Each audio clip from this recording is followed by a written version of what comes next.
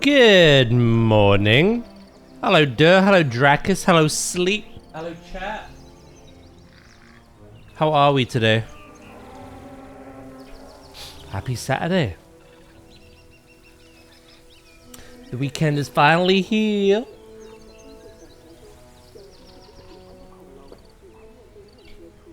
Ba-da-ba-da-bum. Yeah, I hope you're all doing well.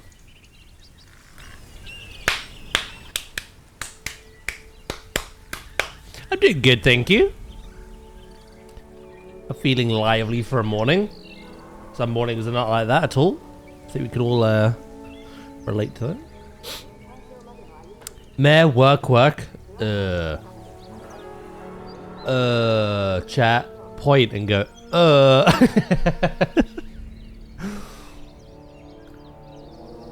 Well, hopefully your day is,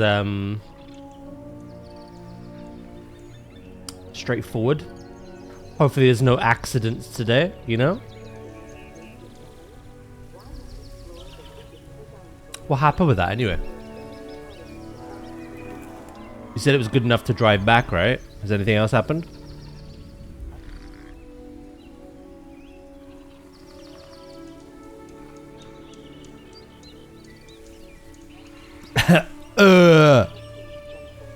Wait, I'm pointing at me. No. Stop. Stop it. Stop it.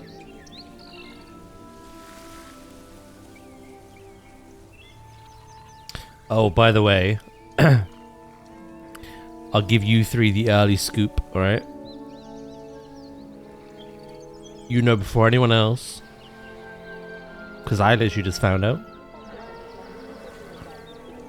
On the 3rd of February, which is not next Tuesday, but the Tuesday after, I've been selected for a front page promotion again. I'll be on the front page of Twitch chat.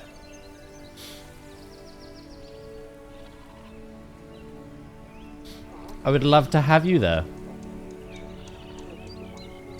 Being your rambunctious selves. I made that banana bread, overnight oats thing. Pretty tasty. Yeah, I pretty much have my oats every morning now. Except for like Sunday. I'll change it up a bit.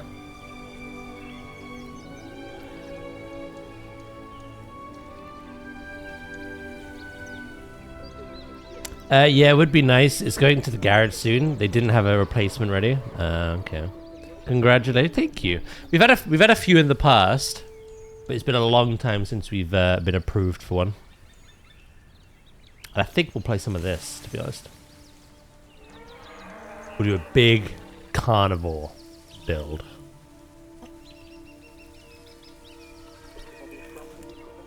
Where everything goes wrong that could go wrong, you know what I mean?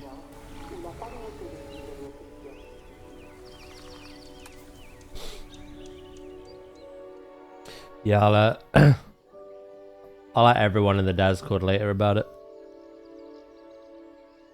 They're quite fun to be a part of, you know?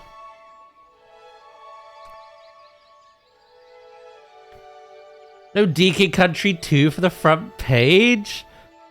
What a waste of an opportunity that would be. What an absolute waste. Do you want to see something cute, chat? No, not me.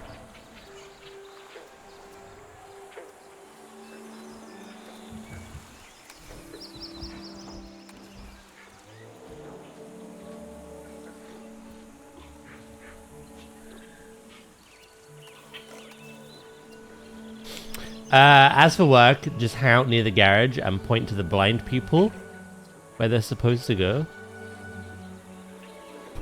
Point out to the blind people. Over there.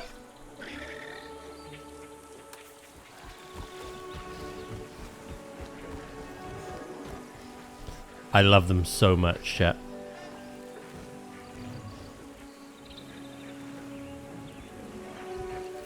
I love them so much.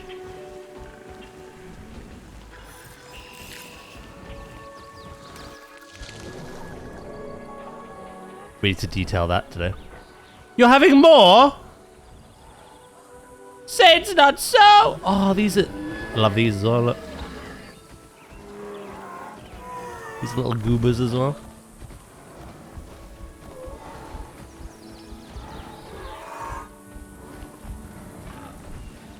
This is really filled out. So we had Triceratops in here with the galleys and the big boys. But Triceratops were very territorial. Had a very small space to work with. They don't like to work with the whole area. And, yeah, they were never happy. Because wherever they went, their conditions would change to not be perfect. So I replaced them for these Corythosaurs. But I am trialing something as well. There is a new neighbor that has joined them.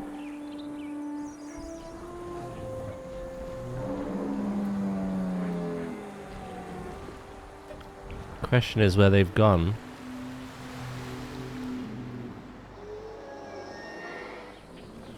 I can't actually find them.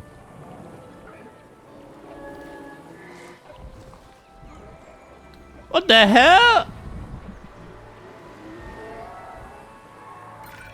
Working with Cabot, Oh, I'm that's not more the time. wary about delegating tasks than I'd like to be.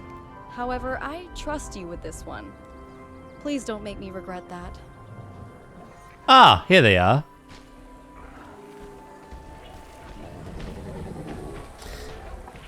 There's like 6 road signs yet they managed to say I didn't see anything. So the Triceratops are exactly like Sarah in the Land Before Time. Cranky little shits that are bullies. Yep, pretty much. I am trialing some Ankies.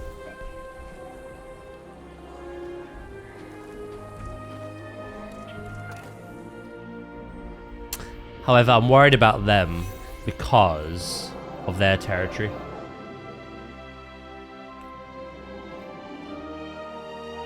It's not quite as bad as the Triceratops, but it is pretty small. For comparison, right? You look at the space, the territory that Ankies have. Then you look at Corythosaur. Look at that. Right? It's not the whole habitat, but it's almost all. And then if you find a galley.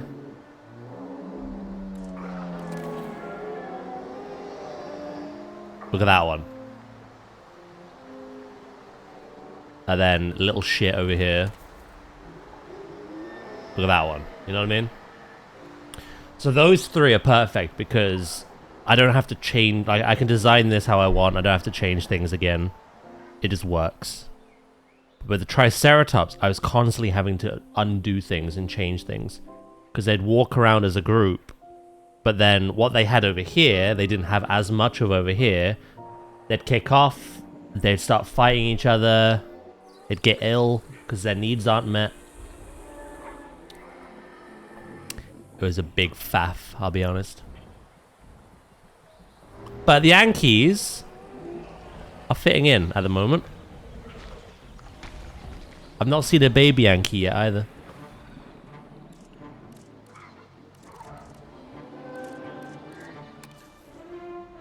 You know what's funny? I said I was going to add these as like...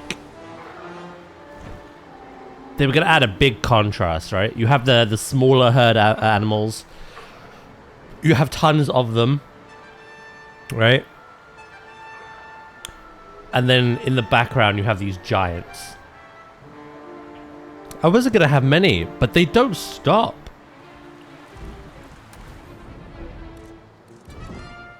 We can't have more than 3 males though. So...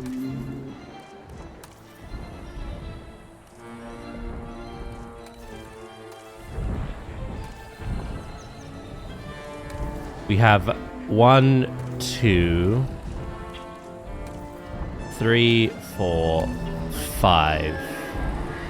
Plus another on the way.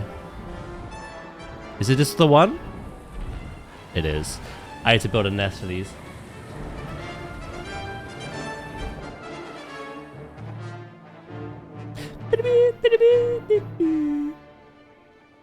I want a drink. Throwing a tantrum a few feet from a glass of water. Pretty much. Yeah. That would explain the Triceratops to a T. Right. In terms of future plans, by the way, I have some in mind. Our next build, like at some point I do need to start, like, you know, doing a lot more modular building. I'm going to do a bit of that today. But our next build is going to be for the Carnotaurus. And then after that, I want to do a Spinosaurus build that incorporates an aviary. I'm getting like Jurassic Park 3 vibes, you know?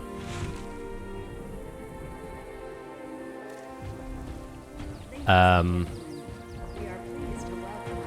probably include a couple of aviaries as well. And I want to have a couple of lagoons at some point too.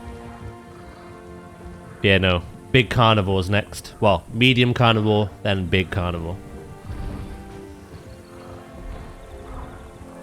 Oh no, you're a male. Well, unless your father or someone goes, you'll have to when you mature. Nice though. We've got Corythosaur babies. We've got Dreadnoughtus babies. Galleys don't have babies because they're max herd size at the moment.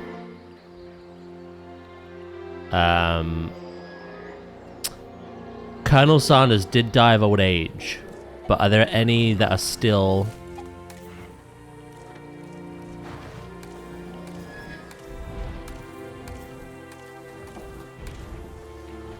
Male, male, female. Wait.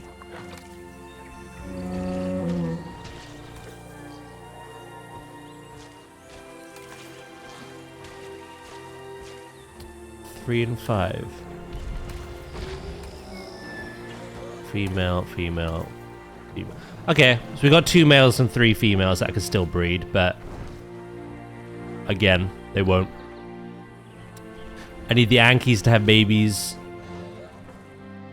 Sushinate is old. The Iguanodon have had babies. Hypsilophodon have had babies. And these had a baby. I think it's grown up now. Colonel's gone. Yeah. Hello, Anubis. How you doing today, mate? Good morning. Daniel Yard. Daniel Yard. Rah. Rah.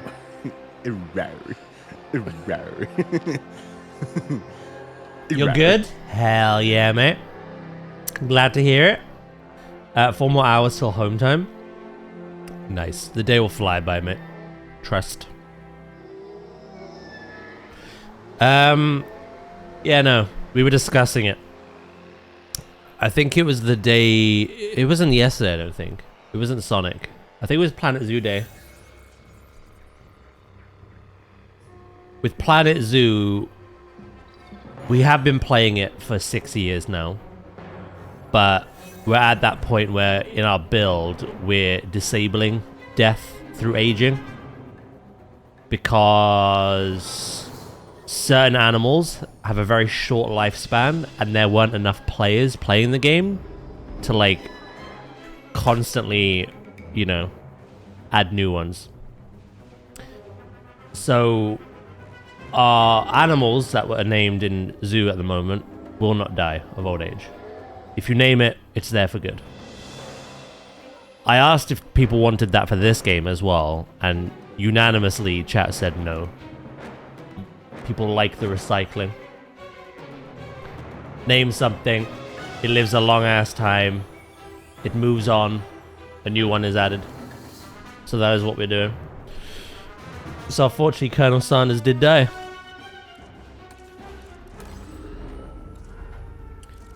There's only Akuma, Littlefoot, Little Shit, Mouse, and Sushinator left of the named dinosaurs. Nabdo, Perry the Platypus, not a platypus, Colonel Sanders, your hopes and your dreams, all of them, they're all dead. God, I hope, after walking around shopping for 3 hours today for errands, you must have had a lot to do. Alright, I'm gonna detail this. I'm gonna move this, actually.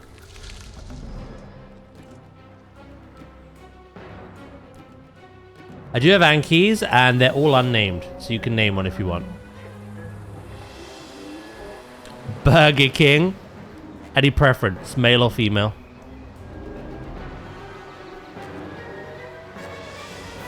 No Irish Dracus, mate.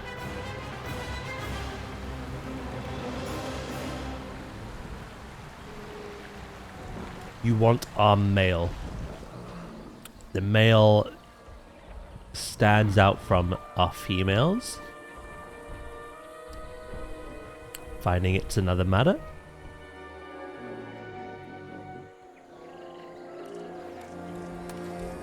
There he is.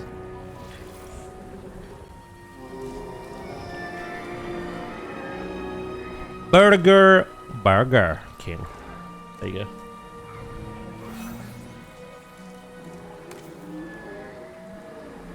Requires medium nest. Oh, you've moved on. That explains things.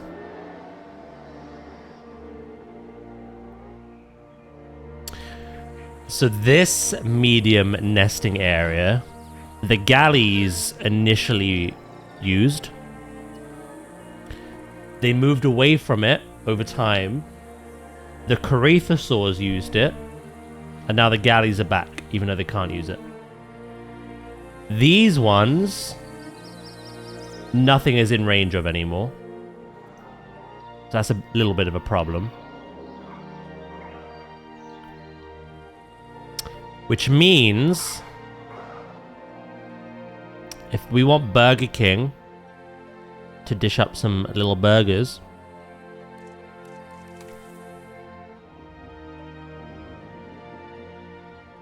you kind of have to put nests everywhere where you think they're gonna go.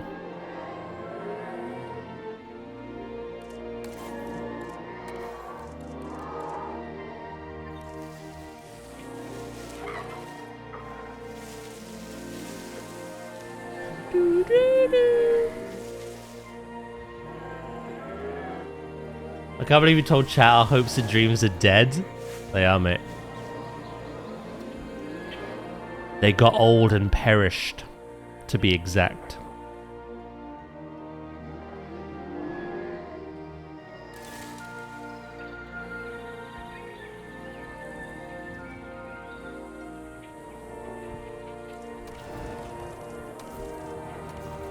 We held on to our hopes and dreams for a very long time, but in the end, time came for them.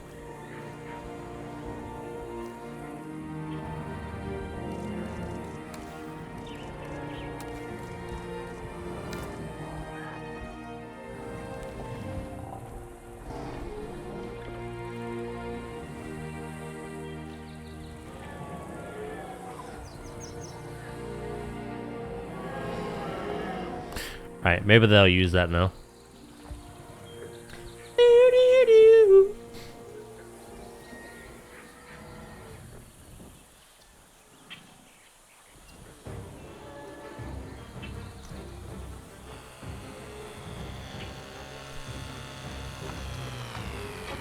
This is also not news to me.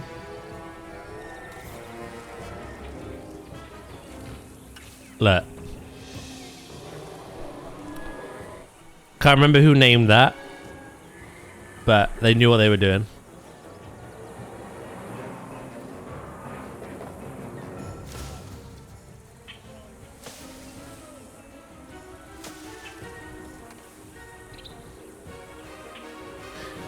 They knew what they were doing when they named the smallest dinosaur in this game with one of the shortest lifespans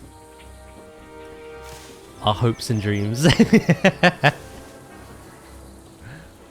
Oh, it was you. It was you, dear. Oh, well. There we go.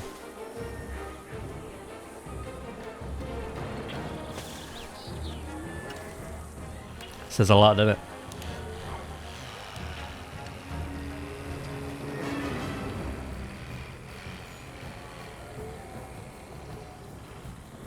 I like that boulder.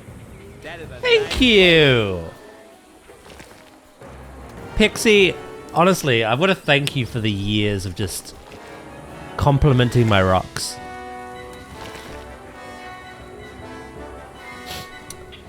There's a tear in my eye.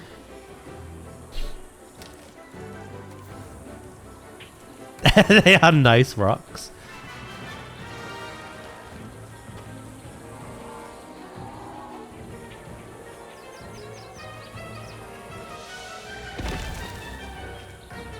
I'm glad you think so.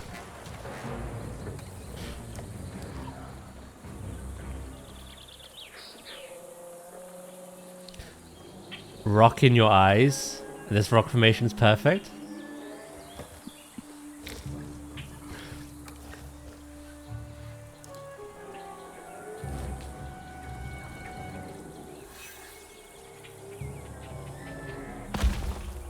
That worked almost too well. Oh, you're missing ground fruit. Please don't be like the Triceratops. I'd love to keep you around. Dude's already lost hopes and dreams. Can't lose Burger King as well.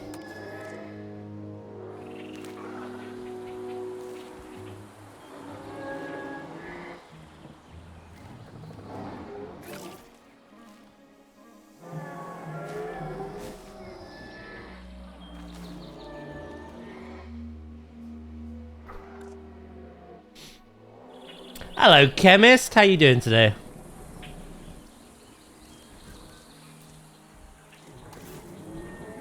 I'm doing good, thank you. I'm doing good.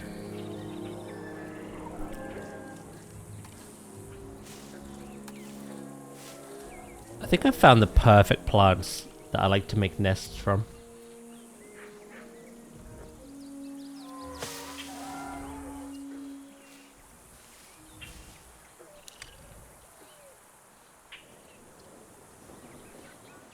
You doing pretty good?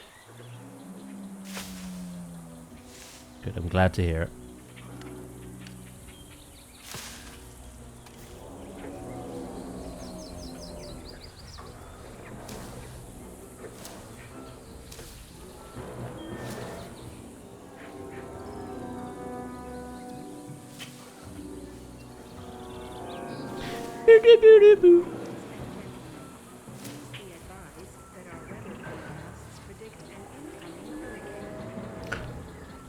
Hurricane tortilla! Shit. Alright. There's gonna be some agitation. Can you lay your egg? I know you're slowly plodding over, but... Our weather forecast has been updated. The hurricane threat level has been raised. I'll do the guests a service for once.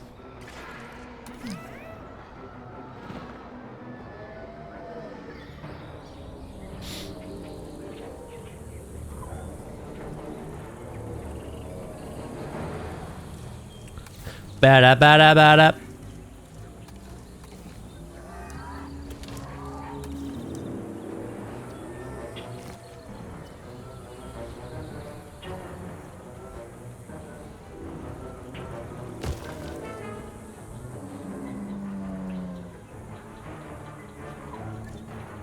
Here she comes. Come, come.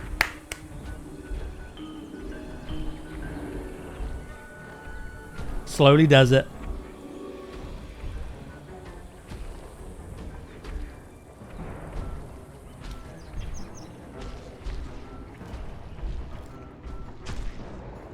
You're doing what next weekend? A Bug's Life? As in watching it. I love Bug's Life. I want to play the PS1 game. I want to play the jank that is that.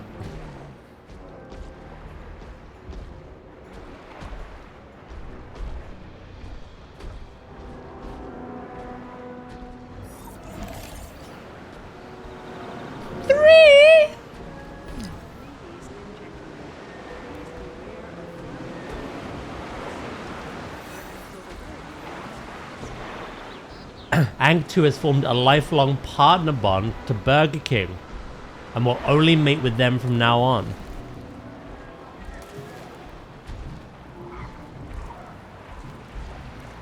Oh! Interesting. So Ankh 3 is just a third wheel.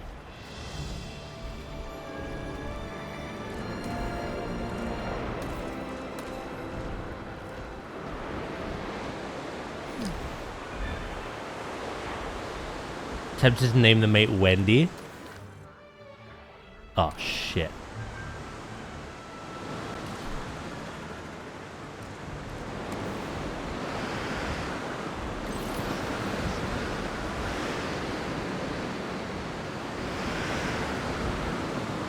Okay. That's the first dinosaur, I think, that we've seen mate as a bonded pair. No, I think Tyrannosaurus was the other one. Take a good look at this objective, then stop looking and get it done.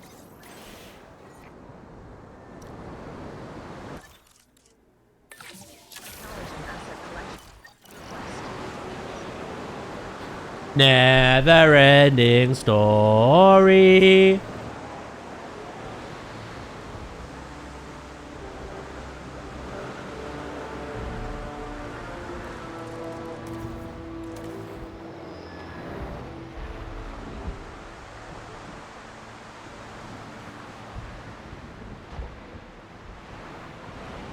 Was a young Jack Black in that film, was he? Dinosaur. Rah. Rah. That looks like a superficial surface wound. Still, Everyone's infection getting- can take down even the healthiest animal. Let's get it treated, shall we?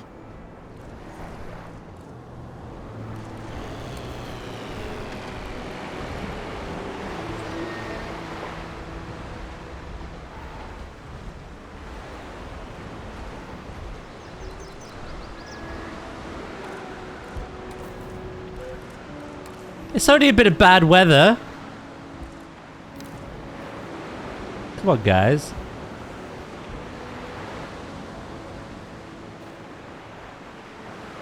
Speaking of bad weather, how's the cold Americas doing?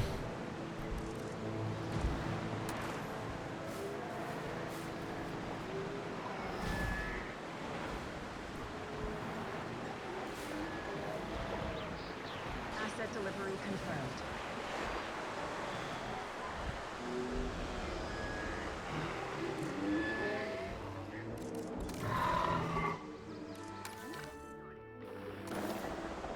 Right, let's get you fixed up.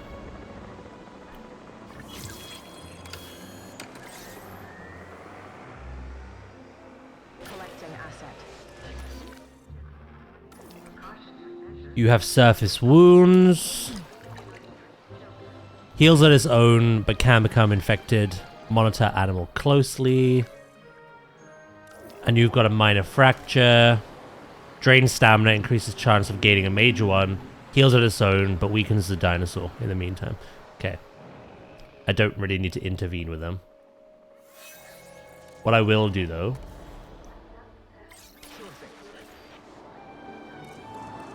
Asset transportation in progress. even though they do heal on their own, I will medicate. Just to be safe.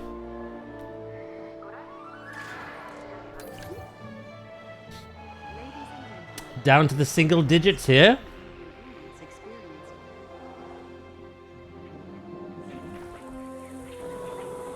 Nice. Because it was pretty bad, wasn't it? The hurricane has now passed. Resume activity.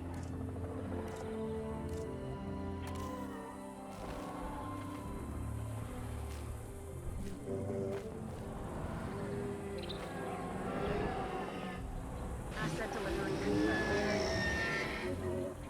Right, are we all happy? Ankies are happy. Corythosaurs are happy. Dreadnoughtus are happy.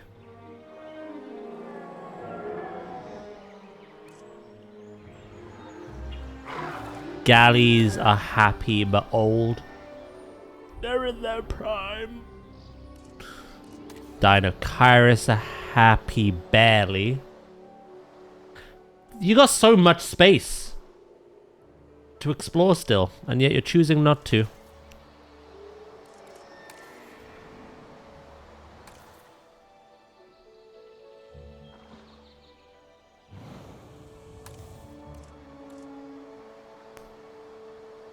Interesting.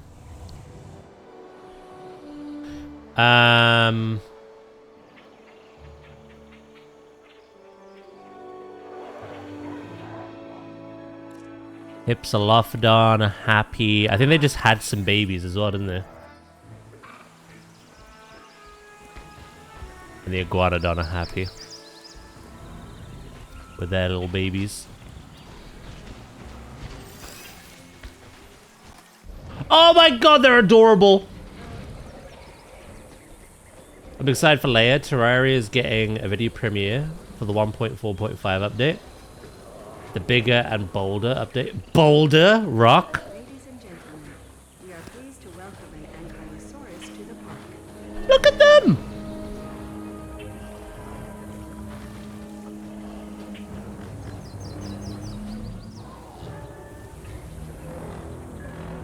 That is adorable.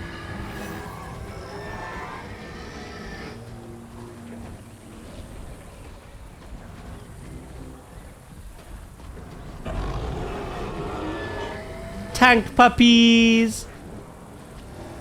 Look at the way they gallop.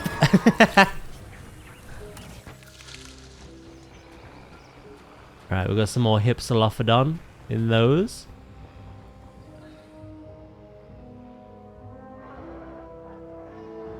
Oh, that's now a major fracture. No longer minor. Ah! Hello, Fira. How you doing?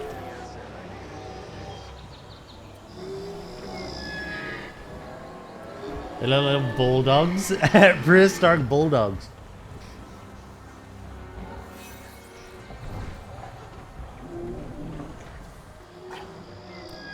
I need to see him again.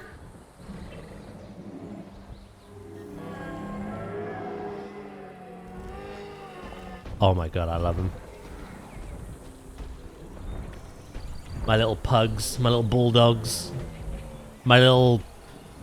What else is short and stocky?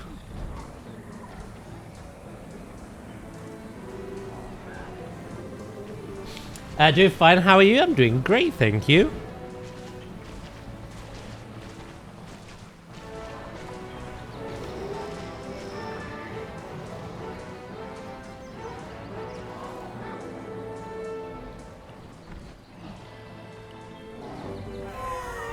Got lots of babies, chat. Lots of babies. Got no galleys at the moment.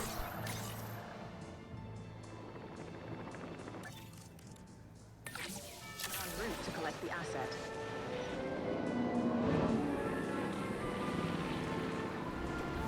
That's our baby Dreadnoughtus. I need to make their nest in a second.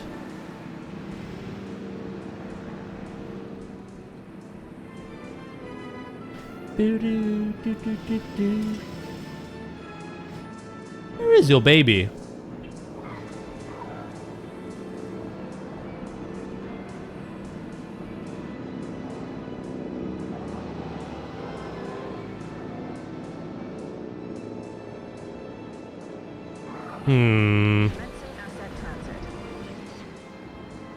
It's been devoured by the wild.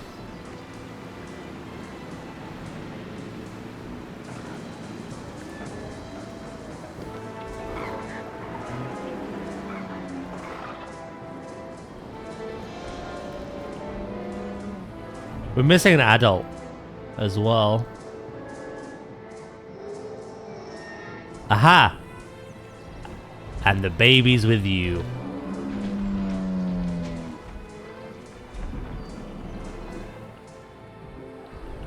Look at the size difference between that baby and these.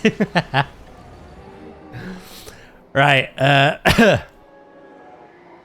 Something I need to quickly check up on. Not iguana. Asset delivery confirmed.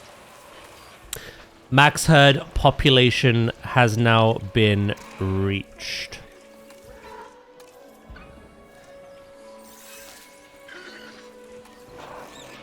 Well, let's add a couple more.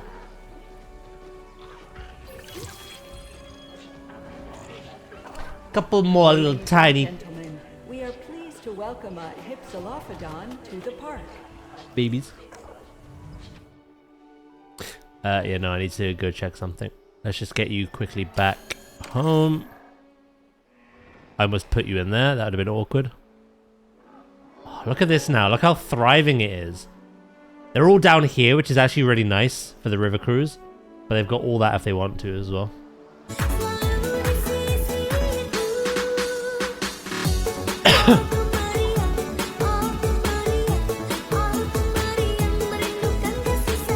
Good morning, Zay. How you doing?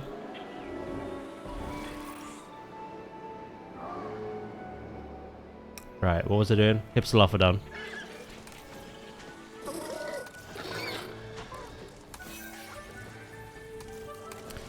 So 18, 19...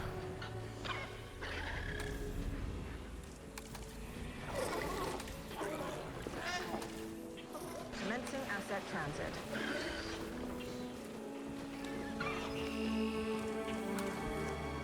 20, 21, and 22, right?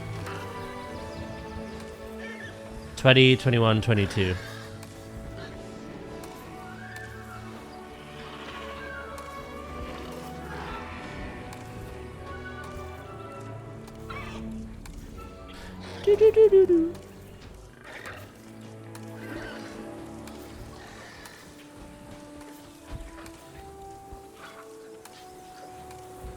Cool. Like the Gallimimus, they're at their limit now anyway. They're at their...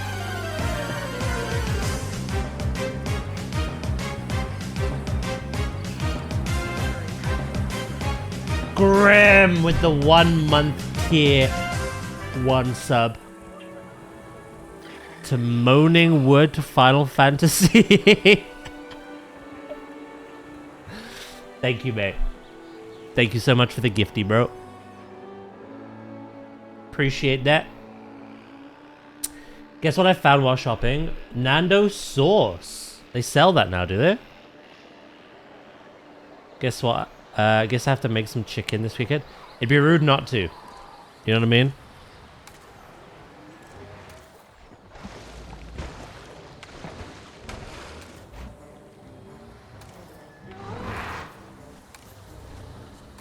It would genuinely be rude not to. Right, Dinocaris are fine. Iguanodon and Hypsilophodon are fine. Both of these have their infants, their babies. And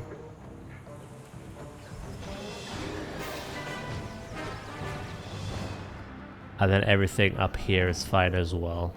We just got some cute, adorable little bulldogs who I probably won't be able to find now.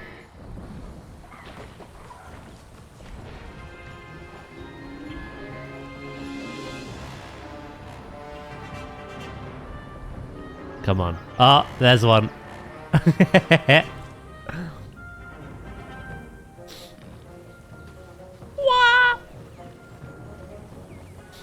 We have Ankies. We do indeed. The Triceratops I loved, but sadly weren't working in this habitat. They need something kind of on their own. Something a bit smaller. So no matter where they kind of migrate to, their needs are always met. In a habitat this size, it was not working. So we replaced them for the Corythosaurs, which have thrived. They've had loads of babies already. But I thought, as well as the galleys, the Dreadnoughtus, and the Corythosaurs, let's try another thing as well.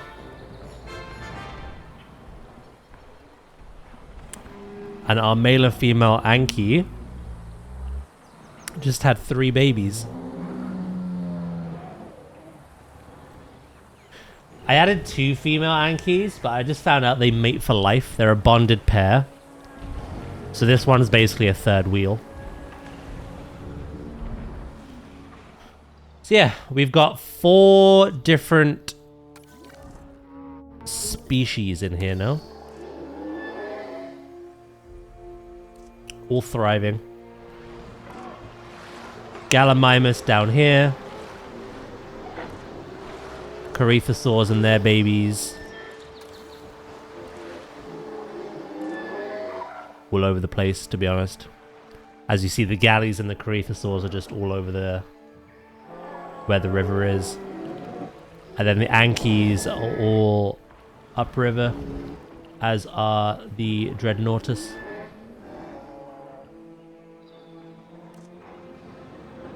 They're thriving. And then, of course, we have our Deinocheirus in here. And then in here we have our woodland. Our tiny little Hypsilophodon in the tiny brush. And then our herd of Iguanodon with their babies. Who also seem pretty scattered. They do kind of spread out a bit.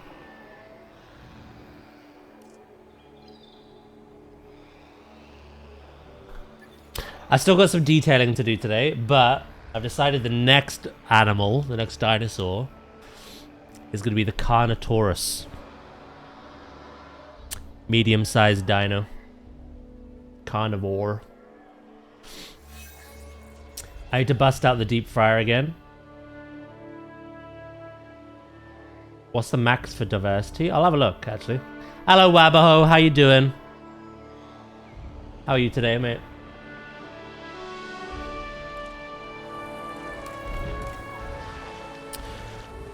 It's finding, like,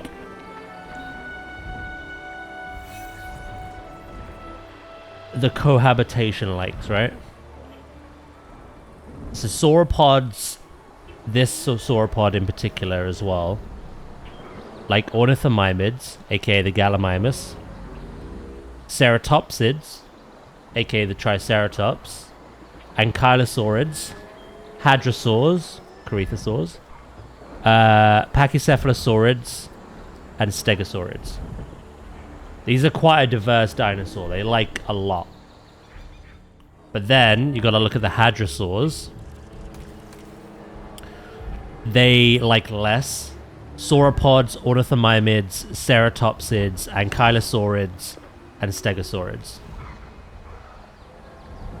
So the only things they like that aren't in here are ceratopsids and stegosaurids. However, ceratopsids and stegosaurids don't like each other for the most part. They don't want to share. Ornithomimids like sauropods, ceratopsids, ankylosaurids, hadrosaurs, and stegosaurids. So yeah, they're missing ground leaf. Huh?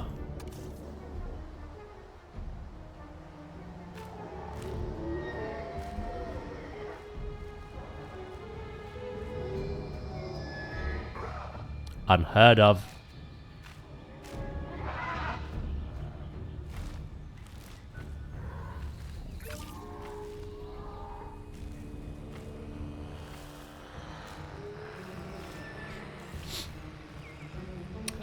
And then finally, ankylosaurs. Like sauropods, ornithomimids, ceratopsids, hadrosaurs, pachycephalosaurids, and scavengers. So the only common thing that you could still add to this, you could obviously add more types of other things. Another type of sauropod, another ornithomimid, another hadrosaur. But it would be a ceratopsid. However, if I go Triceratops,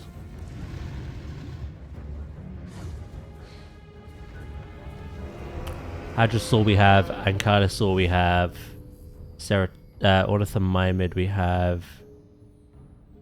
They don't have Sauropod in their likes. Sauropod's not in the dislikes either, but it's not in the likes.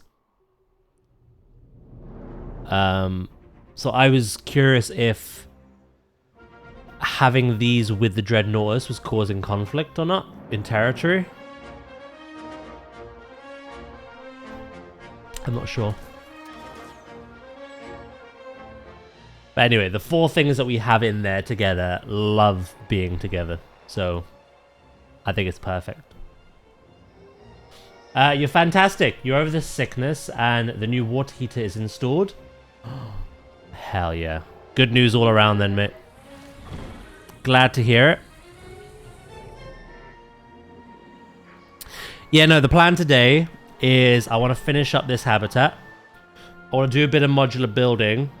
And we may even start planning out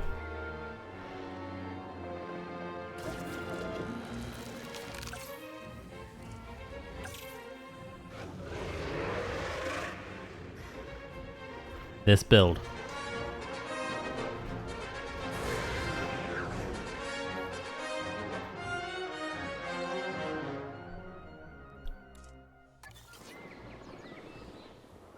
Do-do-do-do-do.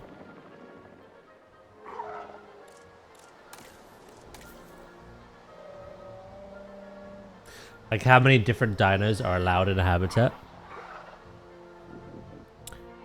I don't think there's like a number. As you can see, there's no cohabitation discomfort at all. It's all on 0%. Because everything they share with is in the green.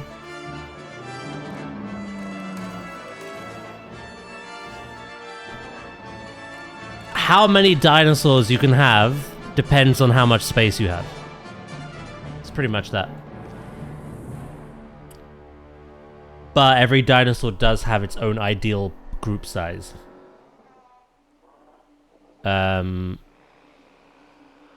So what's kind of good about this game, like with Planet Zoo, every animal has like a max and min population preference. But they will keep going, they'll keep breeding, etc. And you have to manage how big the population you want is going to get. Make sure it's not too much, but not too little as well. In this game, they kind of do that themselves. So even though there's tons of space, the galleys went, right, yeah, max herd population reached.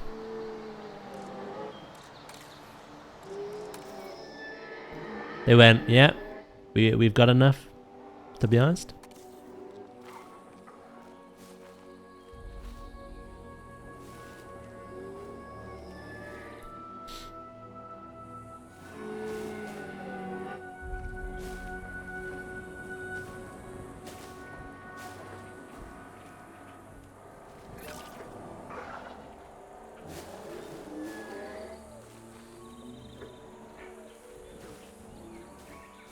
So it's very dependent on everything.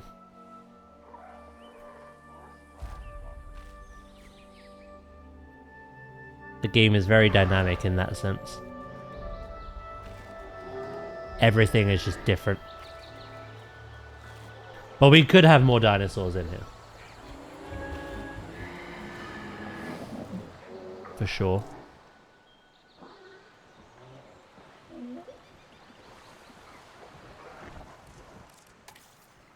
Right, just making sure all their needs are met.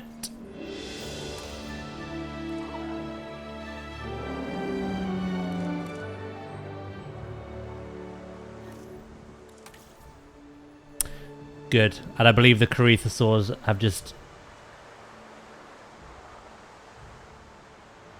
what? Are about to have more babies.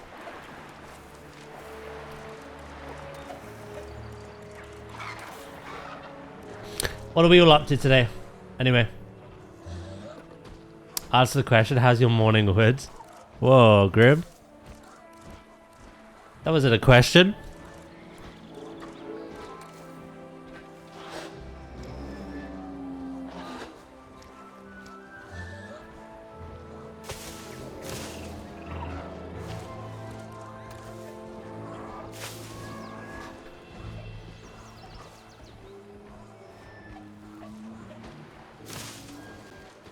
Testing some stuff on the beta server. Ooh, what kind of stuff you testing?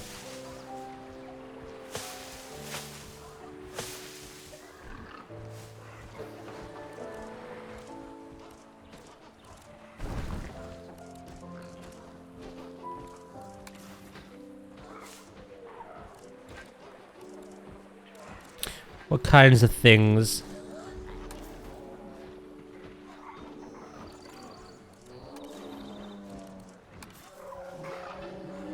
Was it it?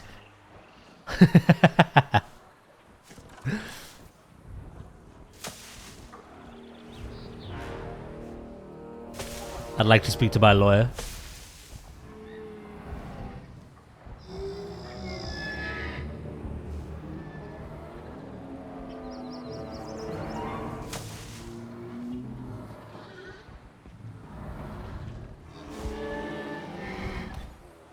The trio of gremlin emotes right there, chat.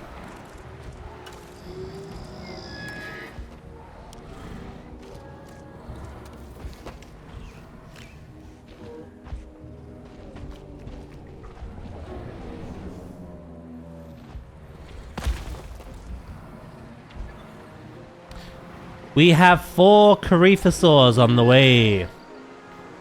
Hey, Gold. How you doing? Dinosaur game? Question mark? Yeah, the 3rd in the series, mate. Evolution 3. Wait, why are you upset?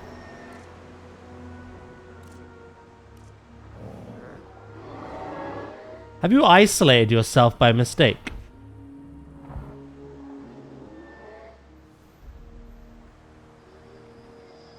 Oh, there we go. You've joined back up.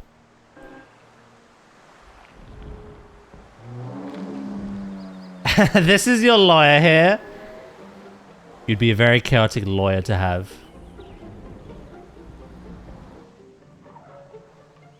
I will admit.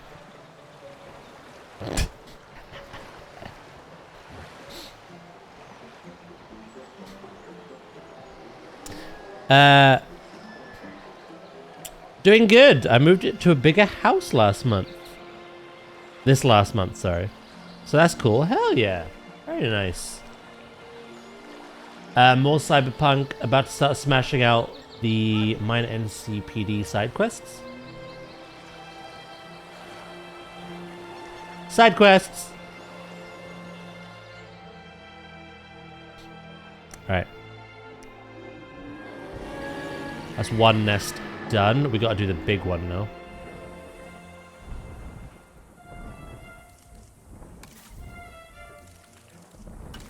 I think I did all others.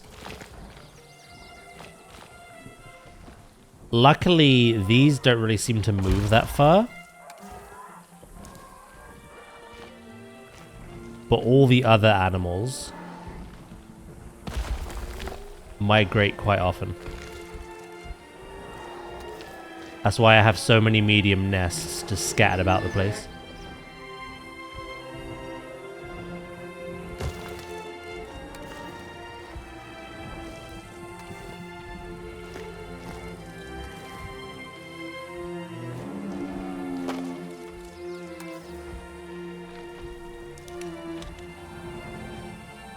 Grim would pull off the Chewbacca defense.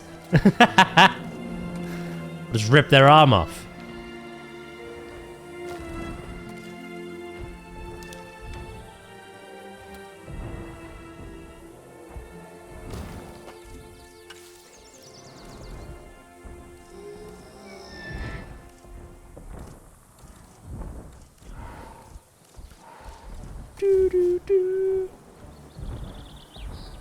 I have a question. If you could delete one sport entirely, that is a bad question for me. I don't watch sport as a whole.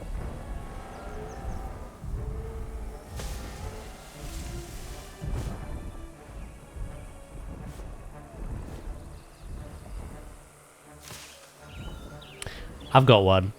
I might anger some people. Maybe not in this chat, but just as a whole. Golf. I personally find golf to be the most boring thing ever invented. Look.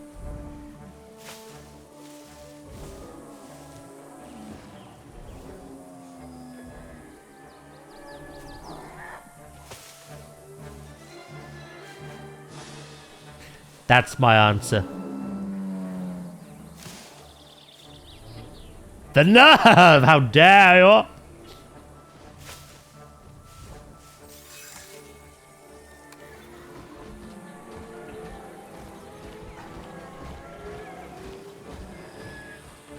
Ladies and gentlemen, we are pleased to welcome a Corythosaurus to the park.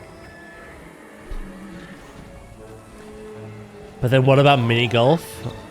I don't know. Could do something else.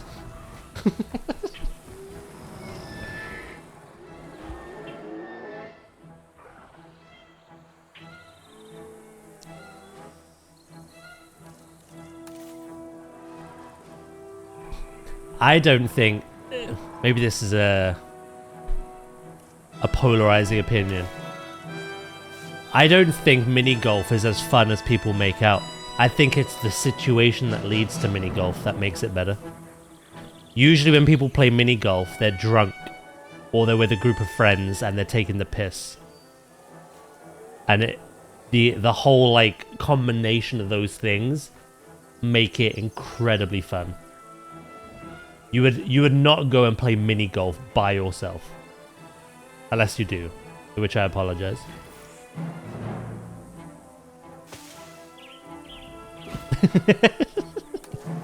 For absolutely nothing.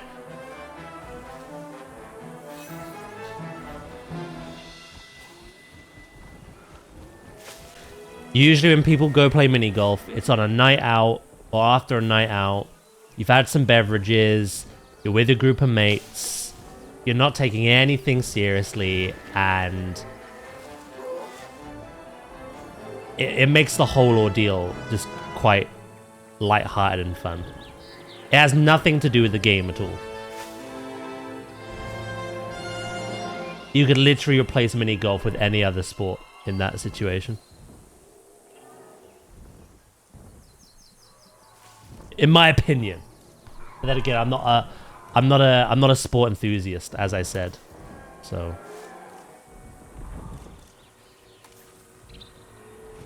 there's probably a lot of people that would disagree with me, and they have every right to.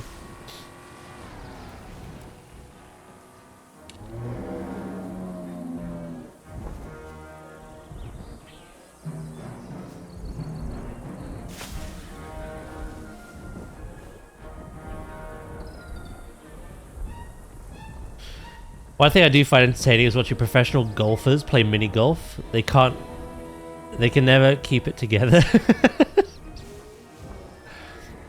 Are they bad at mini golf or something?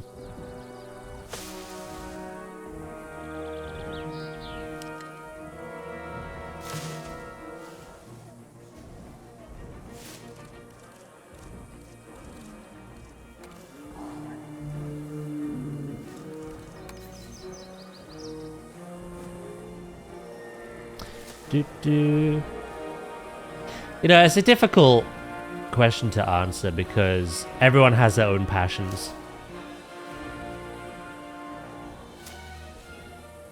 And sport breeds a lot of passionate people. I've never had the passion for any of it.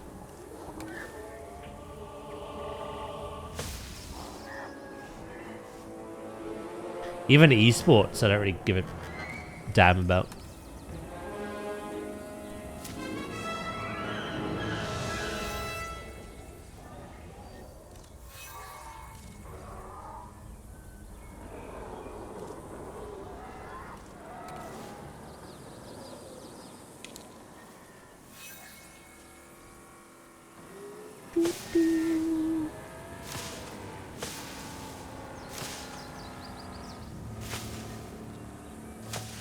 So yeah, it's very... There might be people that are very passionate about golf. You know, maybe it's running their family or they grew up with it. I don't know. But it does absolutely nothing for me in my life, and I find it incredibly boring to watch.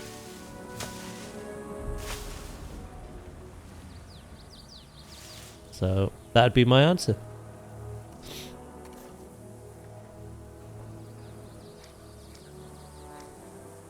I find a lot of sports are more fun to play though than to actually watch. Like, I can't watch football, but when I was younger, I enjoyed playing football. I don't know. It's something about watching it. I don't find it that entertaining.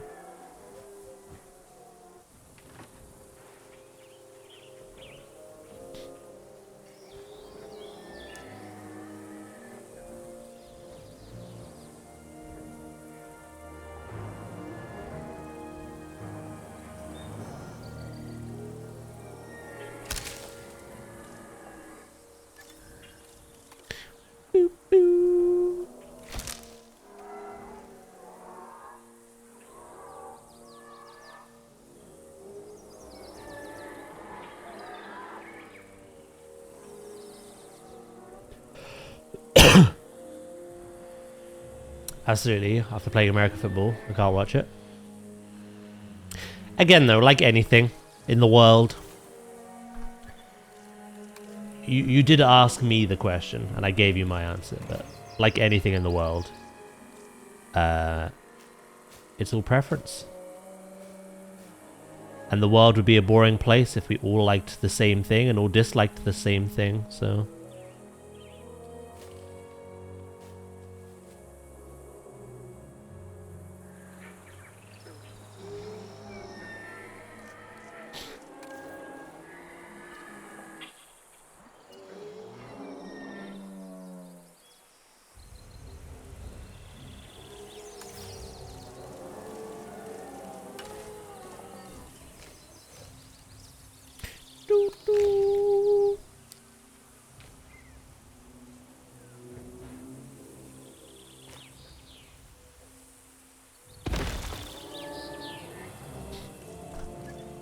Right.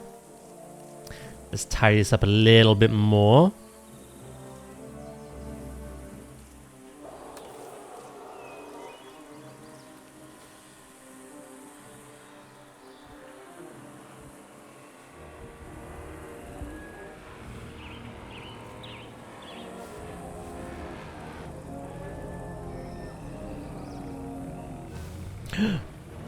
Not the big tree.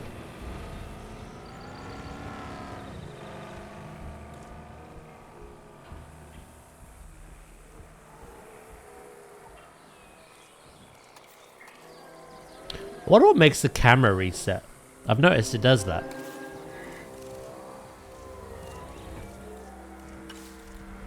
I always have it in number 3 placement, but sometimes it'll just go back to 1.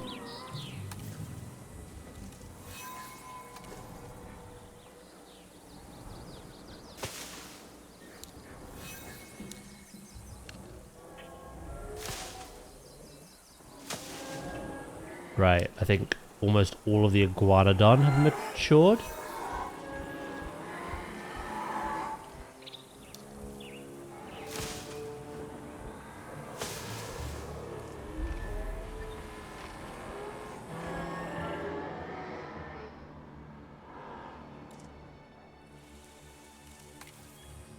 How are you doing this? You've stranded yourself.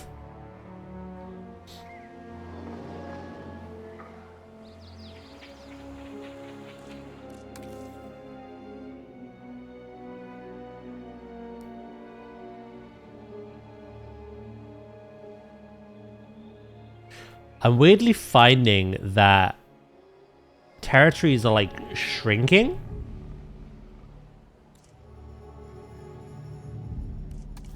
Also, what is going on over here?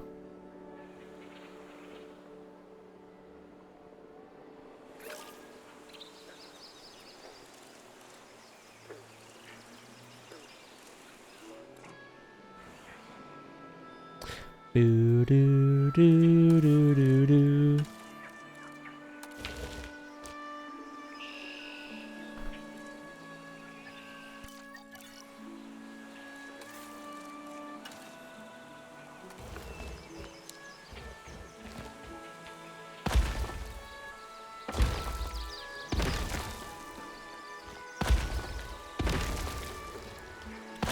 I don't know what areas specifically are going wrong.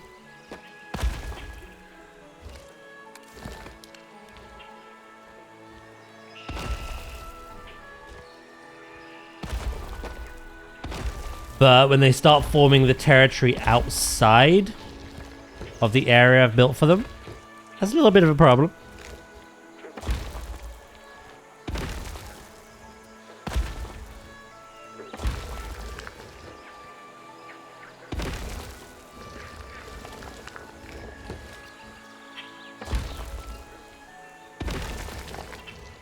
I will check on them now.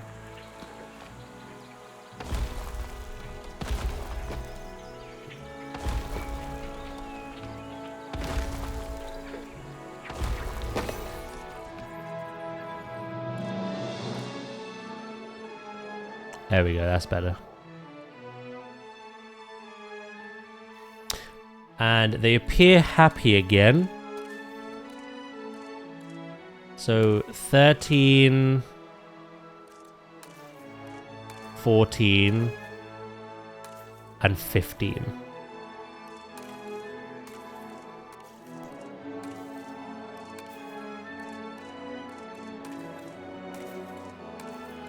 I believe those are the 3 that we added.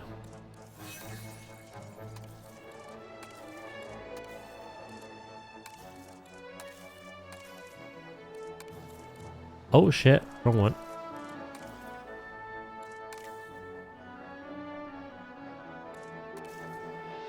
Do do do do do do do do. See, it's difficult. Missing wetland, but like, if you literally just walked a certain direction, you know what I mean?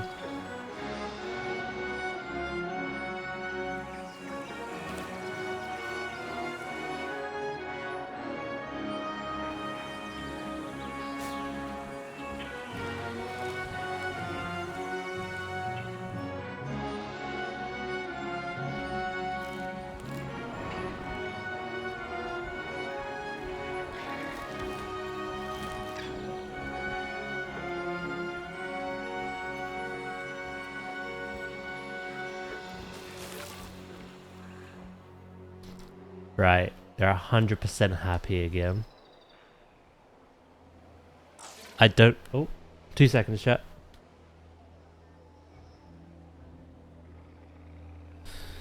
I don't think this will shrink anymore. Oh, never mind. Literally, for whatever reason, it did.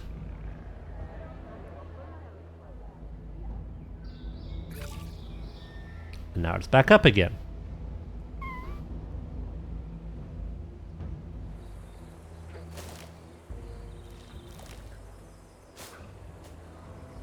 This can be the only thing with cohabitating exhibits.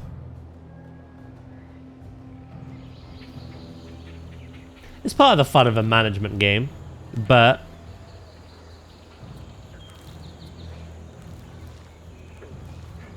sometimes it can be a little frustrating when things don't work that should work.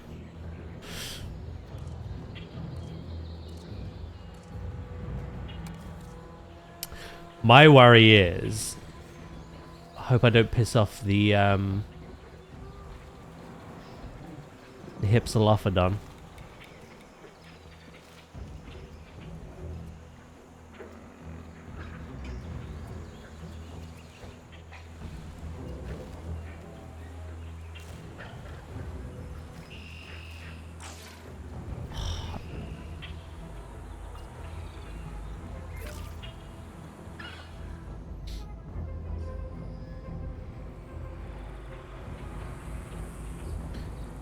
Hi, Captain Daz. We be on the seas with all the rum? We're definitely not. You won't see me on the seas.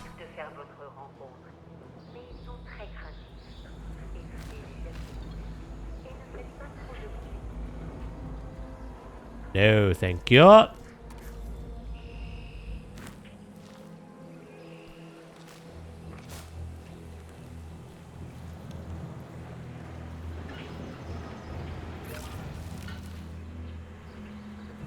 Hello, Loki. How you doing today, mate?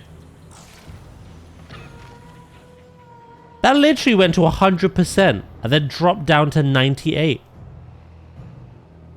What is going on?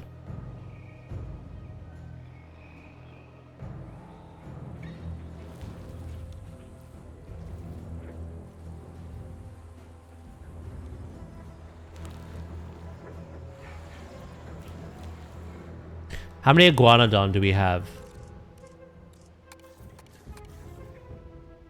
Best way to tell, actually.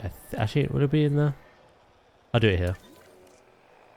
1, 2, 3, 4, 5, 6, 7, 8, 9. We had 10 in here before, and it was just fine. Oh, this one's perfectly happy.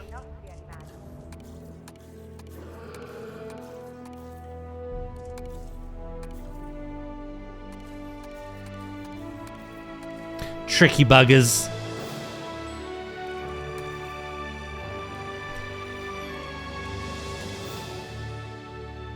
Right, Hypsilophodon are fine as well.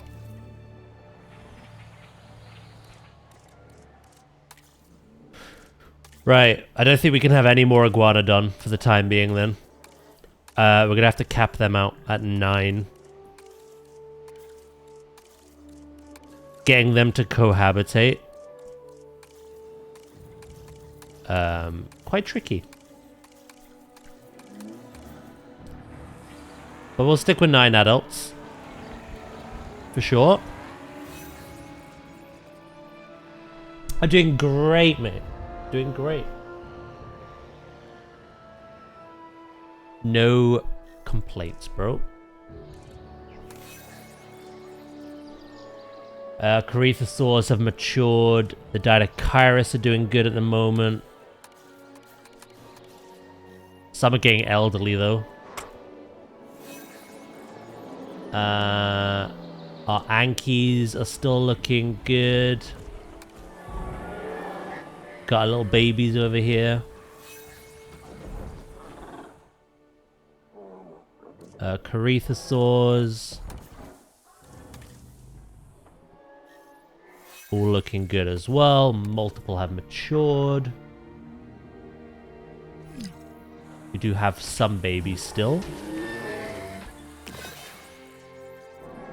Dreadnoughtus, looking good. Although we can't see it, this animal And is finally- in a desperate state. Shut up. It's suffering from internal bleeding. And if we Oh, don't that's treat not the good. hemorrhage soon, well, I'd rather it not come to that.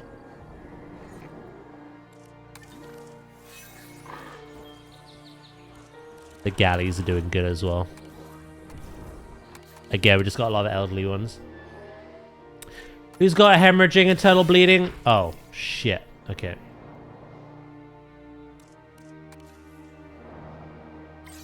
Iguana.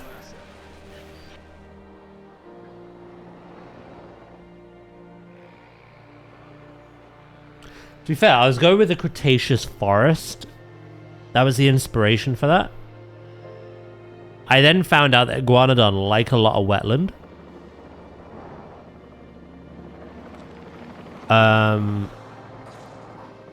Which doesn't take away from the forest at all. But it's cool because it actually mirrors that habitat, which is all wetland as well.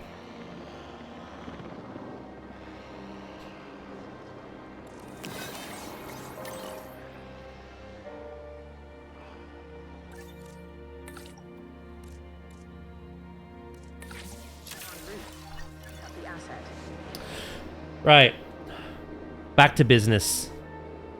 Back to business. The thing is, when a lot of these dinosaurs get old and move on, and we need to, like, add more, they might start kicking off again. Because they've got to expand their territory. Although, I think it might be an idea, a little tip, a little trick that I may have discovered. If you add the new dinosaurs before all the old ones are gone, I think they inherit the territory. Rather than new ones having to form a new one, if you add new ones to the pre-existing one, I think you're good. I'd have to test that theory though.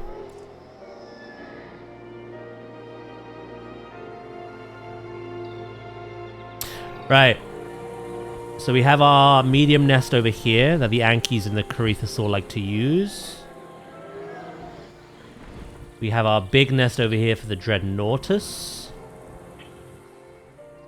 We have a couple of nests up here that the Corythosaurs can use again. And these three were originally the Gallimimus.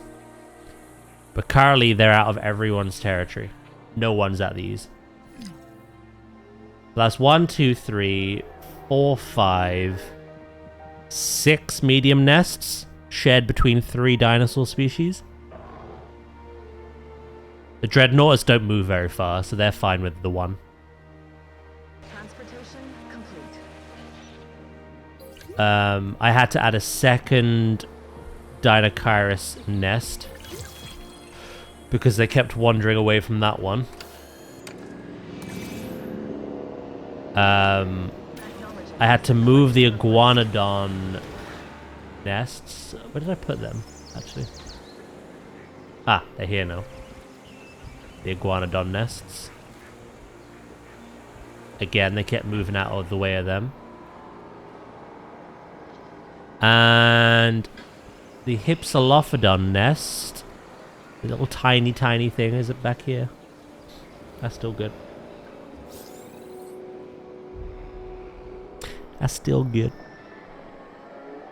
Are you thirsty? Are you drinking up all my wetlands, were you? Any ecology is made up of an uncountable number of tiny interactions. Everything matters to something else. In our case, this next objective matters to me. Could you take it on? What are you doing back here?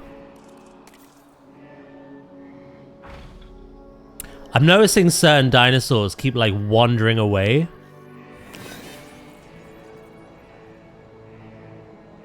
Leaving their territory and then getting confused. But I think if you walk literally there, you can connect it back up.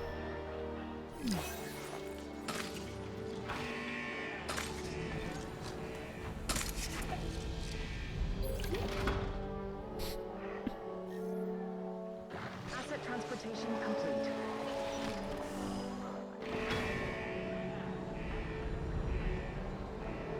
You've chose a weird direction to run in. Yeah, that's it. That's it. Head to that one.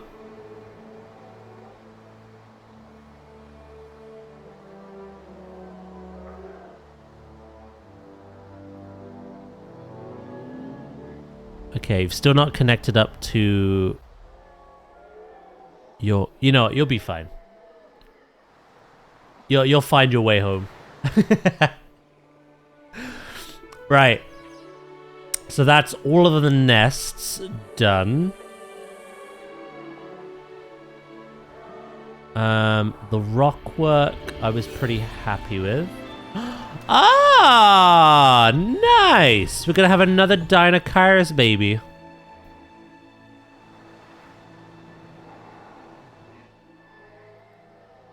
I could paint around the outside as well, but I'm gonna find out first what we're doing over here.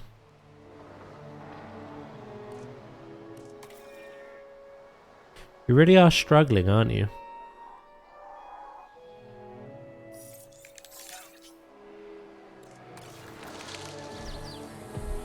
We have one Deinocheirus on its way. Rock work, yeah, I'm pretty happy with that. Again, I showed off what I was doing to make that look that way last stream. It involves different terrain elevations and using the dynamic ramp tool.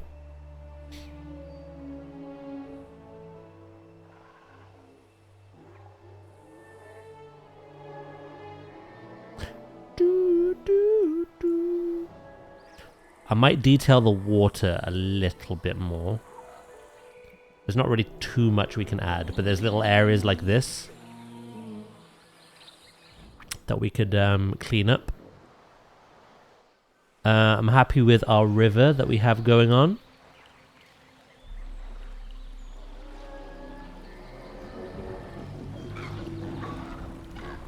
Got a big cohabitating space here.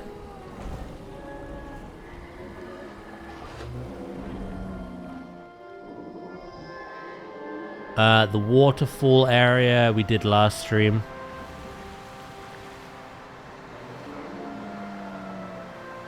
Pretty happy with that.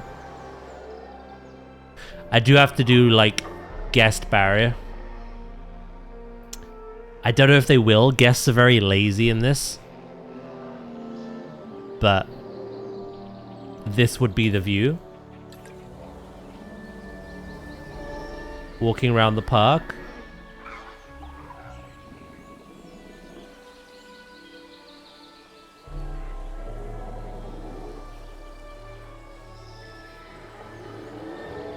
Obviously we have the river cruise going inside the habitat and the balloon ride going over it. But yeah.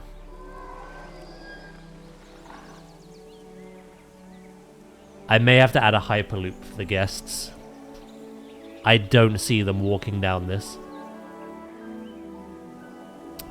And then that is going to lead to where we're going to build for the Carnotaurus.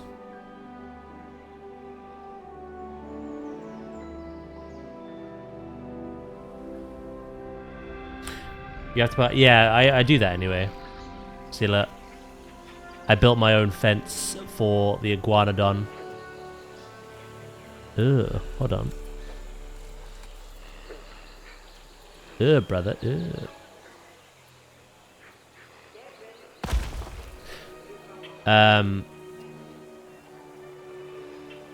Getting a lot of this. Hold on.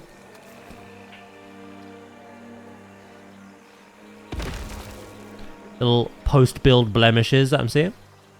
Yeah, I've got the custom fencing here that we've built. It adds to the realism anyway, so it's well worth doing.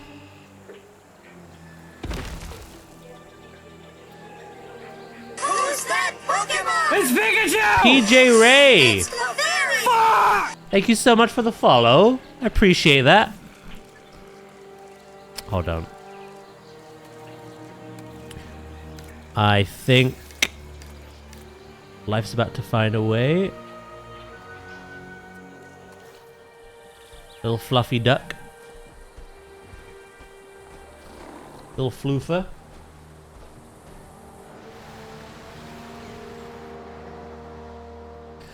Something I did in here ruined the... Ladies and gentlemen, we are pleased to welcome a Deinocheirus to the park. So I really recommend having the contour lines on. Can you see that one there?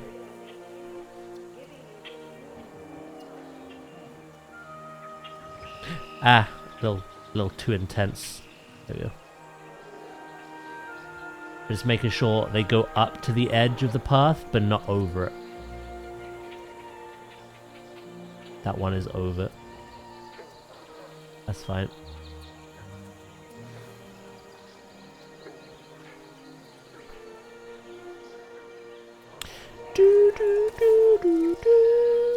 And then I'll just clean that up with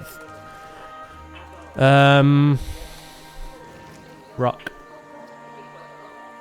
Ooh. I just noticed that as well.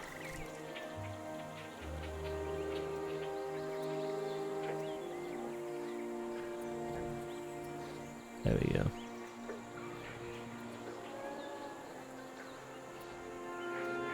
Ladies and gentlemen, please be advised that our weather forecasts predict an incoming tornado. Oh, great. Fantastic.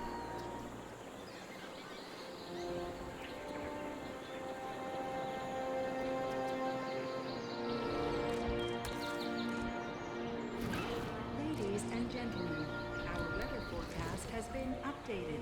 The tornado threat level Right, I'm gonna have to add my own rocks here.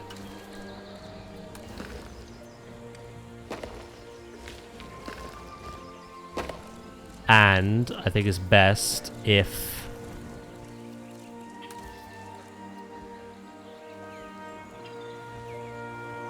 Again, make sure intensity, fall off, and slope are at the max.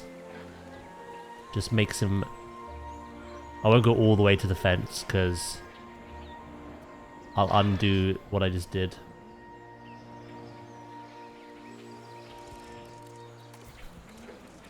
They brought back the chunky Pikachu plush, did they? Nice. It's part of the 30th anniversary.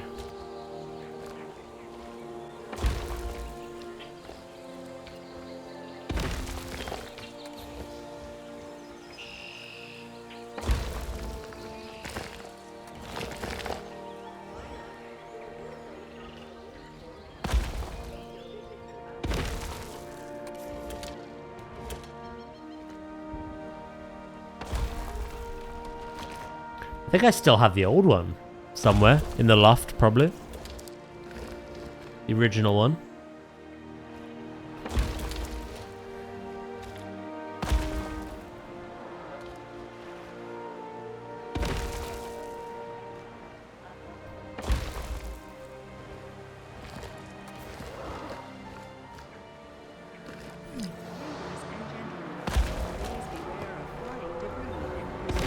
Yeah, don't worry about it.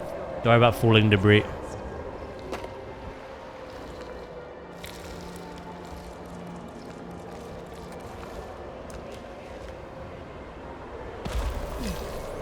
Attention personnel. We have detected power outages across the site. Available personnel, please respond.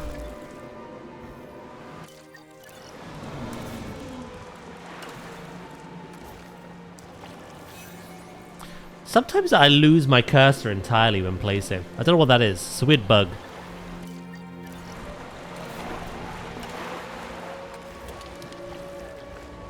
Strange.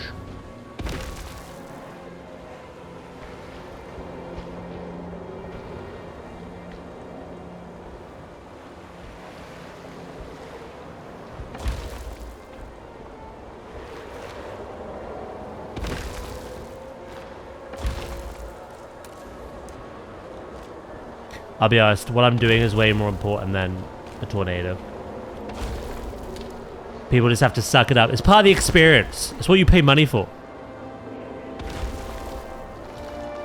It was in our brochure.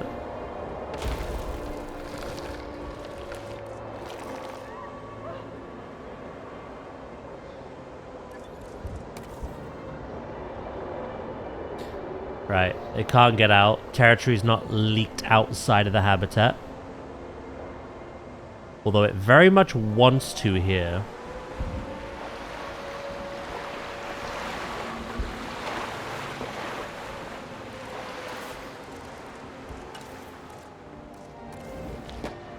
How'd you get the massive waterfall? I can show you if you want. Let me just fix this wall.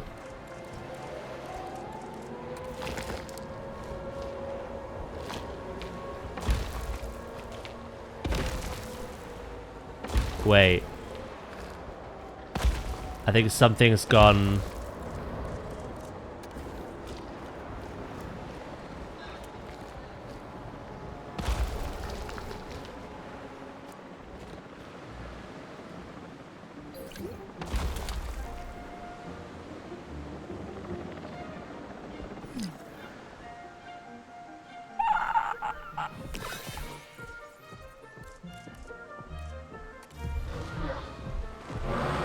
I've escaped. Let me corral these, and then I'll show you the waterfall.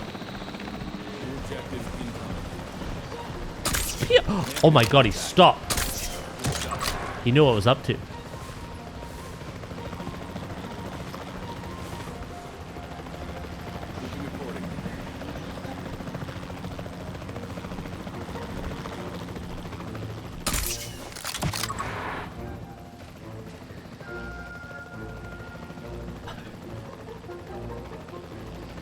You better all get back in.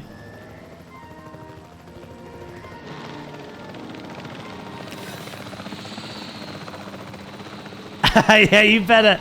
Go on.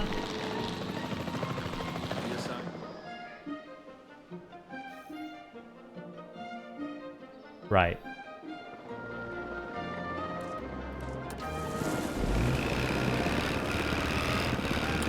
That tornado did a lot more damage than I expected.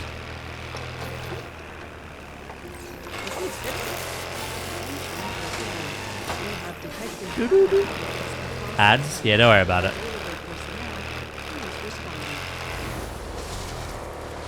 Should an animal block your route in the water, Don't worry about it. wait patiently until the path. The tornado I'm dealing with the chaos before I show you waterfalls anyway. asset to be collected.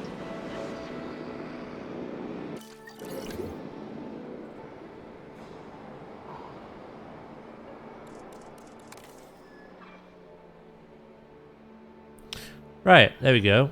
I fixed that. I was just showing off the custom barrier. And then I found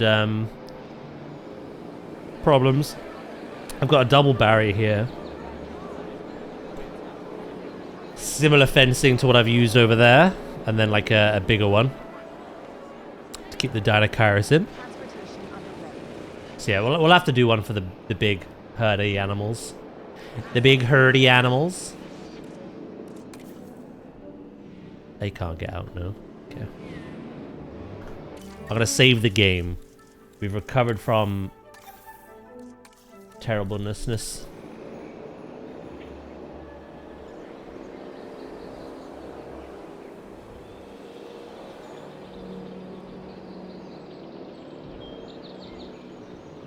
Just making sure all the dinosaurs look good. Waiting for the ad break to finish. Asset has been transported.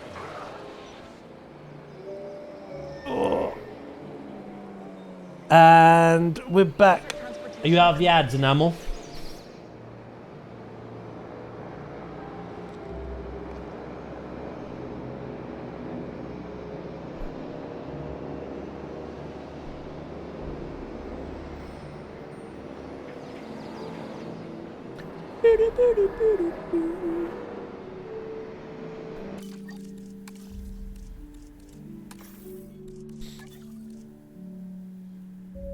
Are you there?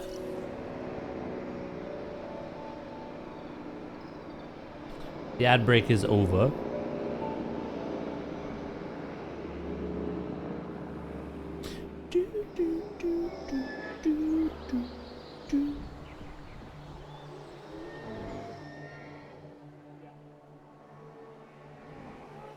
They may have stepped away. Well, when they come back, if they come back, I'll show them the waterfall.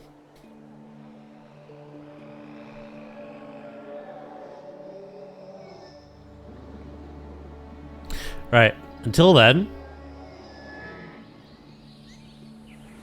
I'm gonna keep tidying up this habitat before we move on to some modular stuff.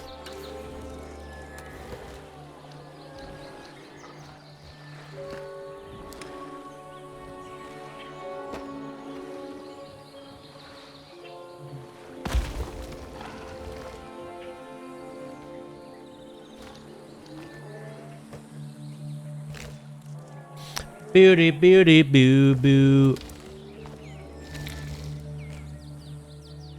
What are you up to, chemist? What are you doing?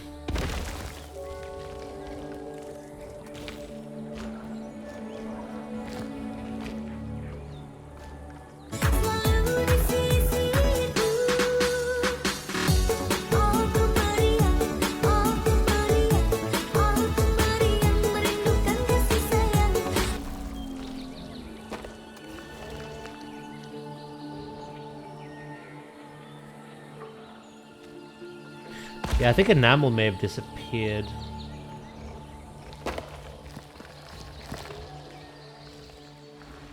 Oh well. If they come back, I'll answer the question for them. Oh, you're back.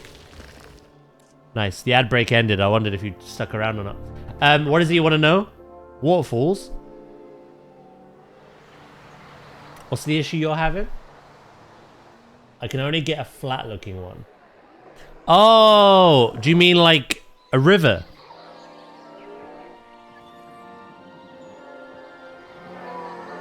Like one like this? You're not doing a whole lot, honestly? Still undecided? Okay. Yeah, I'll show you. Right.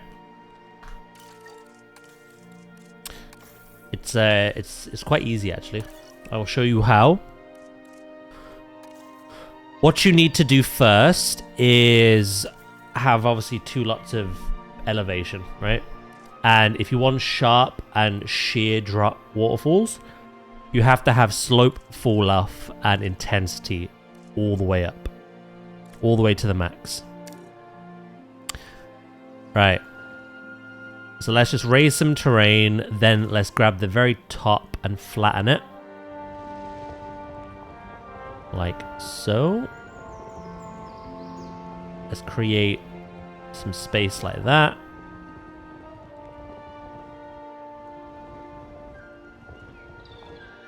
Right. Now literally all you do is you get your water tool, and again, the exact same thing. Intensity on the max, slope on the max. Let's put some shallow water up here. Right, so you create your peak essentially. And then on the bottom layer, all you do is get right up close to that. Just like that.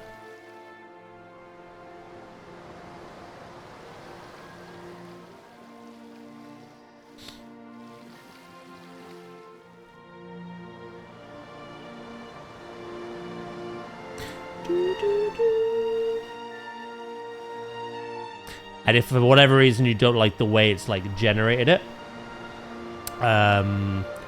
you can keep going. So I like that more. But you can keep changing like how much water you have at the bottom, how much you have at the top. Keep adjusting it until you get one you like. And if you're happy with like... Security isn't just gates and patrols. Thank you for interrupting me, George. You have to stay calm, if you're happy with how the water's falling, and see the threats that others can't, but you're not happy with like these bits, that's where the other rocks come in. So go into scenery and just like find some rocks you wanna put in yourself. Kind of tidy it up, you know. No, no, no, no, no, no, no. Wait. Wait. And yeah, just have fun kind of detailing it how you want, you know? Yeah, it's as easy as that.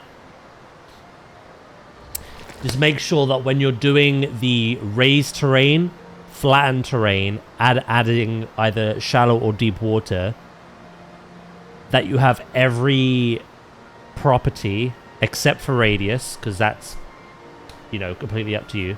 But make sure every other property is maxed. Slope, fall off, intensity, all of it. And you'll get the better looking waterfalls.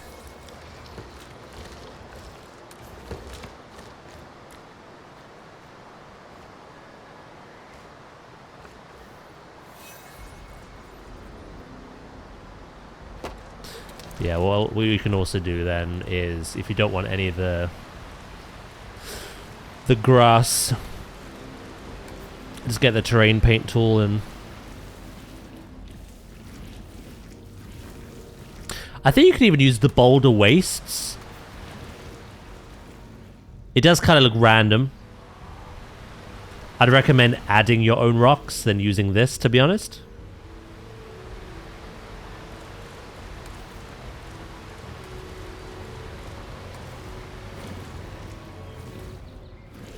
But yeah, again, if you're not happy with like how it looks, again with intensity and slope to the max, just keep slightly nudging the water in a certain direction and you'll see it changes.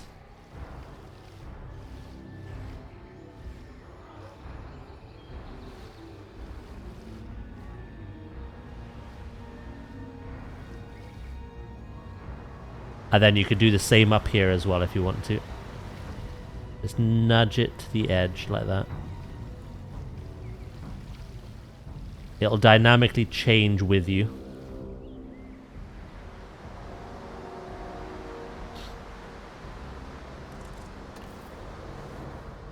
So I'm quite happy with that. I didn't want that side one. I don't want this side one either. So let's remove water. There we go. And boom.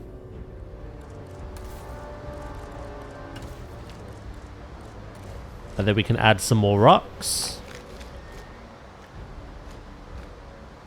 Like so.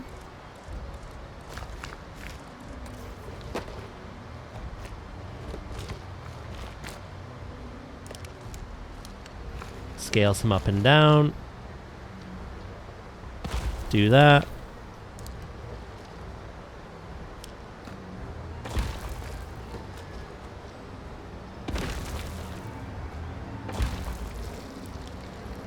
You know, it's as easy as that. You now have a waterfall. Ah, thank you for the prime. I appreciate that so much. Thank you. Thank you for using it on me. You're welcome. If you ever have any other questions, I'll do my best.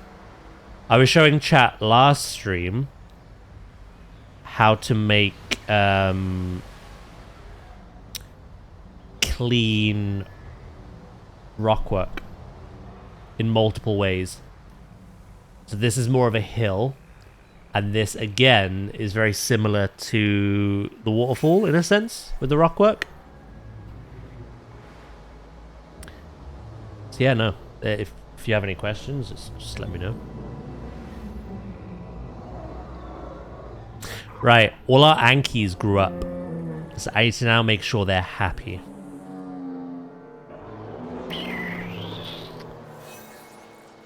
Oh.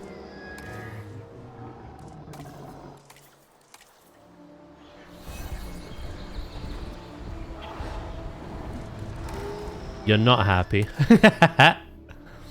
Not at all. Okay. Exclamation rock.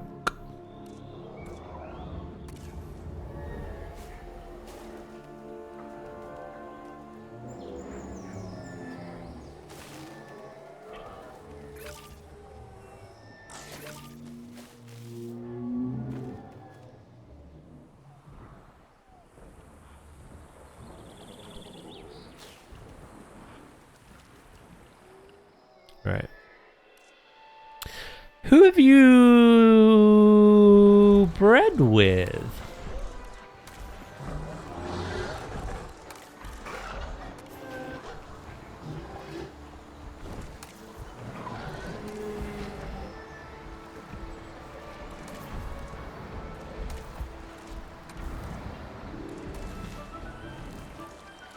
Requires medium nest. Didn't it say you were about to claim a nest? Did you leave the area?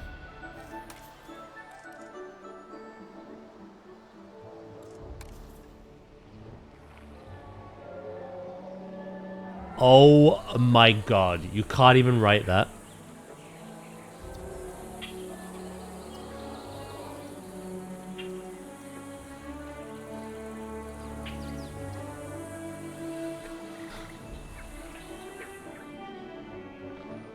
Oh,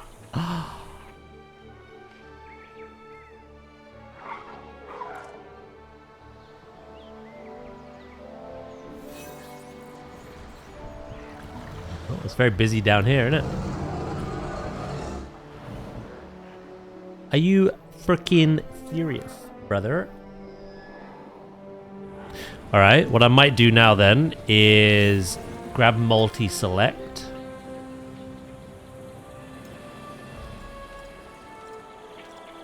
Grab all of that. Create group.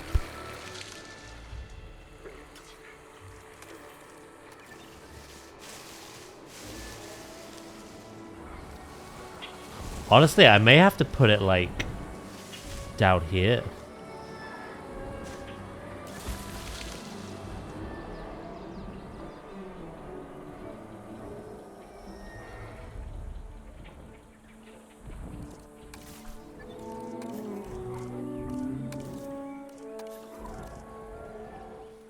They keep trolling me with their territory spaces, so...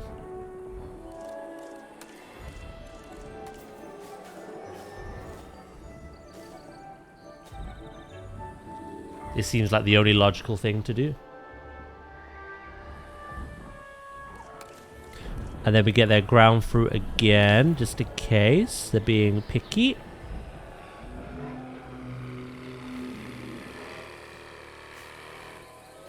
I could put some more up there now. Right, Dreadnoughtuses. You are fine. You are great. Ankylosaurus are doing good, barely, but yeah. Oh, they're missing wetland now? Please don't be another Triceratops. Ankylosaurus 3 has now claimed the nest. Good. Welcome back.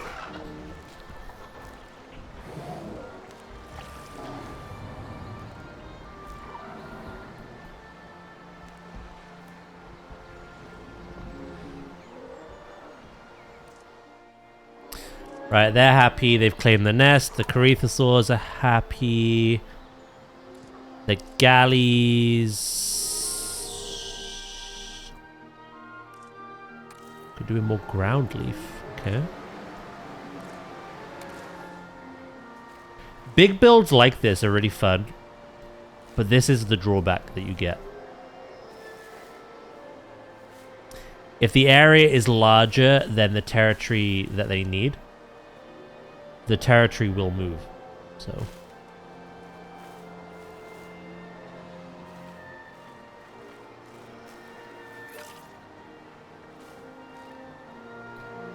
It will shift.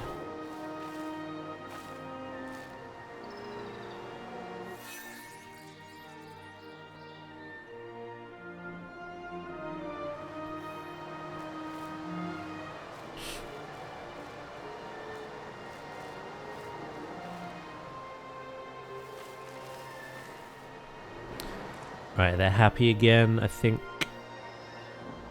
Yeah, okay. I just want to know who the Ankylosaur has bonded with. Right, and they're happy. Oh, we have another Dinocaris on the way. Are these happy? Iguanodon, happy? Just about.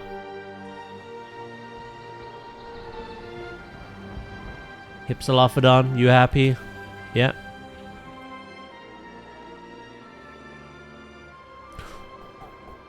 There's a lot more management in this one. With Planet Zoo, we get to kind of like chill. There's no territories in Planet Zoo. It's just navigatable terrain. If they have enough land, water, and deep water, depending on the animal, you're good. You're golden. You can sit back, relax, and just make things look pretty. Make sure things don't inbreed and fight and stuff as well, but territories add a whole nother dynamic that make us constantly working and changing.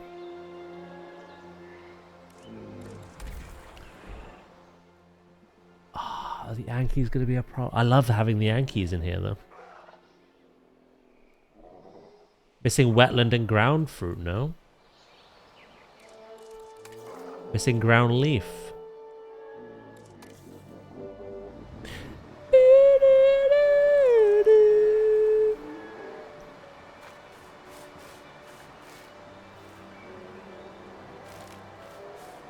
These had these literally had the largest territory last stream.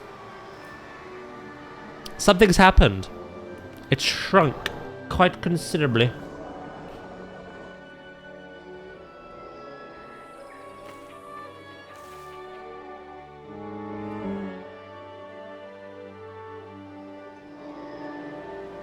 It didn't help that one of the stragglers ran all the way over here, got lost, and then made that part of the territory.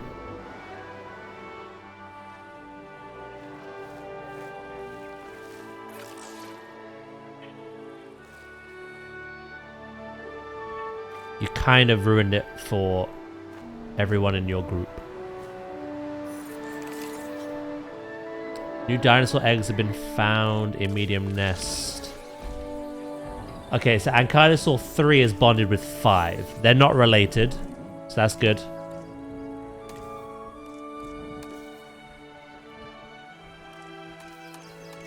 So Burger King and 2 are mated. 3 and 5 are mated. So 6 and 4.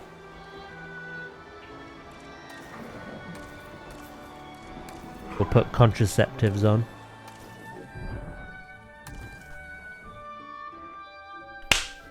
Probably too cold. Maybe.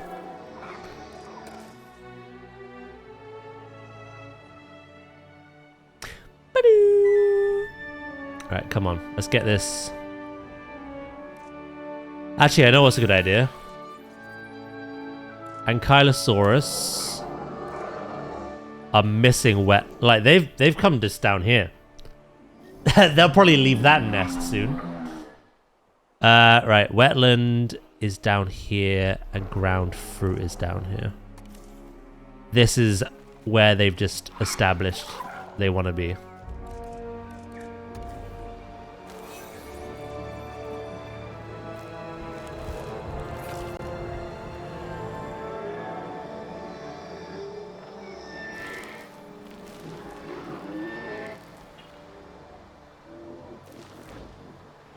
Oh, they're fighting.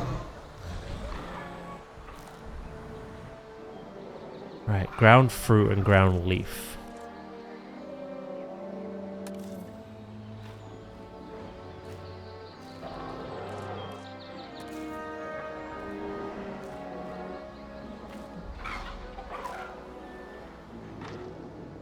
Right, they're happy again for now. Galleys, I think, have all that space over there.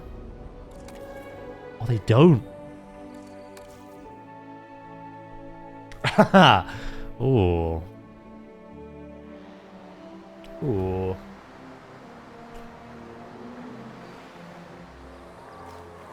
Who wrote that?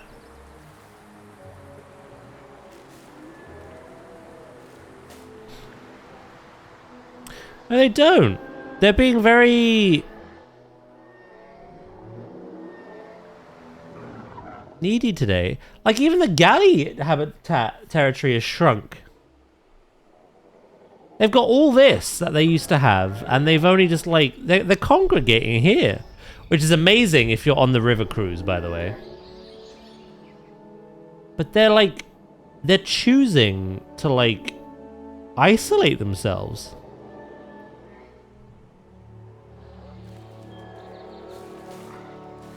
Before, the galley territory was almost the whole habitat. Like, this is their original nesting ground as well. But for whatever reason, they have chosen to isolate themselves over here. And if I give them the ground leaf they want, it's probably going to take away the Yankees' happiness. Oh, we've got too many males. Too many males. Too many males. Number 8 has to go. Yeah, no, they're being very naughty, and it's...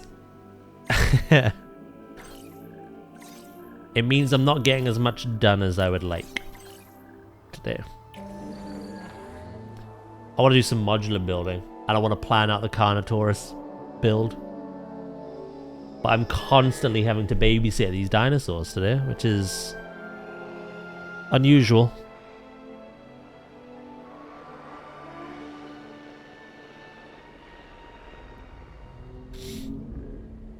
They're being little miscreants.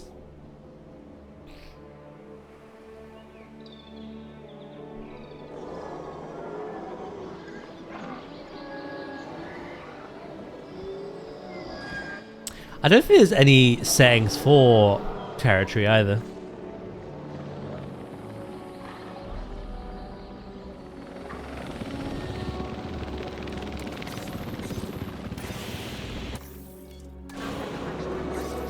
Ooh.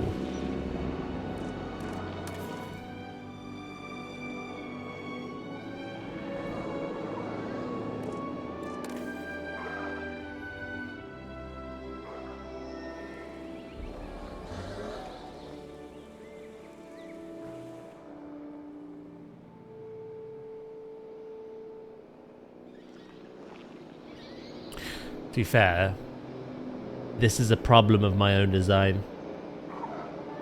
Originally, I added all the dinosaurs here in the middle, and I wanted them to, like, expand out. That was the flagstone. Form the territory around that and expand out. And it worked. The Dreadnoughtus kind of hung around here. The Gallimimus moved up here. They expanded all around there, but they moved up here. The Corythosaur moved down here to this area, but they had all this up here. And the Ankylosaur were also like where the Dreadnoughtus were. They were up here and this river. Now, but obviously despite that, I did obviously want them as close to the river as possible. Because when you're on the cruise, you want the best view. I've gotten my wish, and all the dinosaurs have moved down here.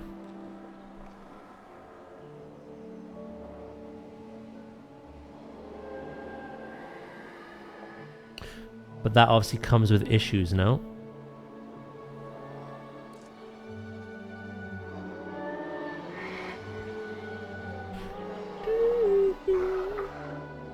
I don't think there's a way to make these galleys happy. They share the exact same space as the Ankylosaur. Whatever I give you, I take away from them. Unless... is there something the Ankylosaur has a lot of and would like less of? It says pasture, but I don't know where that is.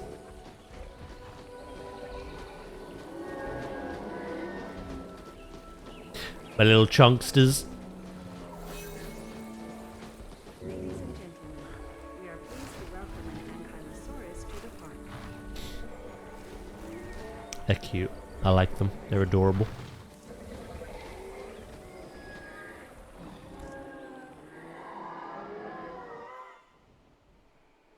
Oh, hold on.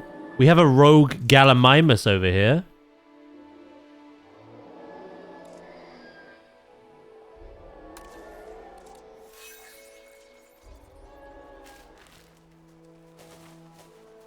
I think it listened to my...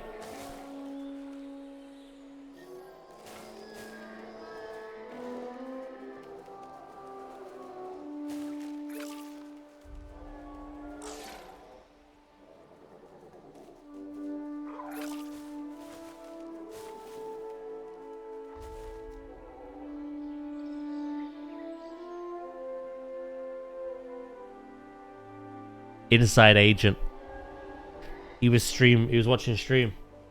I decided, you know what? I'll cut him some slack.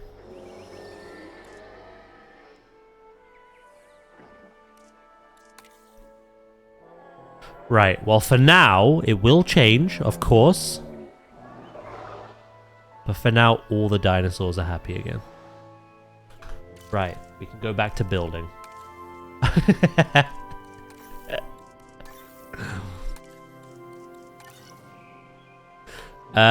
What were we doing? We did the nests. We did all of the nests. I'm tempted to group these up as well, actually.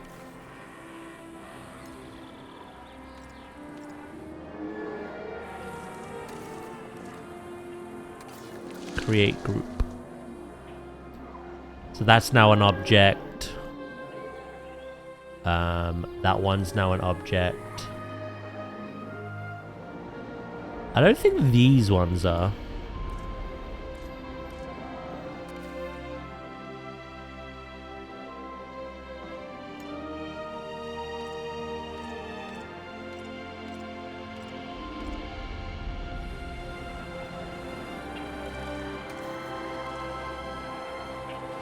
Selection cannot be merged. Oh, because it's multiple ones. Right, okay.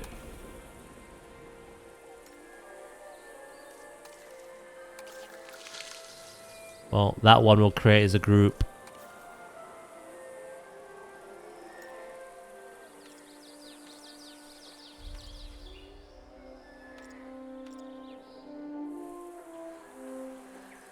That one will create as a group. And then finally this one.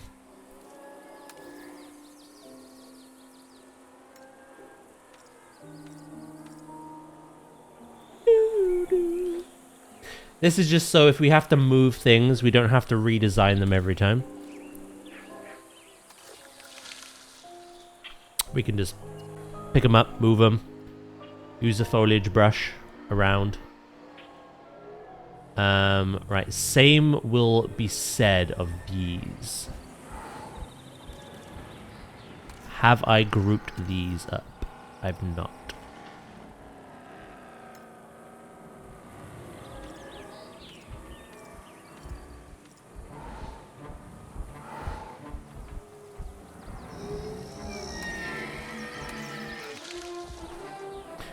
Doodaloo-doo-doo.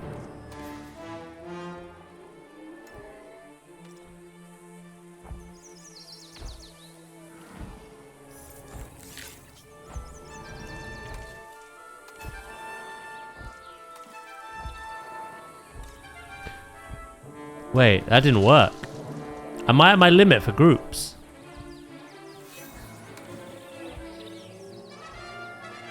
I discovered this in an older park of ours.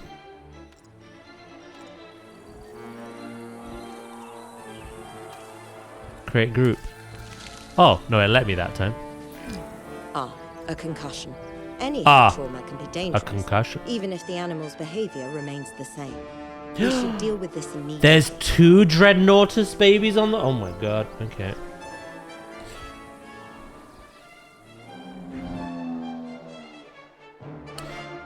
Who has concussion?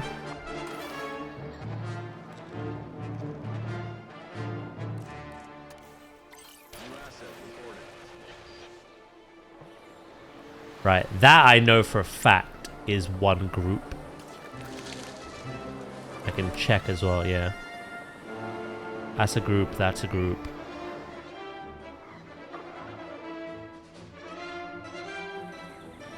That's a group. Group. Group, group. Group, group, group. What about the Iguanodon? Yeah, that's a group, that's a group. And this one isn't a group. Okay, okay.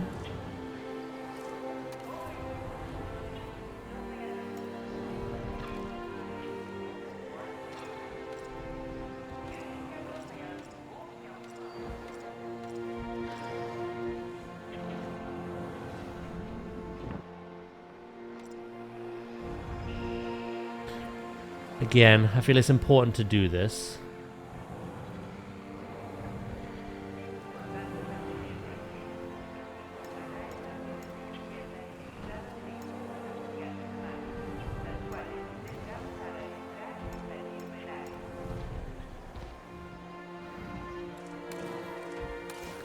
There we go. That's a group. Nice! Every single nest is its own group now. So if territory shift and we have to move things about, we can. We don't have to redesign it each and every time.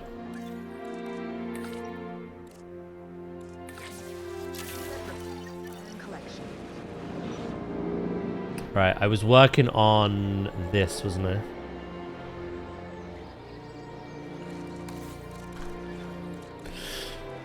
As if it's 11:30 already. I feel like I've done nothing. Because of the way these dinosaurs behave.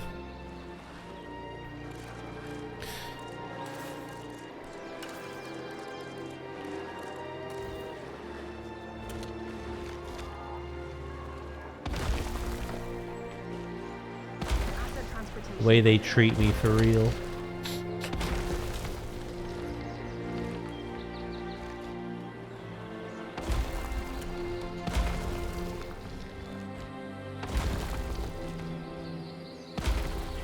I give them a lovely spacious home, and what do?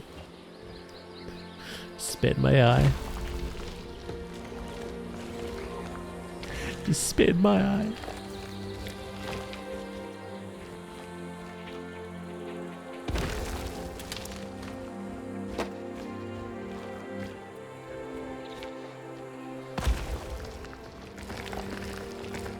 The old Huck tour. Asset has been transported.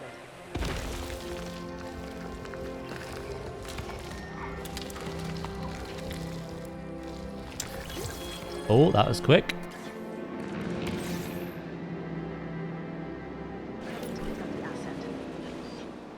Right. Do. I've got some ideas for some modular building that we're gonna try today as well. I found some inspiration.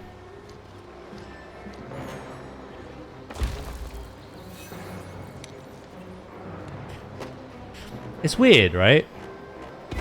Technically speaking, more Ankylosaurus babies. Are you? Oh my god, this could be nuts. Technically speaking, the building tools in this are like Planet Zoos and coasters, but like with more stuff.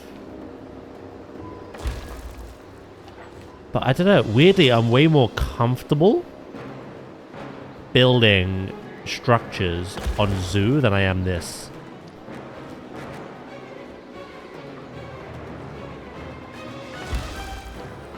And I think I've just gotten used to a certain style. I'm very comfortable building modern zoo-like structures. And I can get a lot of real-life inspiration as well. Whereas building for dinosaurs, I could build the exact same way. But obviously the inspiration isn't exactly out there, you know?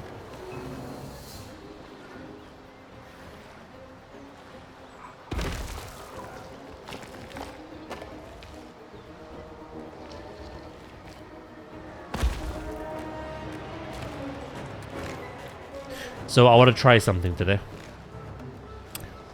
I want to build something modular. I mean, we've already built one thing that's modular already. But I want to build another. And I want to see if it's a theme that I like, that I can kind of transfer into other things that we do.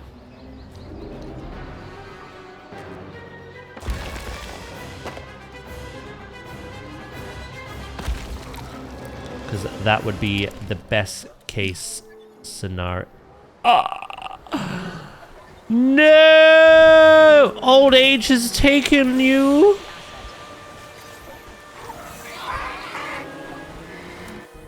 Oh shit. As one thing dies, another is born.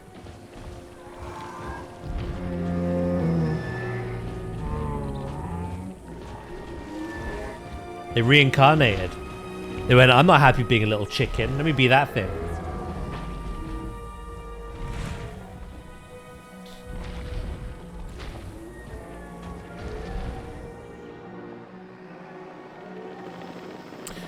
I wonder now, though. Asset in transit. They're no longer at max population size. Max herd.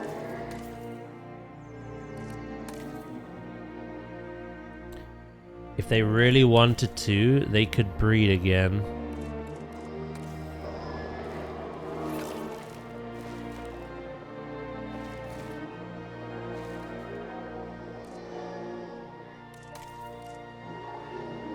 Obviously, it decreases massively.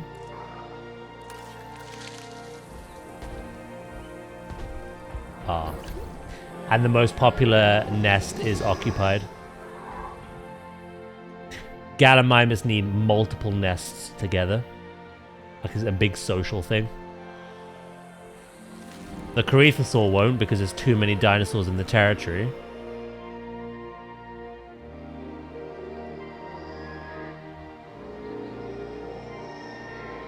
Do you know what I'm gonna do?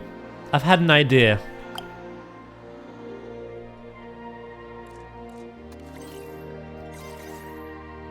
Scary, I know.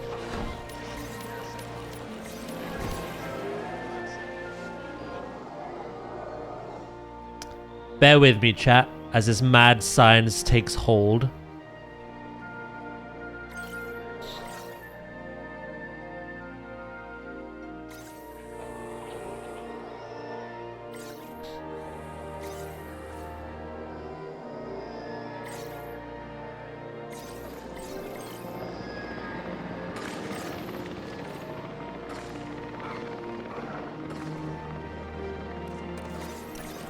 I'm gonna drop them up by their original nesting grounds. Not the whole herd, but a group of them. And I'm curious to see if they will enlarge their territory. They'll combine them again.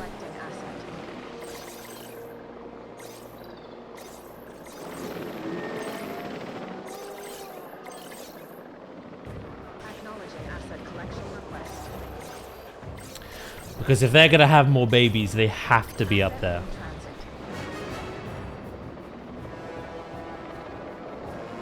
There's no ifs, buts, or coconuts. Asset transportation underway. Asset transportation in progress. Boop, boop, boop, doo, doo, doo.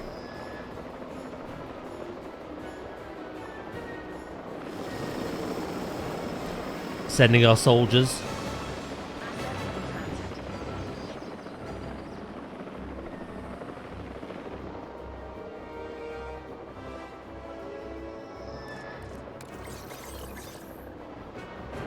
Acknowledging asset collection request. Right, let's see how this works. We still have some original galleys, so I think they will definitely breed.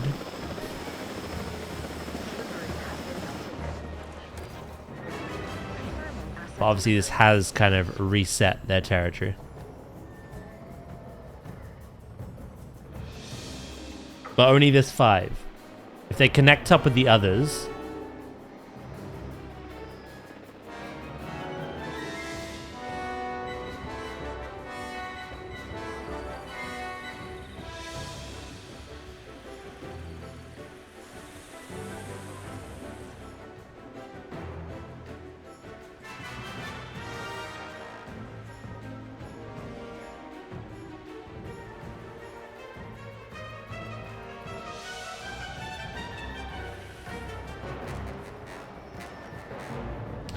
Annoyingly, they need to discover these two as well. I wonder if they will.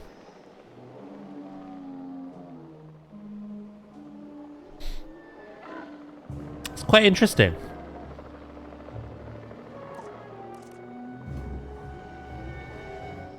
Asset has been delivered.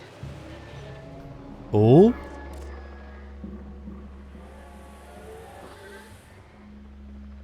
If I could just shift your bum a little bit over.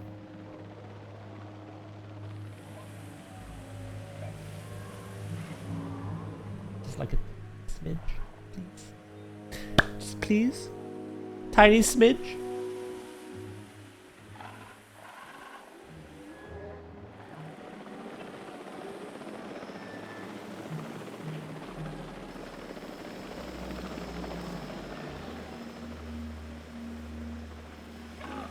Look how frustrating that is.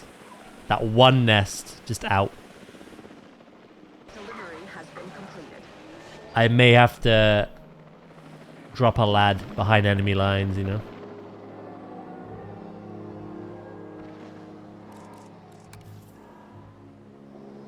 Asset delivered.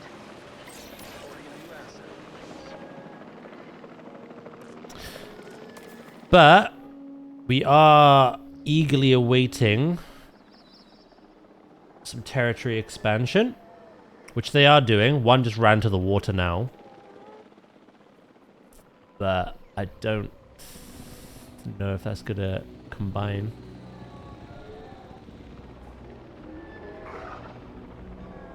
Again, I don't know if there's any like territory related settings to the game.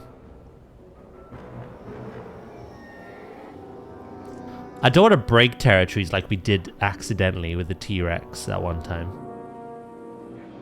But I'd like a bit more freedom with it.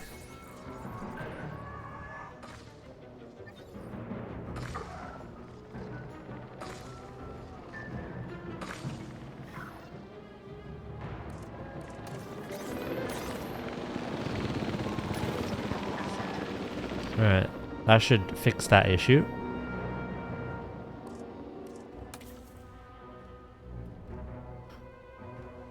Yeah, you've combined there. Where are the other galleys? So we got galley over here, galley over there. And then obviously my little rogue squad.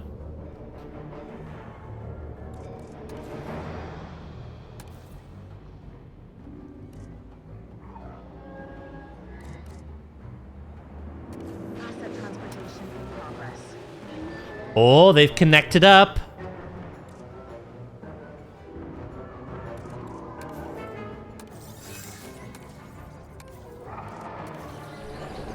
We have so many ankylosaurs.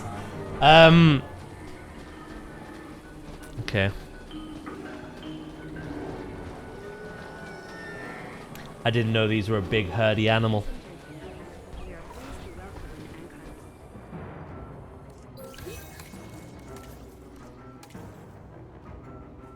There's 11 ankylosaurs in here.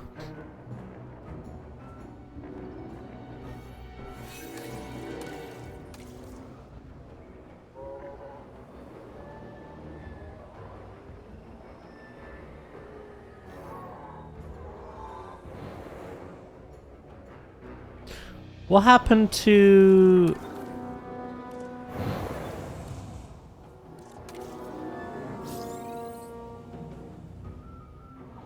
Oh, please. Keep going. That's it. Oh, don't stop. Yay!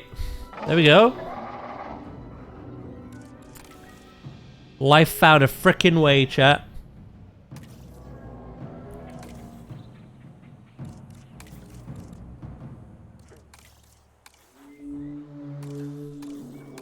Right, do we have galleys that can breed? We've got 3 and 2 and sushi.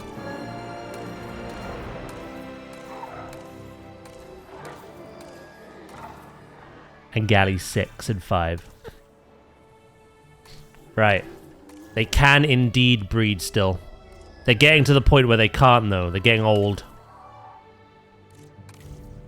That's more like it. This is what I mean. This is what the old galley territory used to look like. And for some reason today it just shrunk down. Like.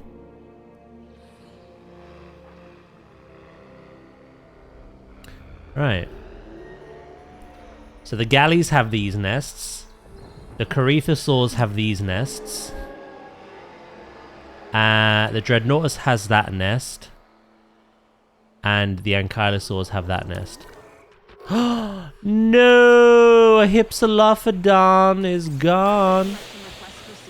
Old age has taken another.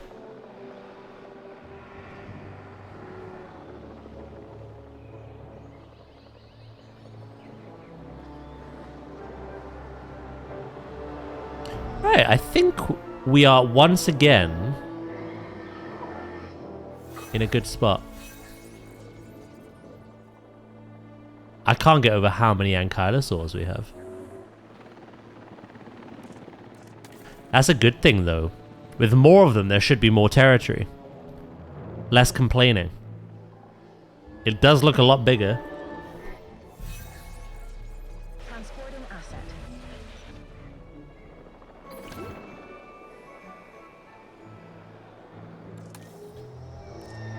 Do. Right, the Corythosaurs have reached their max population size now.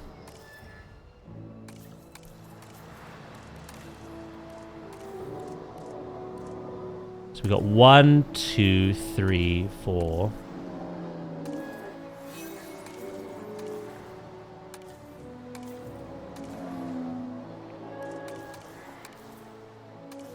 And 5.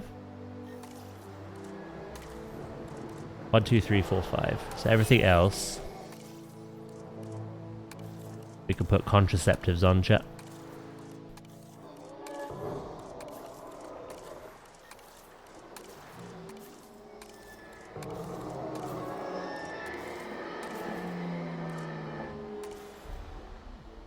How's your day going anyway though, chat?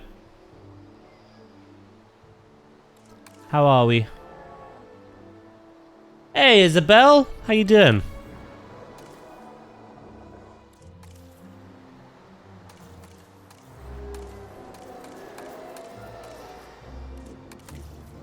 We have 17, do we? Who am I to argue in numbers? It's lucky I can count at all. 5, 6, 7, 8, 9, 10, 11, 12, 13, 14, 15, 16, 17. Yeah, we do. Yeah, I'm doing great, thank you. Hello, Crow. Good. Free from work. Nice. What's your plan now? 4 a.m. breakfast burrito. Oh.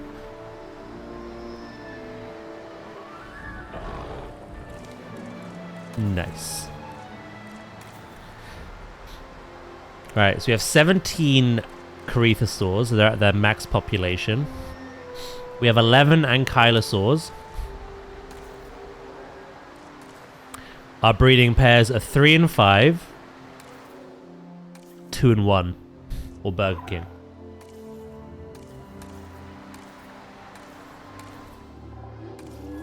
We've got a lot of juveniles. A lot of the babies.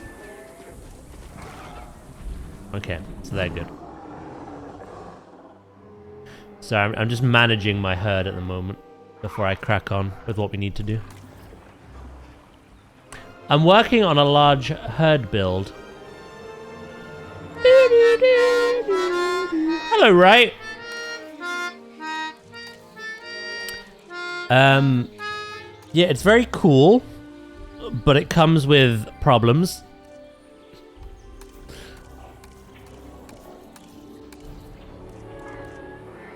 So Sushi 2 and 3.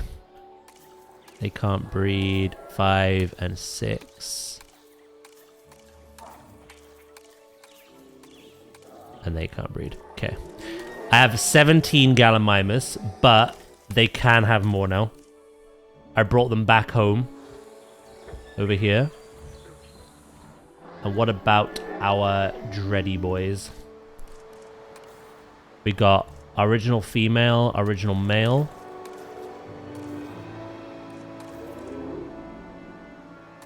So we got Littlefoot, Little Shit, and their sister. Plus the 2 babies.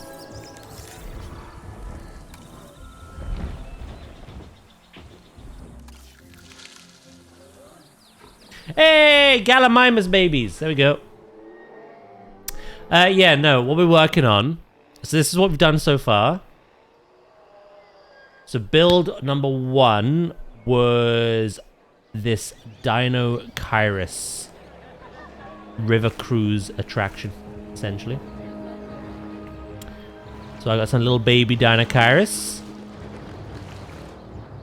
And I gave them this like marshy swampland.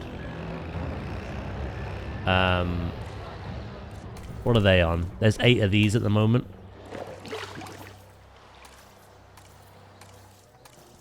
18, 17, and a Kuma can breed. Yeah. So yeah, this is point number 1 for the river cruise.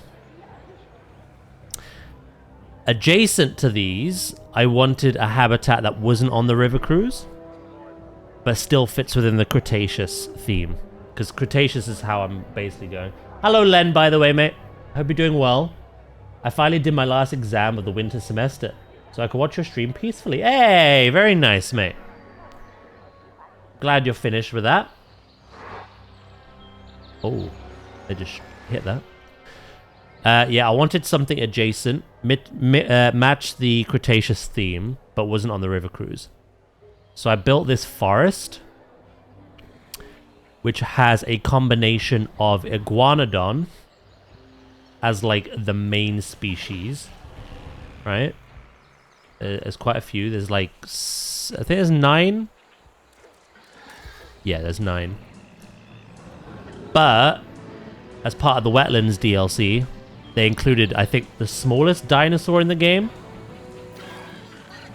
We got little Hypsilophodon. These are our forest floor little critters, and they share their home with the Iguanodon, which I thought was a good matchup.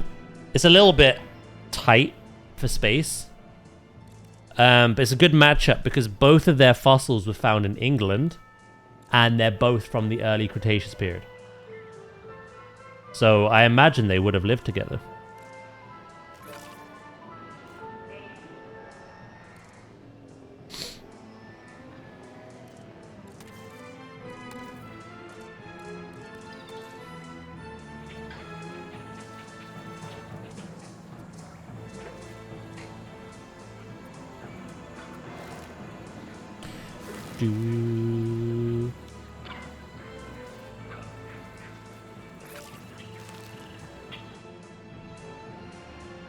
Yeah, it's a bit tight making them happy here, though.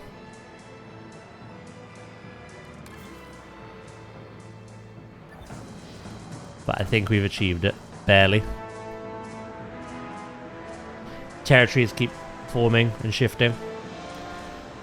And then we have been doing our second habitat,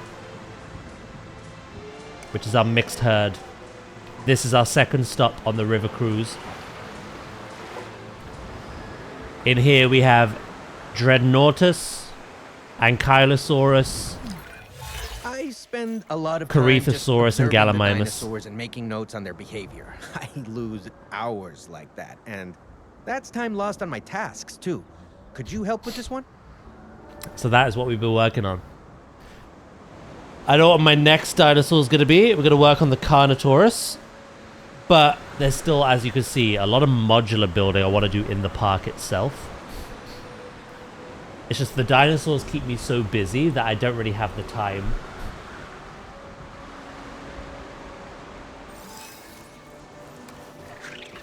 Little Gallimimus.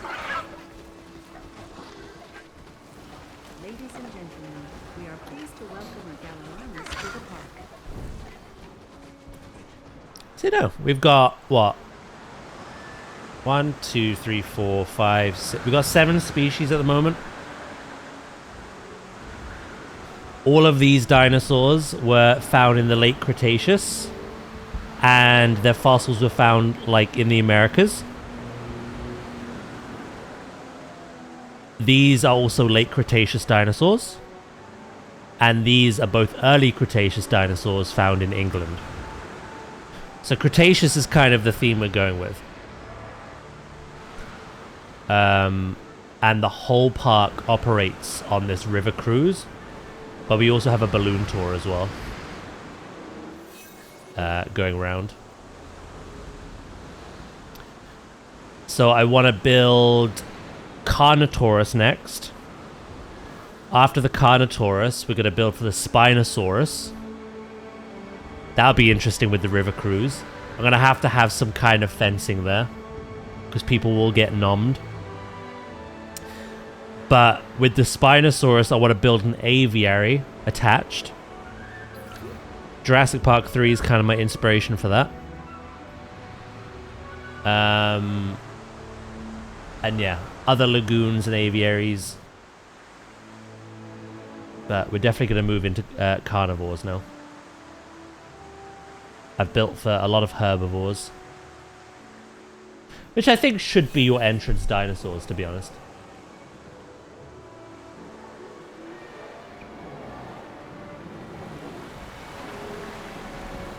But, you know, I'm trying to get a lot of detailing done. We've done a bit. But every time I, like, blink, the dinosaurs kick up a fuss again. So...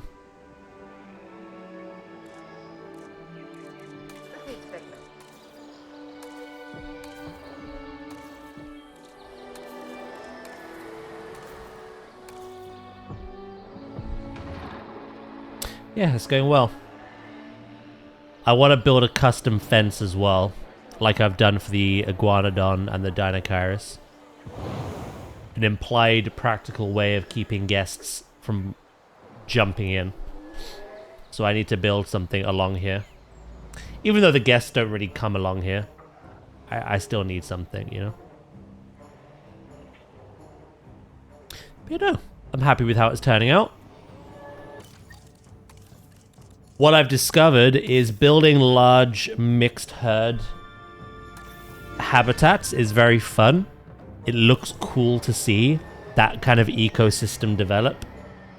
Them all cohabitating, them all breeding and having, you know, babies and whatnot. The drawback to it, I've discovered, is that depending on the dinosaur and the population of the dinosaur, they'll have a very specific territory range. And more often than not, they won't stick to one place. They'll move around, depending on how much space you've given them. And what that means is they'll move somewhere where their requirements aren't met perfectly. So then they'll complain. They'll start getting ill or fighting or... So the only drawback to this is I have to constantly, like, readjust certain elements, like their food and whatnot. Otherwise, I'm happy I done it. For sure. It looks the best when you go over in the balloon as well.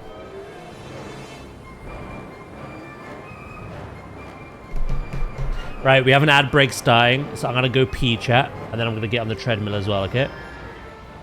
So I shall be right back momentarily. Won't be too long.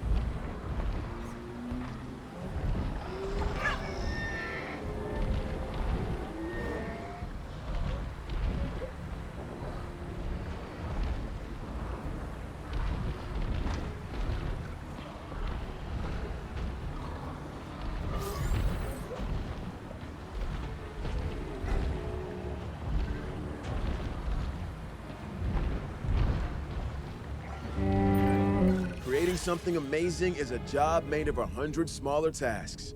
Here's one of those tasks now.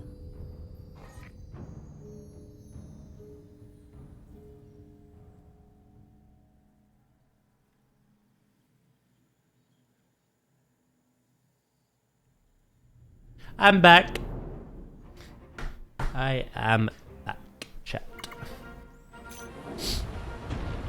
I'm gonna get ready to get on the treadmill now. Get my ass walking.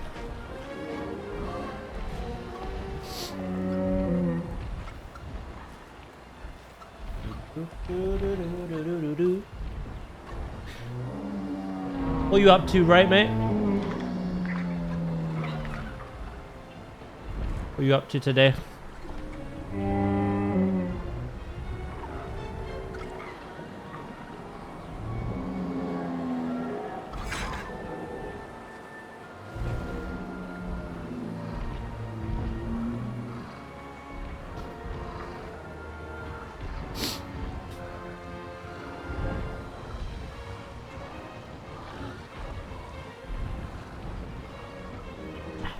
Let's put my shoes on. Yes, I can tell you about lack of space. Excuse me. Not here. Hello, Warlock. How you doing?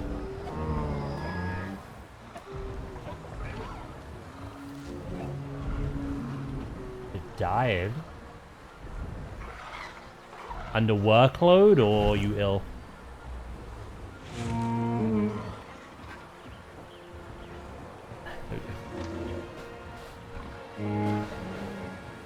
Yeah, I'm doing good, thank you. Oh, you got a headache? Or is it more of a migraine? Oh.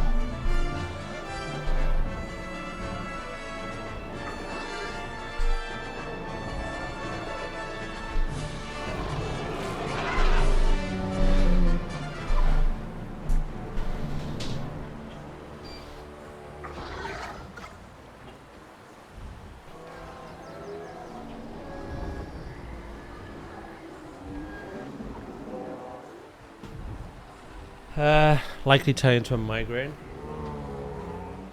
Hopefully not. And obviously I assume you've taken pills and have water at hand.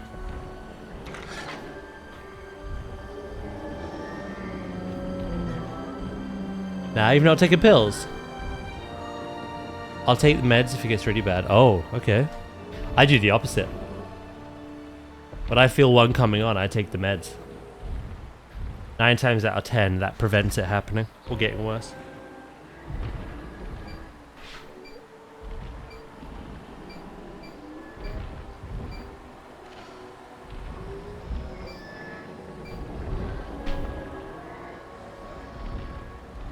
I avoid them as much as I can. You hate taking them.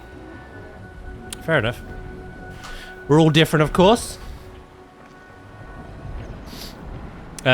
If I wake up and I feel a headache, like, usually I get like cluster headaches, usually behind one eye or the other, or like around my front here.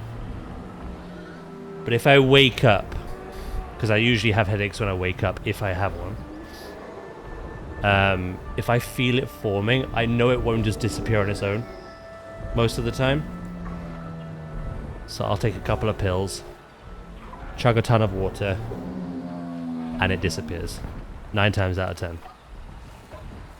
But if that's not your thing, you do you, boo.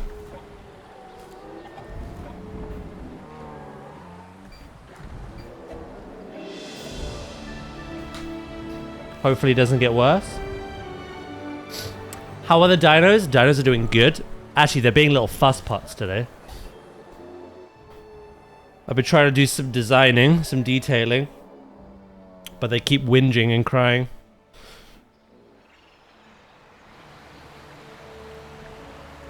But I think we're okay now.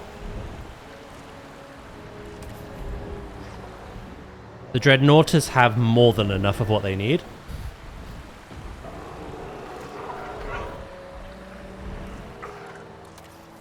The Carithosaurs are the same. more than enough of what they need, which is lovely. The galleys, I kind of had to intervene. For whatever reason, they shrunk their territory down.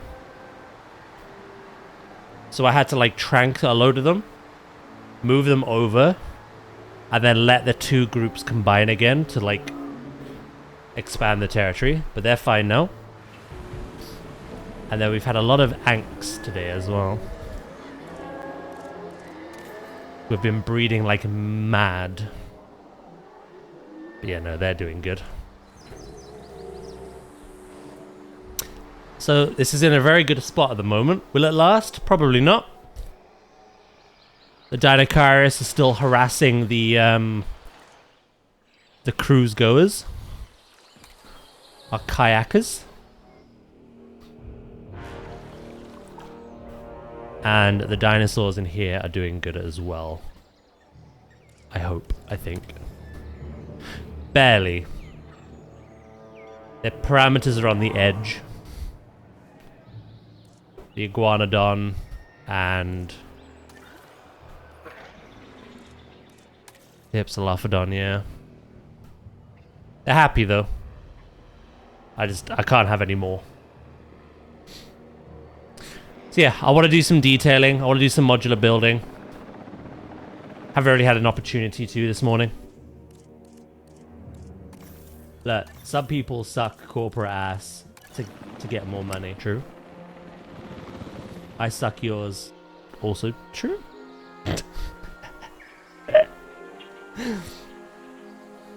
Respect the hustle, chat.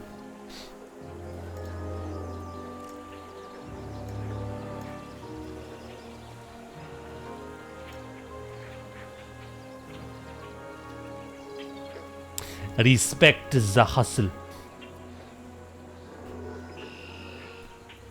Right. Am I gonna do the same again? Pretty much. It's a good theme to go with.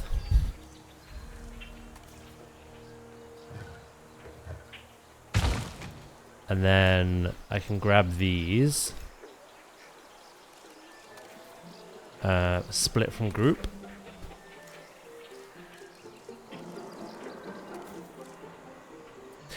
Do.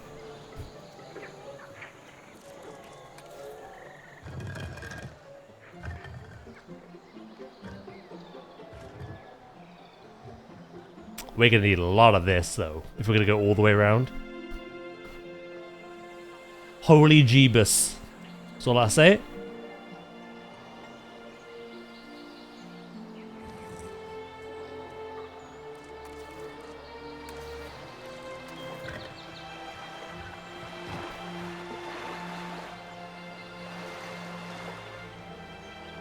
And then we're gonna look into some buildings.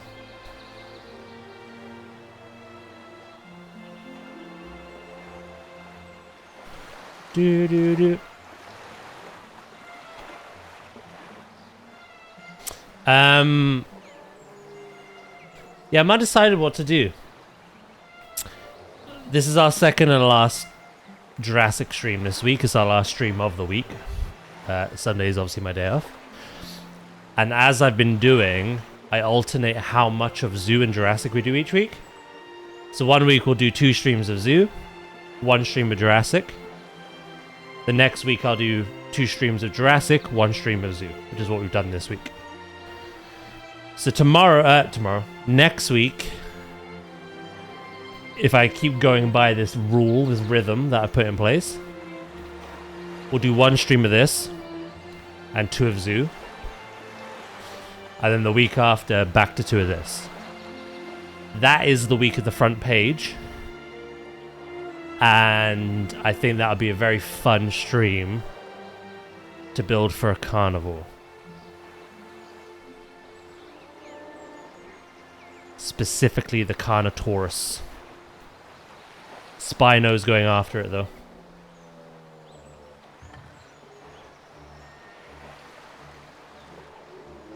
For sure.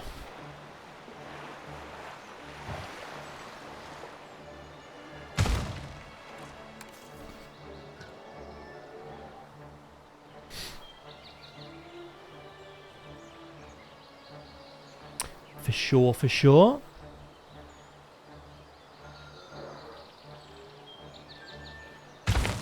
Whoa, whoa, whoa, whoa.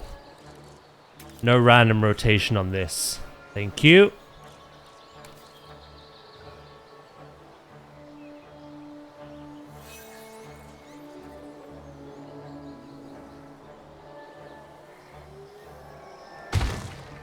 I'll put a rock there on that side.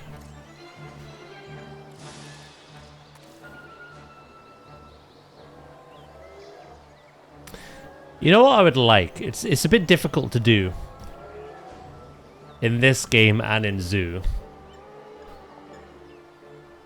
The way around it in Zoo, though, is you have elevated platforms, which you don't in this.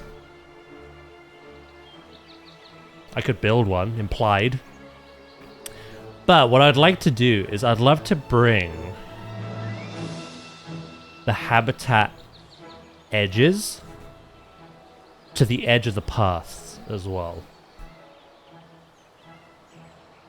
The issue you get with this is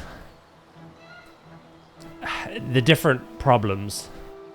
In Planet Zoo, you can only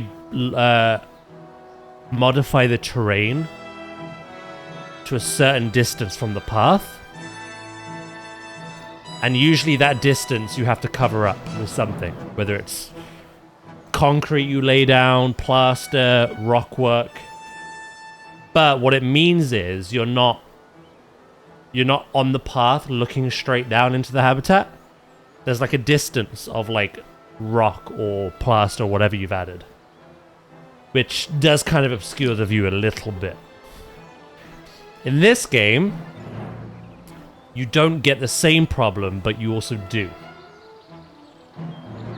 Because when you modify the terrain, when you raise, lower it, flatten it out, the path actually goes with it. So if I want the path up here, but the habitat down here, the closer I bring them together, it tends to like bring the path down on like a slope. So I find myself in the exact same position as Planet Zoo, where I have to have them distanced out. I then have rock work or plaster or concrete or something filling in that gap in between, which doesn't give you the best look looking down. It's good to look out, but not down. So yes, it's a little frustrating. I wanna build closer to the paths in these games. You can if you're building on the same terrain, but I like doing sunken habitats. They look cool.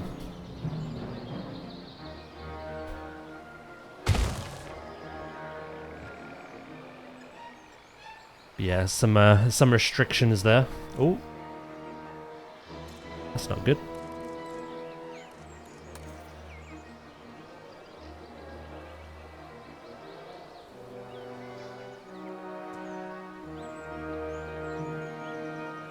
It's funny how it's the same problem, but very different in both games.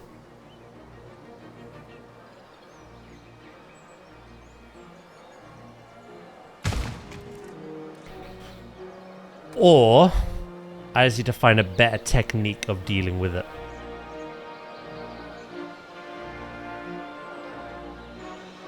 Which is something I'm open to exploring.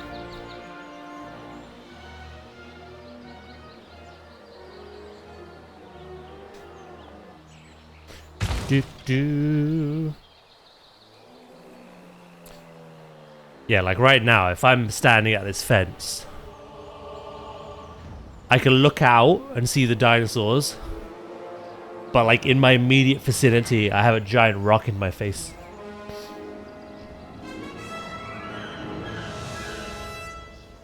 But I can't bring it any closer. I probably could do a smidge, but still. The terrain isn't even. So let's... yeah. Then bring that in.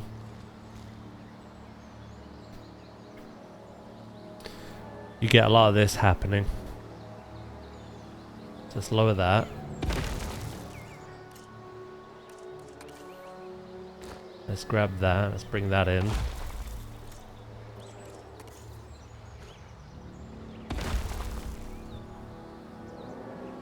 So that's better than it was before, but you got the same issue.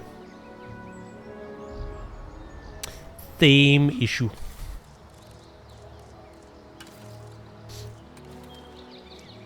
I'll have to, on both games, I think, experiment with how I do it.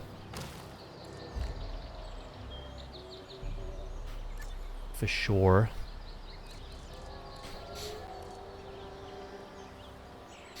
What are we all up to though? We all chilling? Playing games?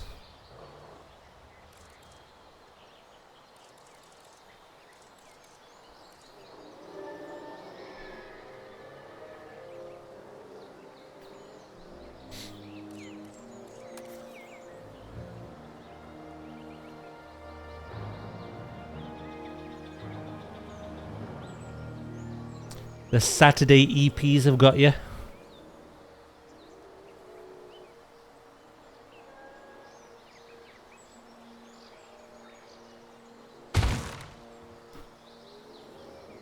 I blame you, to be honest.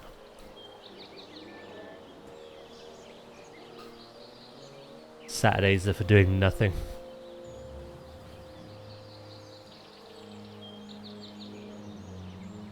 Unless you work on the weekend, and that's it's a skill issue, isn't it?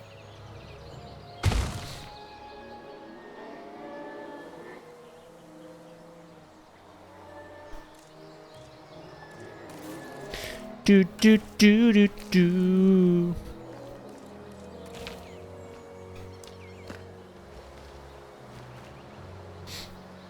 Ooh, you're crocheting. Nice. What are you crocheting? Anything in particular? Or are you just expanding your skill?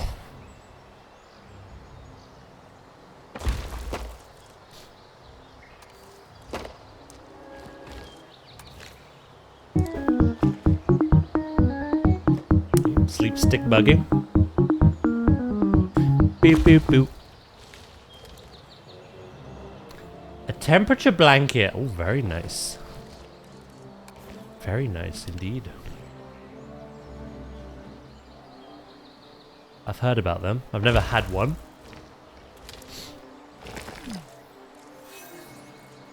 Okay. Something's upset, ill.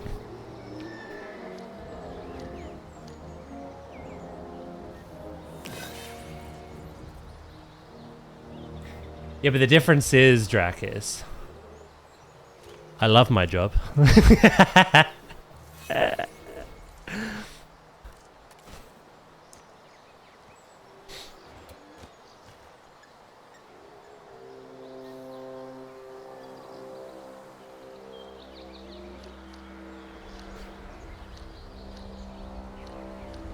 You've never had a blanket before? No, never. That's totally what I meant.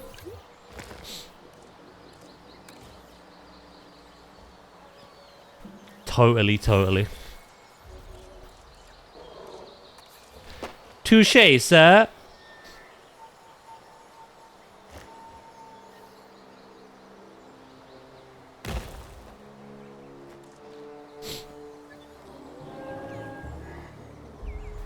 Ba-da-ba-da-boop-boop.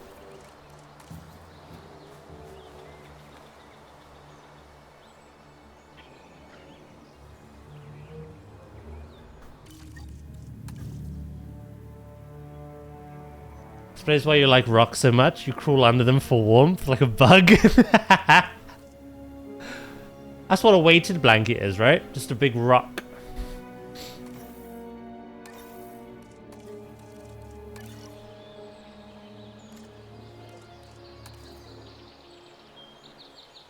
It's been a while since we've tested the River Cruise POV.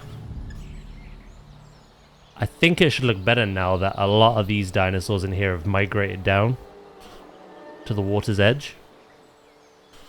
We'll have to test it.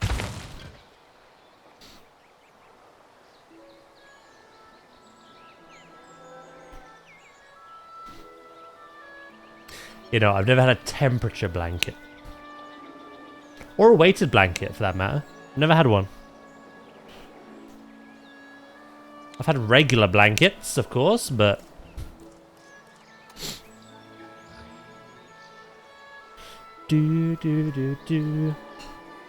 Weighted blankets is so nice. I've heard good things about them.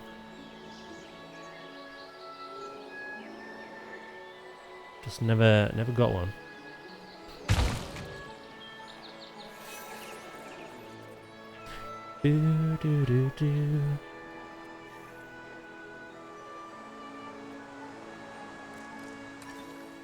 Oh, they've all moved again. The shifting of territories. Well, they're still all happy, so that's all that matters.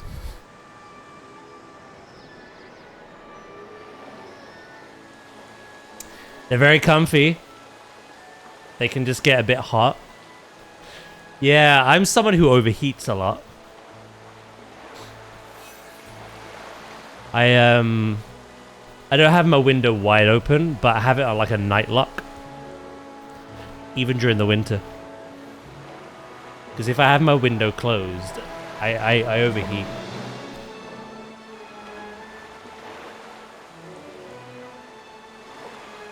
It's my first one too. It's gonna be a while until I'm finished with it. Absolutely, take your time. That's good though. I could do with a hobby outside of gaming. Not about crocheting, but it's interesting when people mention their hobbies. Same, that's why I turn down my heater when I go under one. Well, we have, like, obviously a central heating system in our house. But I have the vent closed in my bedroom. Because I don't want to be wasting any. I have my window open slightly on a night lock. And yeah, I don't know, I overheat. So I don't know if a weighted blanket would be for me.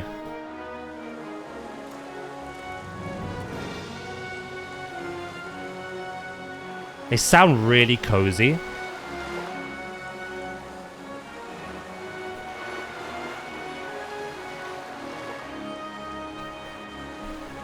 If I ever do a knitting stream, I'm making voodoo dolls of all of you.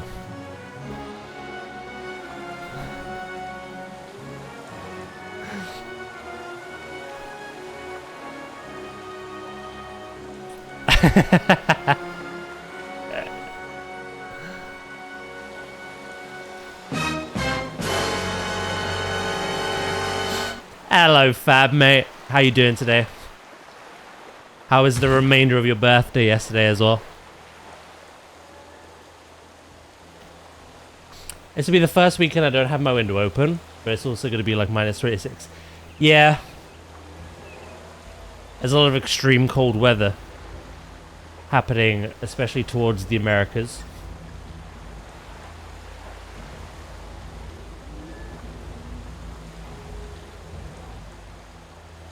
It was good, and I'm good. How are you? Yeah, I'm doing good, thank you. Just doing some this is the first bit I've been able to do all morning. Our dinosaurs decided to throw their toys out the pram.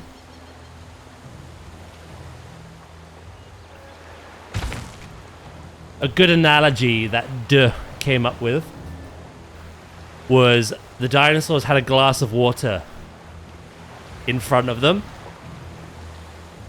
but where they were standing, they were complaining they were thirsty. Last stream they had a large territory, and today they decided to shrink it down for some reason. So they were just complaining and crying. So I had to spend a lot of this morning fixing that issue. But we had a lot of babies born today as well. A lot of baby dinos, little cuties. But now they're okay for now. I'm getting some building in. I've done all the different nests in the park. I've tidied up some rock work, and now I'm gonna do this barrier. Something just died.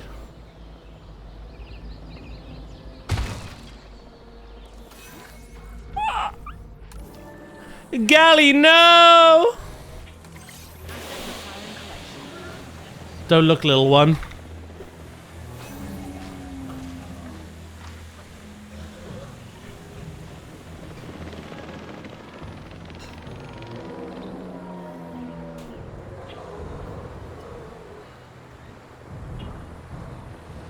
You know, we've managed, it was quite difficult, but we've managed to make a nice little ecosystem. Look how cute these are, by the way. Look how adorable these are when they run. Transportation underway.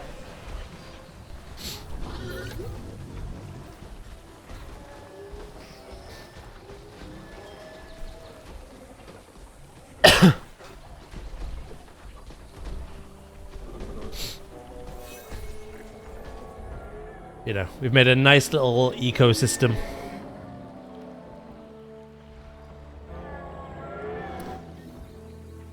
Hadrosaurs. Ornithomimids. Ankylosaurids. And sauropods. All living together. Gregothy. Any preference? Baby, adult, male, female?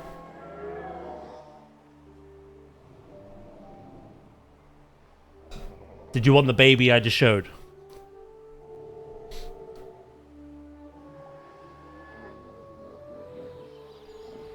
Don't do that. It's your channel points. It's your name, Redeem. Give me some details, bro. Give me specifics. Let fate, you know.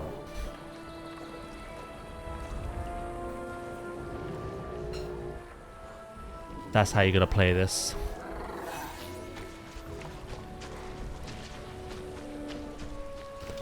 That one.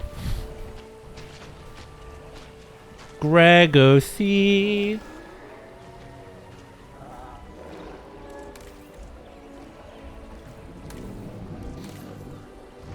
One thing I need to check, actually.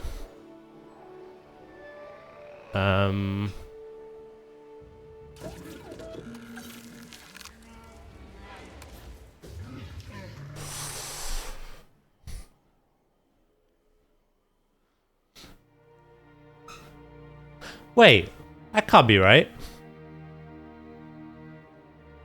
Adult males between 0 and 4.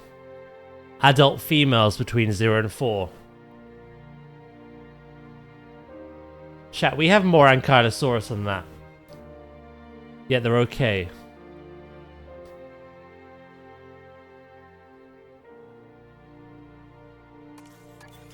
Maybe they're not all adult yet?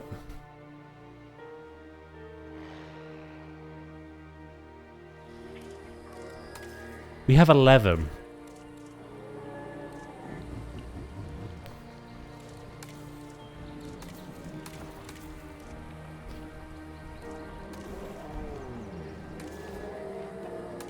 One, two.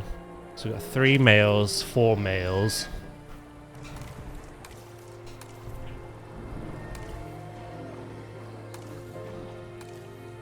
Oh. Alright, I think we're just outside of it. We have 4 adult males currently. And 3 adult females, I think. So when these babies grow up, there might be some fighting.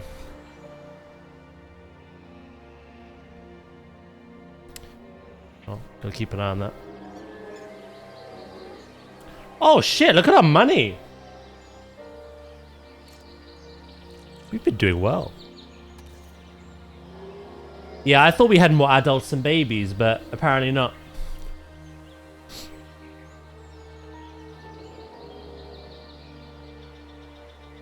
So at max, we can only have 8 Ankylosaurus.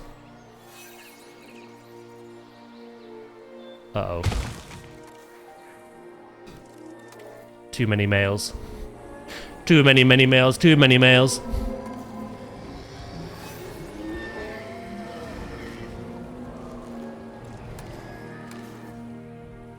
Right, hold on. We have Burger King, who bonded with Ankylosaurus 2. We have Ankylosaurus 5, who bonded with 3. And we have 6, 8, Gregothy. I'm gonna get rid of 7. Because I don't want to say them back to back.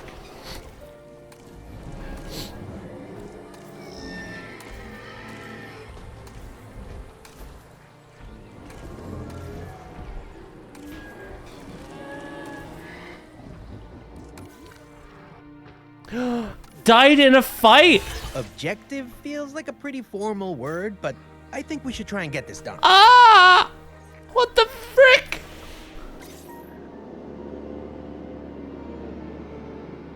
That's very rare that that happens. The last time that happened, it was Nabdo.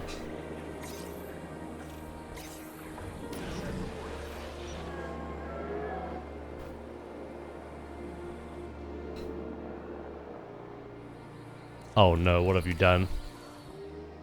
Oh, there you go. Sometimes they keep like doing this thing where they wander outside of the territory, lose it, get confused. Where am I? Help. And then they find it. They're like, oh, thank God. And again, it is elderly, so losing its marbles a bit. Right, well, we have 8 Iguanodon now instead of 9. Because one just got murdered.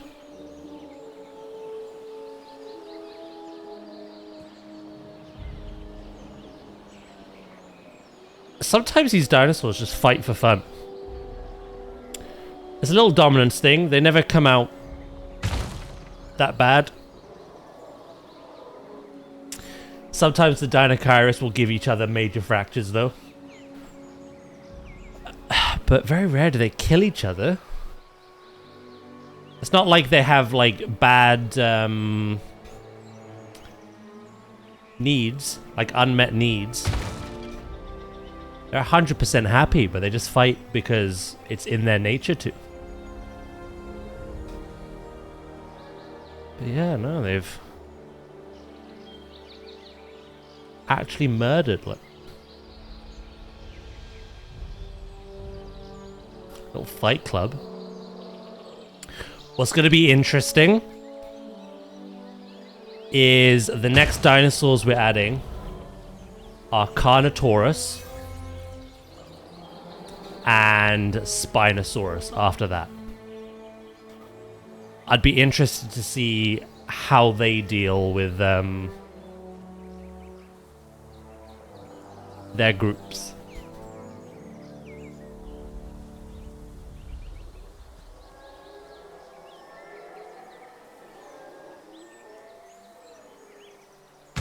Fact, I could probably check.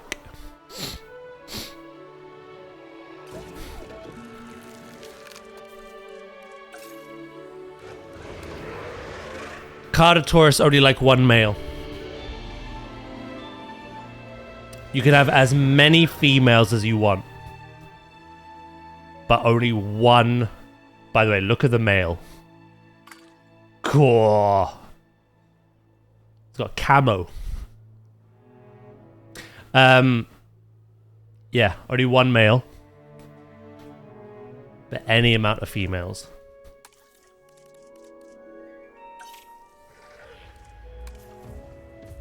Oh, interesting. Any.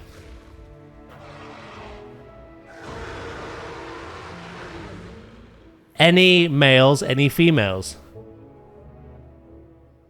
You don't give off social animal vibes.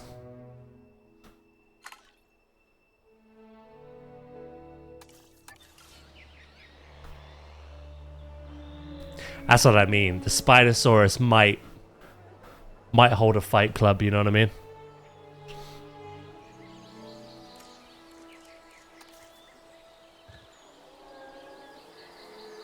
if Dinochirus, Iguanodon are killing each other and Ankylosaurus are forever fighting each other, you better believe the carnivores will do some shit.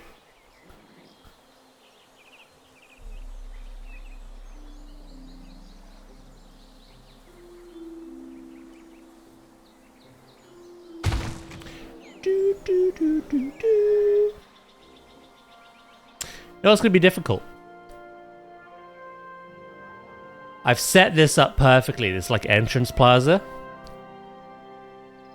I still hate that we have people congregating here when we have the exact same building over here. Yeah, no, this is perfect. Hotel, restrooms, shelter, food, drink, shopping. Like everyone who uses like this viewing gallery, this viewing, and the rides, they're perfectly happy. But when we build for the carnivores over here, I have to pretty much do it again. I know for a fact they won't walk along here. They're too lazy. So I think I'm going to have to add a Hyperloop. A Hyperloop station, like with this.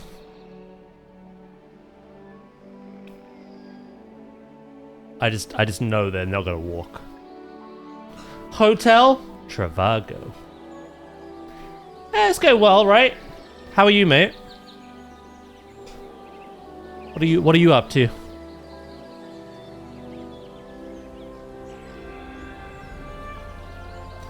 How are you spending your Saturday?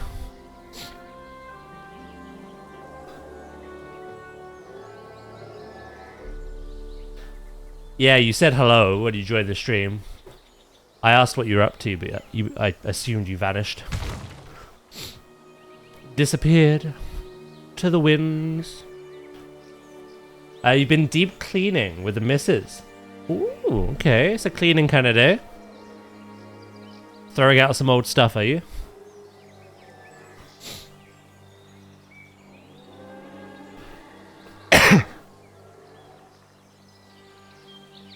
Old stuff, boxes we don't need. Yeah, makes sense.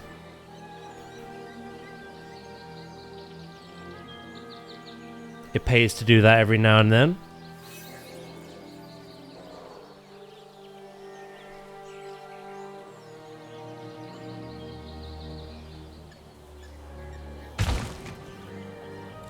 Wait, what did that say?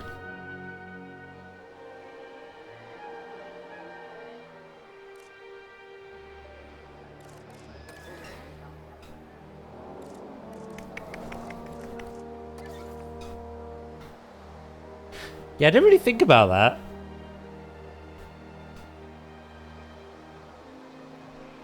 They can't get to my fences. But I needed the fences in order to make the gate.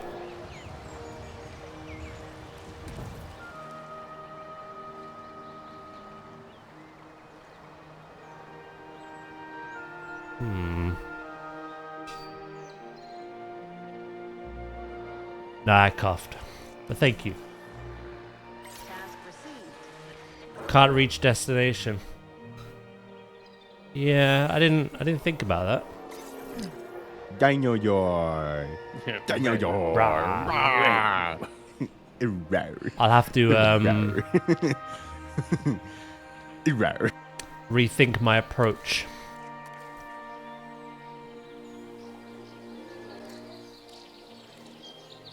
Usually the maintenance vehicles don't need to get like right up close to the fence.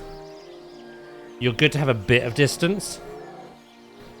But clearly there's not enough, so. How you doing, Fire, mate?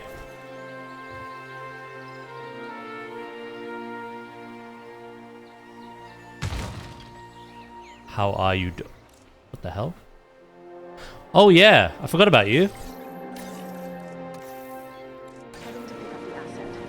They've just been sleeping the whole time.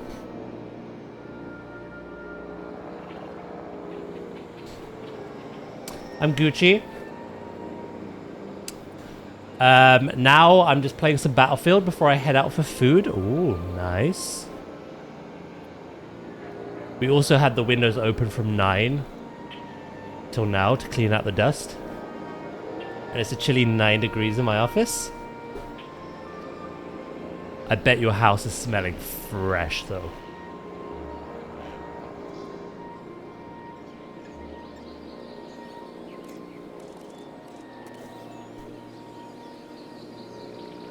Asset transportation underway.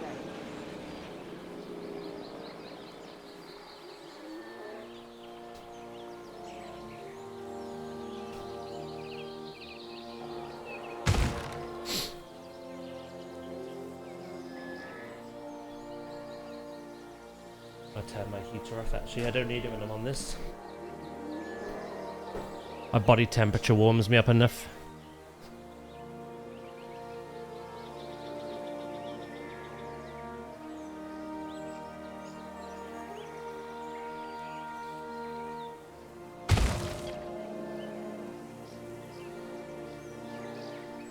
Do do do do do do.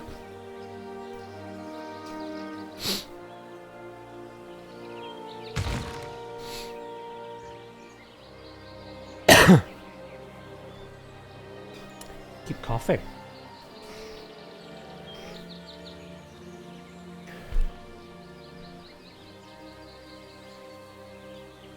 Right, when we build for the Carnotaurus, I think it's going to be much smaller. Probably more in line with the Deinocheirus, or maybe even a little smaller than that.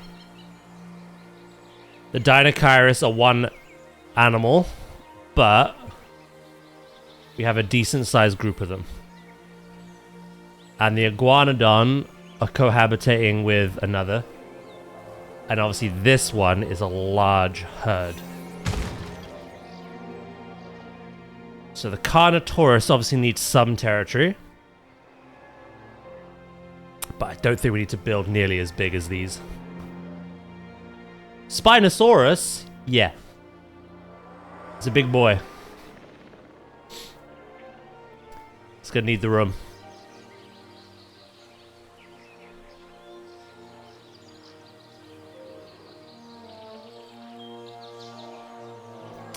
I never thought I'd say I miss living in California. It was really nice living in the area I was at. 68 degrees. That's Fahrenheit, right? What's it in C? 20? Oh shit, it was like that all year round.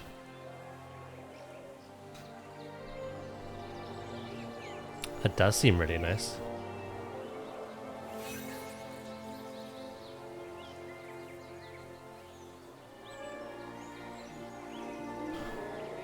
The way the weather has been the last 5 or 6 years at this point, it's either quite chilly here, or it's 30 degrees plus, humid, sticky, horrible heat. I know which I prefer of the two of them, and that is when it's chilly. I quite like the cold. But what you have, or had year round, sounds lovely. You had no hot ass summers and no cold winters. You don't have AC there? Yeah. Well, I've got an AC unit, which I put on, but yeah, no.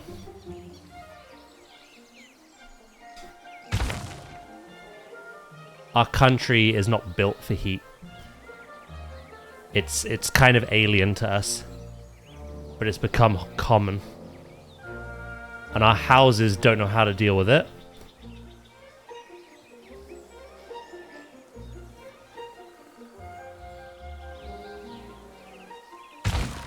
And it's a nightmare.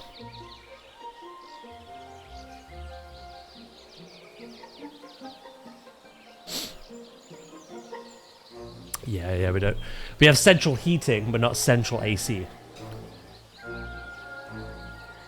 England has always been a wet, rainy, cold country in past. But summer times now, Oh, mate. I think we get hotter weather than most tropical countries. Maybe not in terms of, like, how high the temperature is, but the temperature coupled with the humidity. Fuck. You feel like you're walking around in a sauna. It's awful.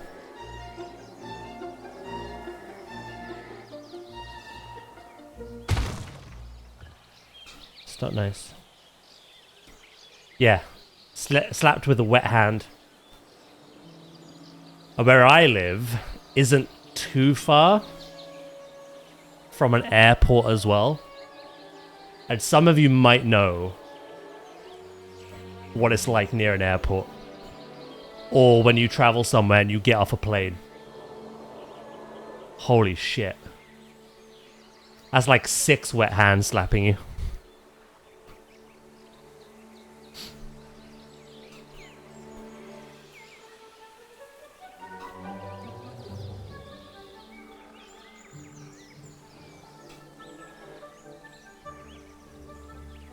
You know, the AC I have, Zora, it's quite energy efficient.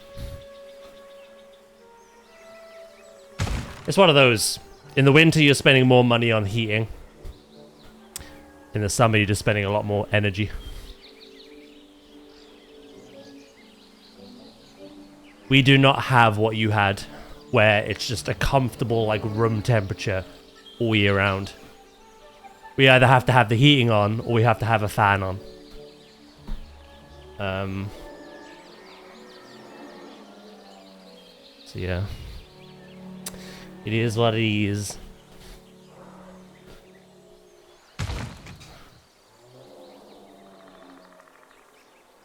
We Brits, we love to complain about everything though, but some things are valid.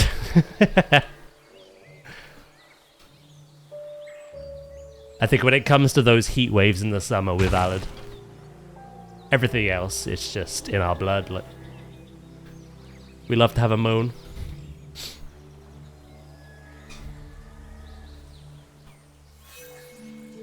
Gregothy has matured. I need to intervene.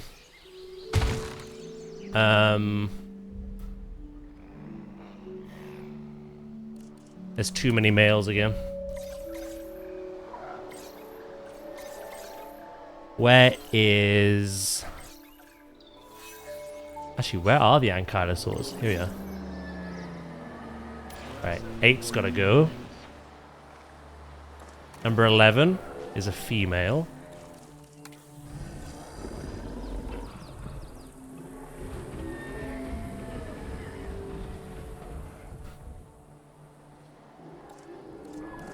Honestly, I'm putting all of them on contraceptives. We have enough.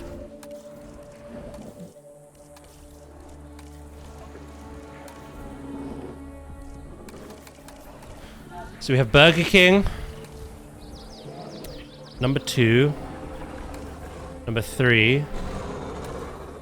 Number 5. Number 6. Number 4. Gregothy. And number 11.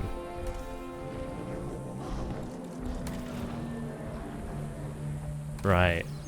Or 9. Yeah, I'll get rid of 11.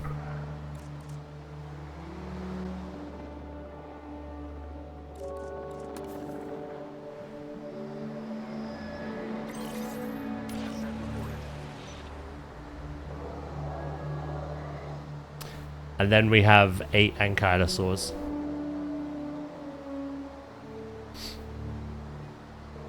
Biddy bip bip biddy bip.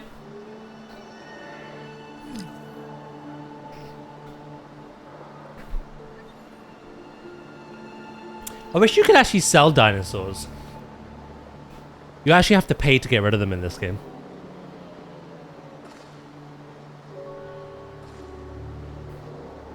Not that we need the cash anymore.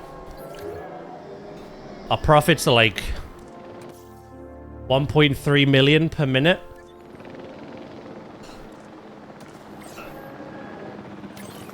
So, yeah, we're fine, but still. En route to collect the asset. Dino burgers. Right, once they're gone, I need to check everyone's happy again.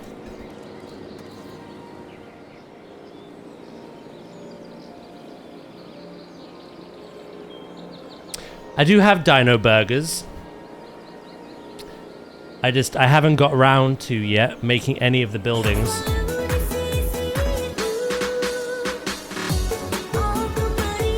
Hello, Ooze.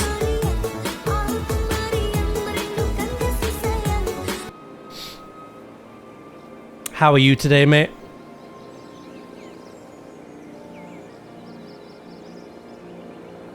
Assets in the air.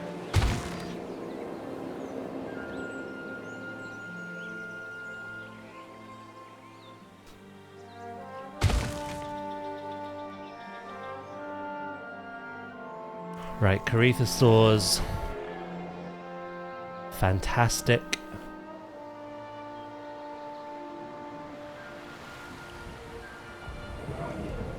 Dreadnoughtus. Fantastic. Ankylosaurs. They're okay. They're teetering on that edge. Oh no. No! En route to pick up the asset. And lastly, Gallimimus.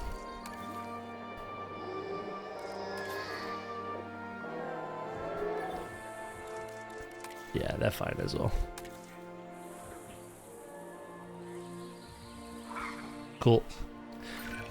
I spend a lot of time just observing We're the back dinosaurs under and making control. notes on their behavior. I lose hours like that, and that's time lost on my tasks too. Could you help with this one? Have you just woken up, mate? You had a good sleep?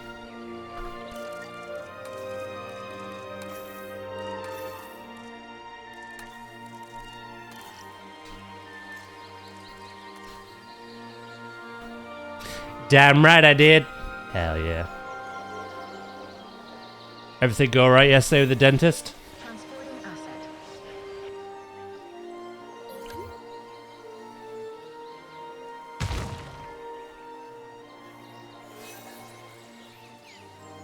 Hey, Hypsilophodon are gonna have more babies.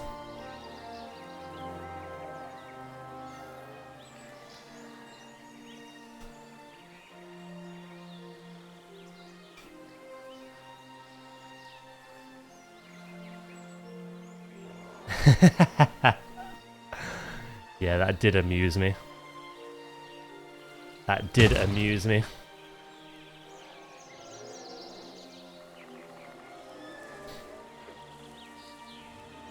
Right, we're about halfway on the fencing now. It does take a little while longer while dinosaurs require your attention from time to time.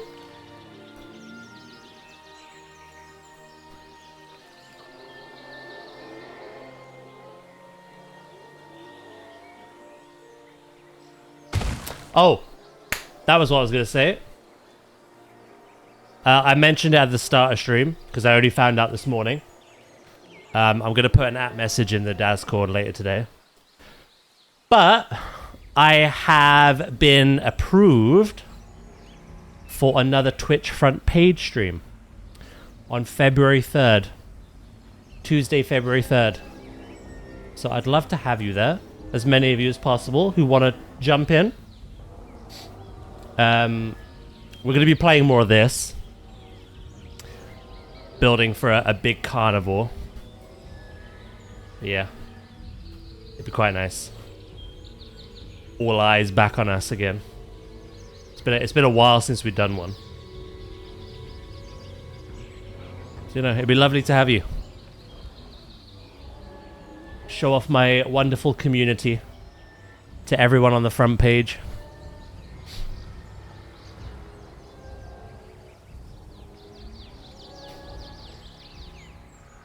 I'll do my best to make it. Yeah, it's all good. There's no, obviously, obligation.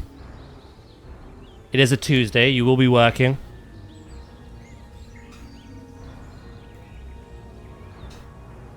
Hello, Bob. For some unknown and stupid reason, when you asked if you had a good sleep, my assumption was for Sleepachino. That is an unknown and stupid thing.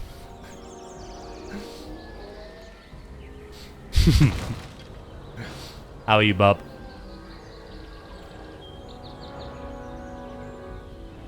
Chat's gonna be ooze free from the 19th to the 21st.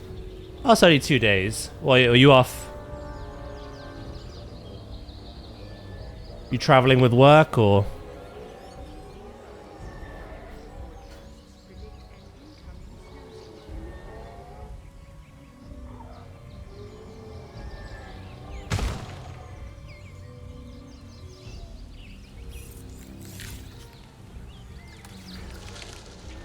Ladies and gentlemen, Nice. our weather forecast has been updated. The snowstorm threat level has been raised. Oh, not with work. You're just going away with friends. Nice. What a joy. Obviously, I know that's still a while away.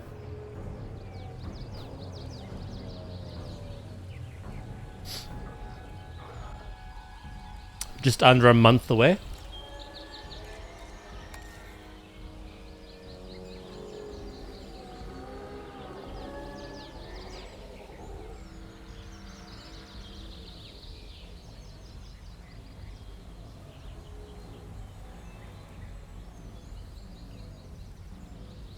Yeah, no. Stream will be a bit earlier that day as well.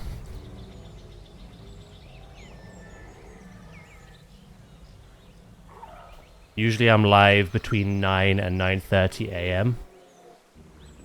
British time, GMT. But this one, I'll be live from 8 a.m. The promotion runs until 4 p.m.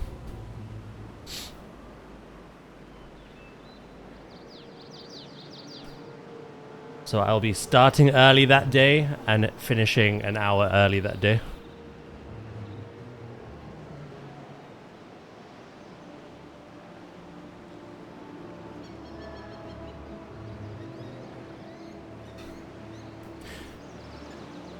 I swear Val, oh my god, imagine Val goes to Universal and Disney as well.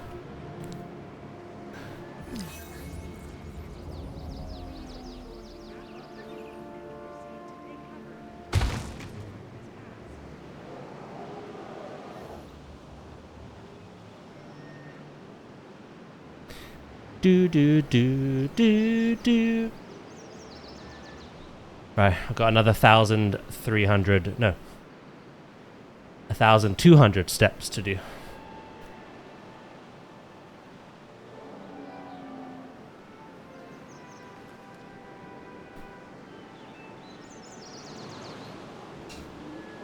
By the way, Ooze, next week, I think I'm going to start preparing your Gharial habitat.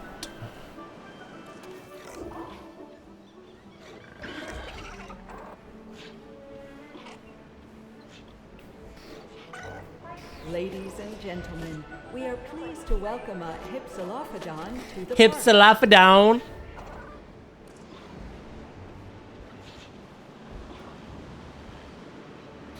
Yeah. Straightforward week next week. Already planned out. We had 2 Jurassic streams this week. So we're going to have 2 Planet Zoo streams next week. And then 1 Jurassic stream next week. So today's all about just like doing some modular stuff.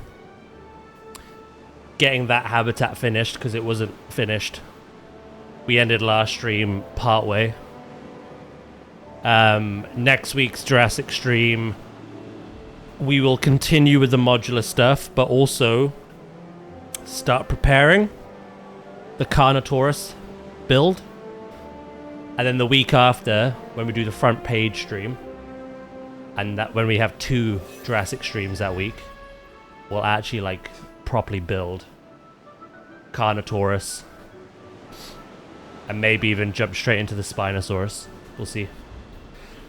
But yeah, Planet Zoo. Obviously, we just finished the sea lion habitat. Again, I'm going to start doing some modular building on that. But also start preparing your Gharial habitat.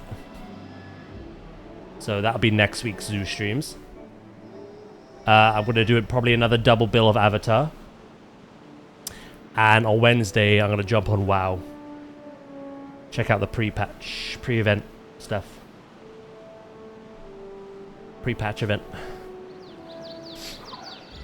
And then I think the week after that... Actually, is it the week after that?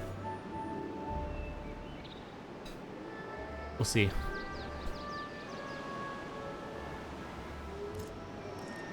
I want to give you guys a horror stream once per month. And I want to line it up with Payday. That way I can actually afford some games. So, it might not be in 2 weeks' time. It might be the week after that.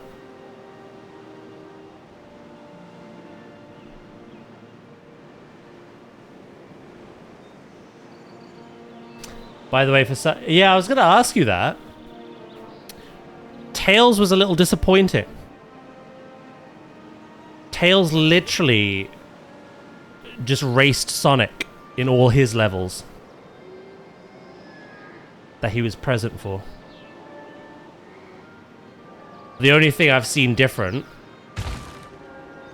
is his little, like, lucid dream with Froggy and the Echidna tribe.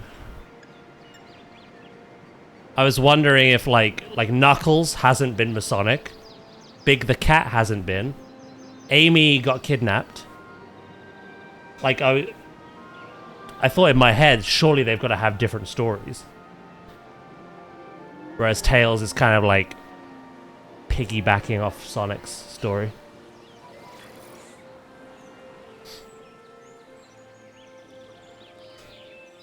Knuckles, Amy, Big, and Robro will have different playstyles.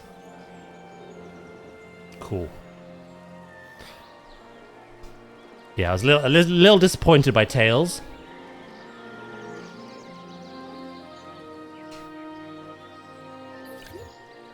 Also, I actually... Playing as Tails made me miss Sonic. Because I can never complain about the jank of Sonic's playstyle when you're playing as Tails and you can literally torpedo across the map with the upgraded flight boosters. That made me, like, just miss so many platforms. It is so jarring.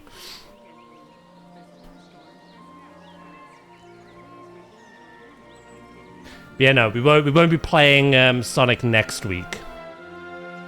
But probably the week after. We'll jump back in.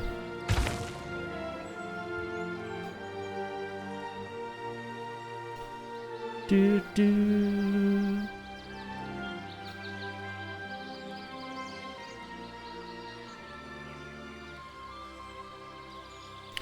Week after. I'll finish Tails and then I'll start Knuckles probably. I'll probably just go round in the order.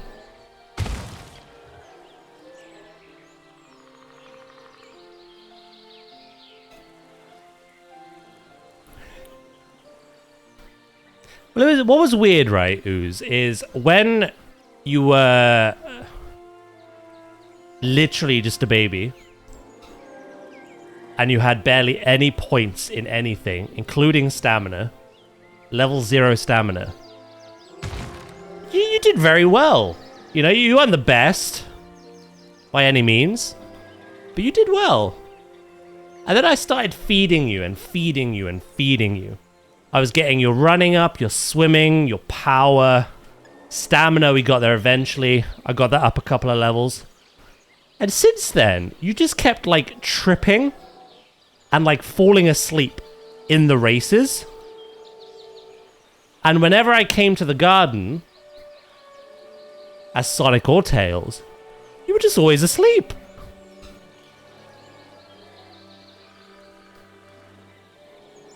So yeah, I had to rudely awake him. You got complacent and lazy because I was giving you all the attention.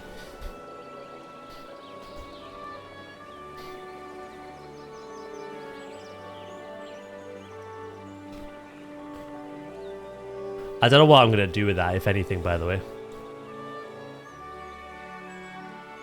Obviously, because our main content is Planet Zoo and Jurassic, we only have limited slots in the week to do other variety. AKA Avatar, Sonic, the horror stream once per month, so other games. You know, there's games coming out that I'm interested in. So I don't, like, I'll finish the stories for Sonic, but I don't know if I'll put in the copious amount of hours you need to train the Chow. I don't know.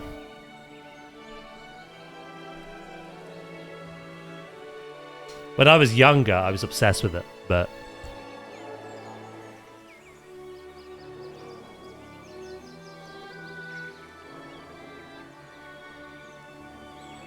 don't really have the time to do that.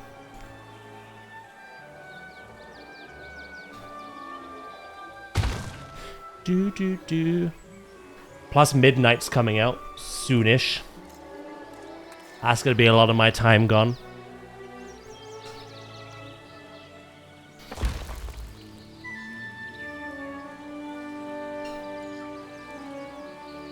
So yeah, I'll definitely make sure I finish all the stories. But I don't know about the Chow. The Chow Garden. Undecided. It would be fun to just like hyper train like you. Just like one Chow. Make it really strong. And beat all the races and win all the races.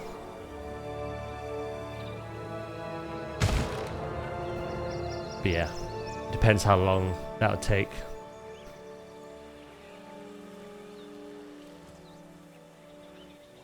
That's kind of a big commitment.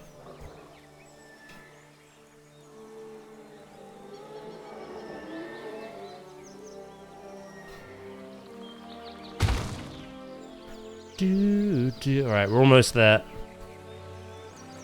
This has taken me quite a long time. It's a necessary detail, though. You have to add guest barriers.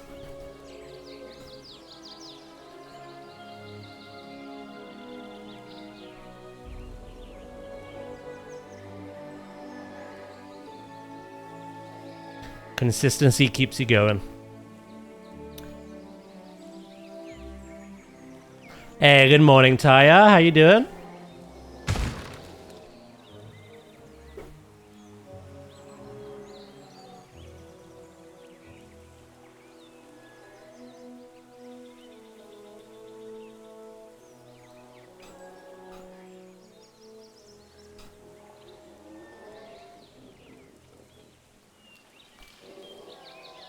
Right, what I have noticed is this gap is kind of closing in a bit, so I need to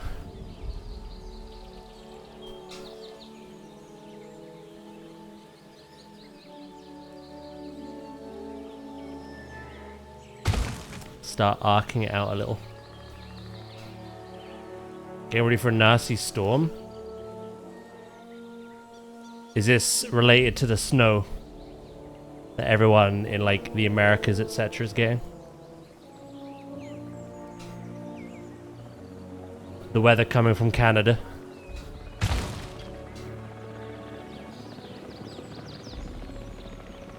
Yeah? Well, stay safe. Keep warm.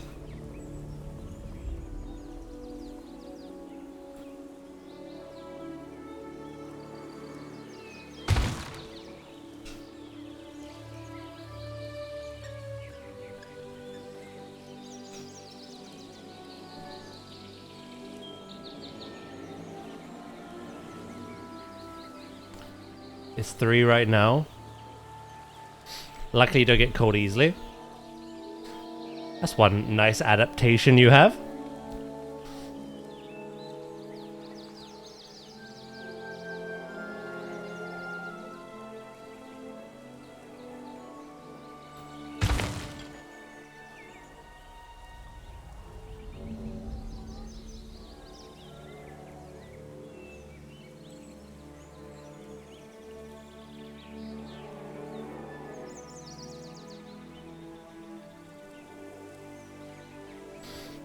Yeah, I do as well, actually. I was talking about it earlier.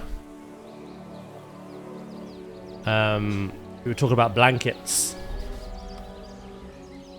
And we got into the topic of weighted blankets, and I said I've never had one. I've never used one. And people were saying they're really comfy, but you kind of get really warm very quickly. And I suffer from overheating anyway.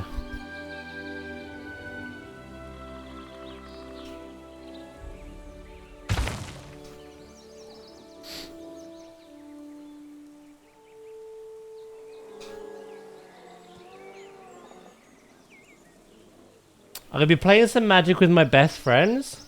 Probably won't be here for the stream's end, so I wish you all a great rest of your day. And I'll see you on Monday. Catch you later, Loki. Have fun with your friends. And have a good weekend, okay?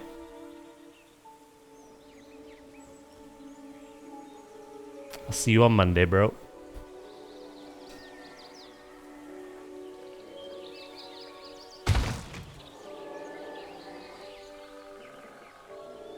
Oh, the end is in sight. It's like a mirage. I'm in the desert. Ooh. I've used weighted blankets. They felt restrictive. I think they're meant to. People want to feel closed in and cozy. But if you're kind of claustrophobic, they're not for you.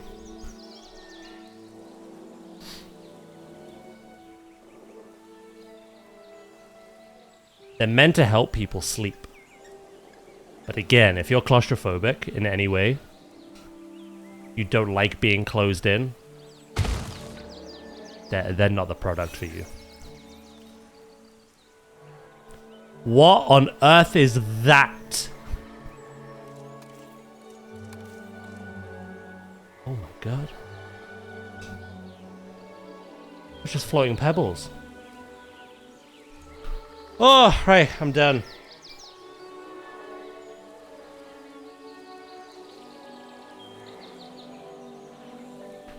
Whew. Another good walk complete. I'm not claustrophobic, but I do get panicky when my movement is restricted. That sounds claustrophobic.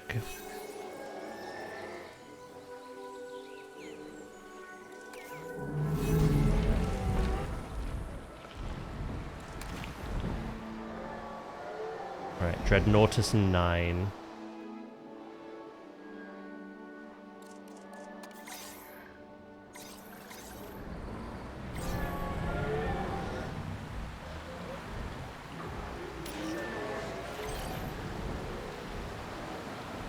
Or claustrophobic adjacent. Yeah.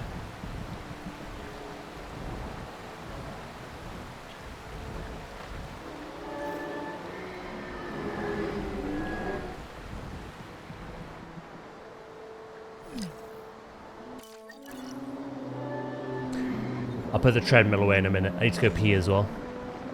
I just need to get rid of this big brute.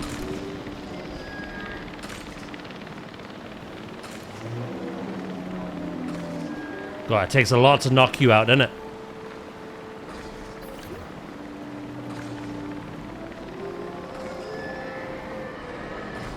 Oh my god.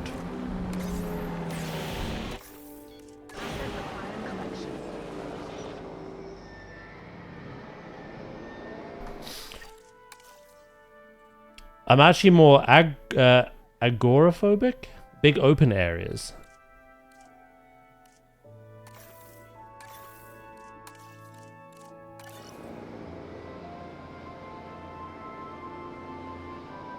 You feel safer in small spaces. But what gets you panicky is being stuck or bound.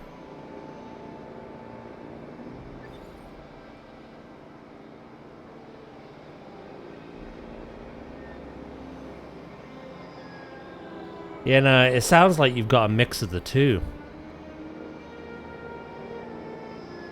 Depending on how small a space you're referring to, I feel like being stuck or bound or restricted, maybe not stuck, that's a bit extreme. Restricted comes naturally with smaller spaces. You seem to like a happy medium. Not too small, and definitely not too big.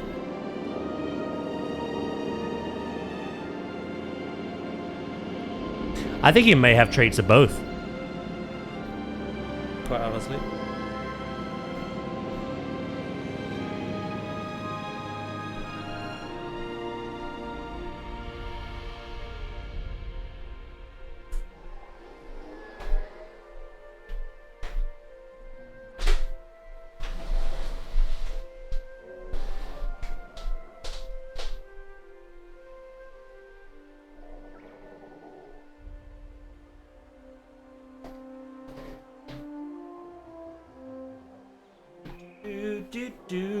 Right, I'm gonna take my shoes off, and then I'm gonna go pee, okay, chat? I won't be too long. Boy, oy, oy, oy. Once I've done with the fencing, I'm gonna go over the habitat again, make sure there's nothing else I'm wanting to do. I do need to try hide the ranger posts a bit better. In the other habitats, I've kind of like hidden them within like plants, within the brush. But once all that's done, I want to try finding a theme I like for the buildings.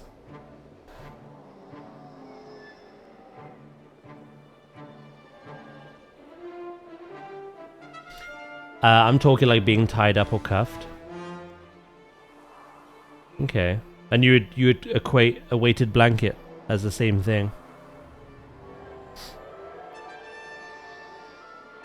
Hey Hunter mate, how you doing? Bear with me one moment mate. I've just come off the treadmill. I'm just gonna go pee. And I'll be back momentarily, okay? So I won't be long.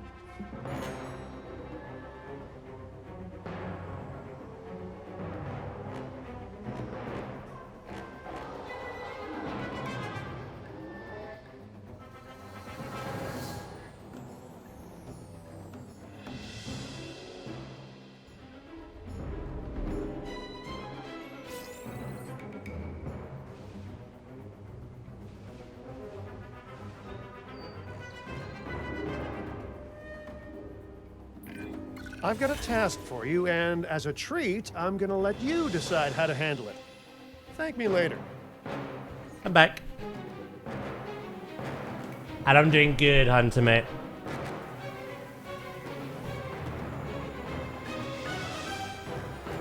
Cleithrophobia. So that's a different one. The feeling of being trapped rather than enclosed.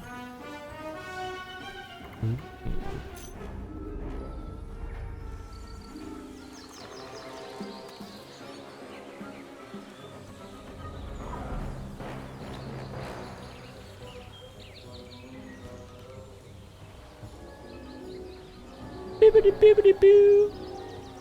Hello, Jay. How you doing, mate?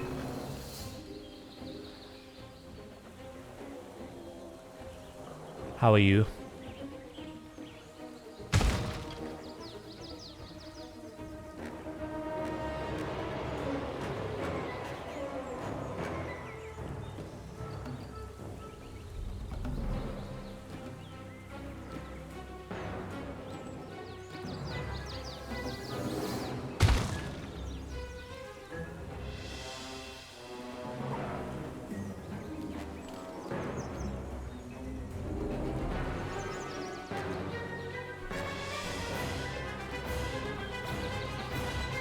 You know what I might challenge myself to do? Whether it's this project or another. The next one after.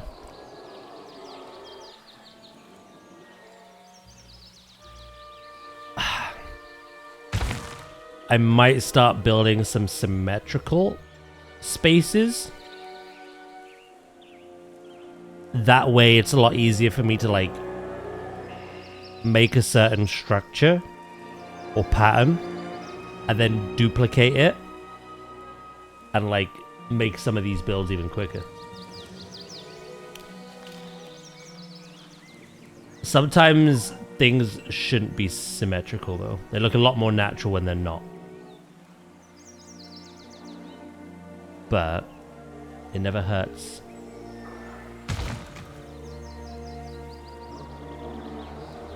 You're scared of heights? Only when the risk of falling is up to me. I can do roller coasters, no problem. Climbing a ladder is awful. Ah, okay. I get you.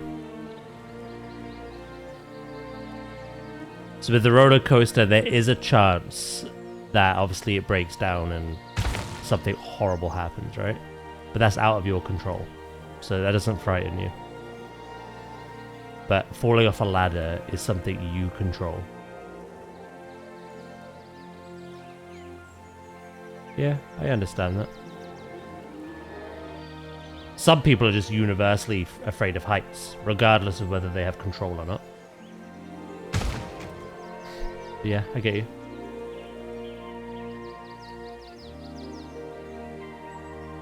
Well, it's like me. I'm not afraid of water. But it's a very, like, specific condition of water that I'm deeply afraid of. The deep and dark ocean. Places where thalassophobia can be triggered.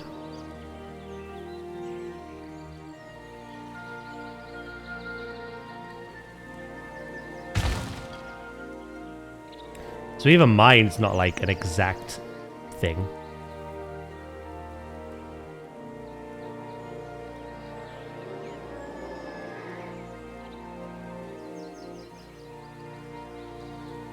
For you, it's the lack of control. I get that.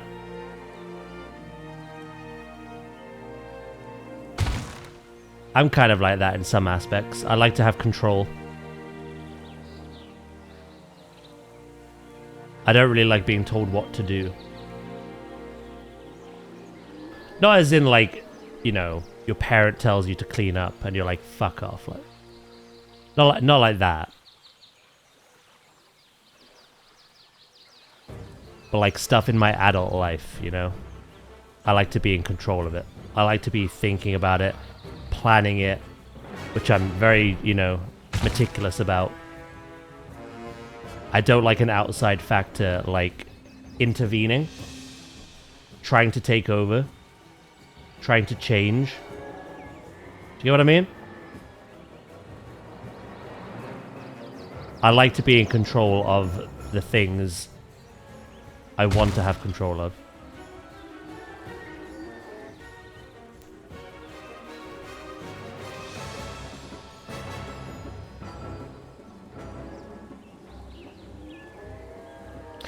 I've seen people stocking up on food, but the snow is only here for a weekend.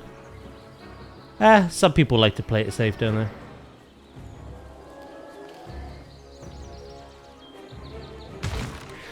That open water where you basically can't see the coast. Yeah. And the water's so dark and deep that you can't even, like, see anything around you.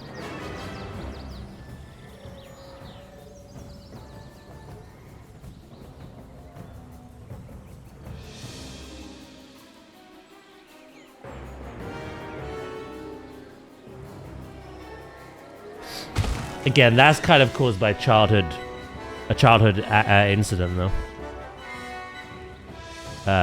A story I've told quite a lot. I just don't like knowing that there's something around me or beneath me, and I just haven't got eyes on it.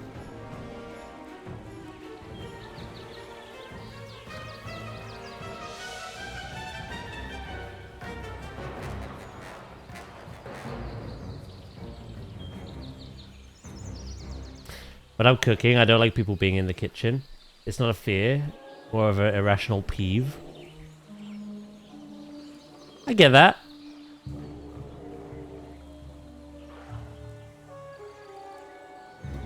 Some people like to do the cooking together. Some people like to have control. That's why their sayings like, too many cooks in the kitchen, you know? Could spoil the broth.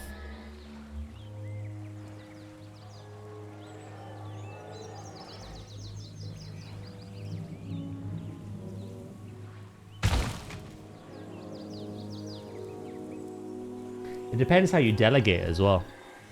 Like if you're actually like planning out a meal and then someone else is coming in and just like taking control or like interfering in quite a big way. Yeah, I get it. That would piss most people off, I think.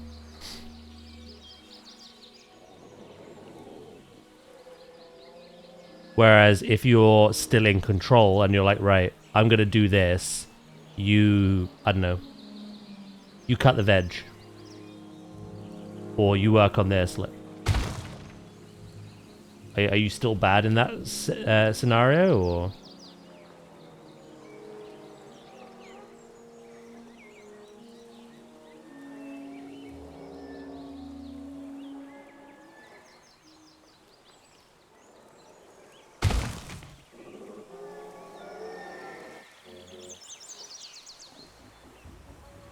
You have to do it all. Yeah, that's fair enough.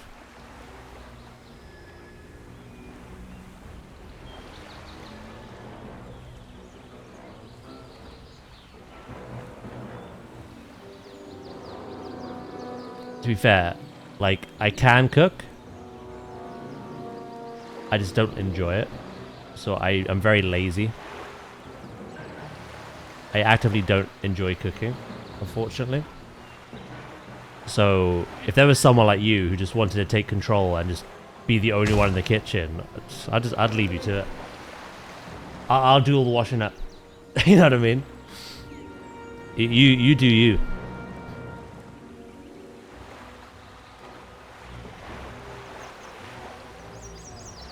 I won't interfere.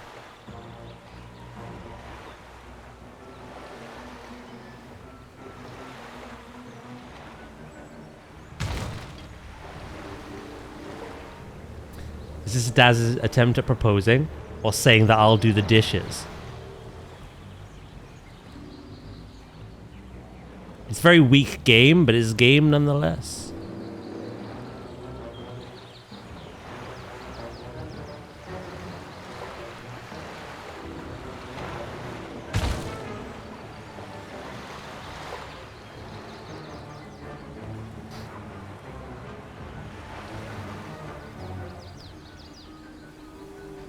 It's yeah. It's how we millennials riz. We offered to do the washing up. What a man, what a man, what a mighty fine man.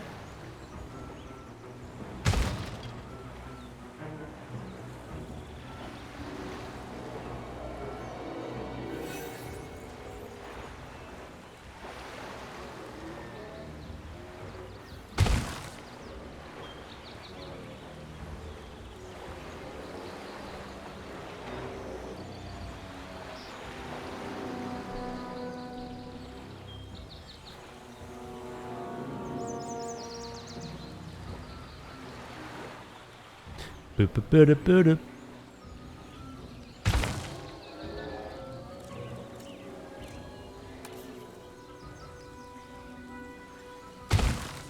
Honestly, this feels like it feels like a mirage. I feel like I've been getting close to that rock and the end of this fencing for like the last hour on the treadmill, and I'm still quite not as far now, but I'm still a distance away.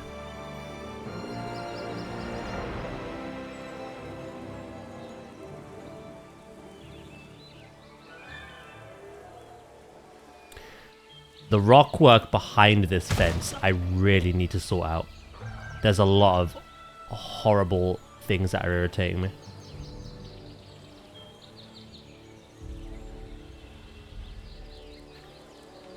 I don't know, it feels way too calm.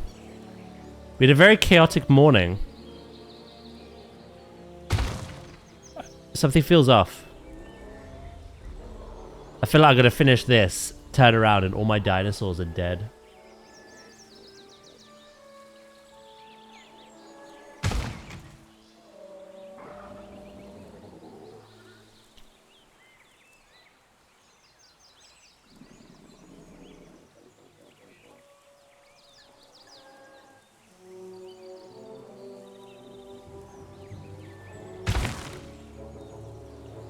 I'll clean without complaining. I'll take care of at least half the chores on a weekly basis without making a deal about it. That does sum me up. Look, I've been trained for this all my life with all the side quests, mate. I don't mind running chores.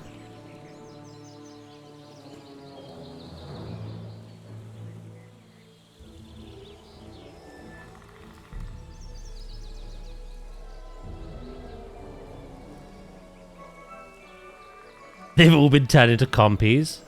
Is Gargamel here or something? Cast a spell.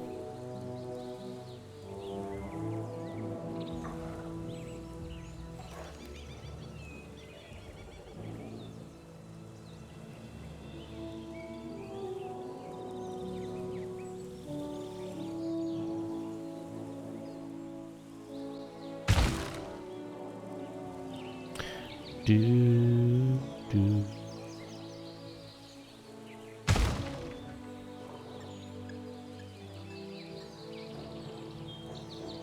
I'm putting in my mail order. Daz.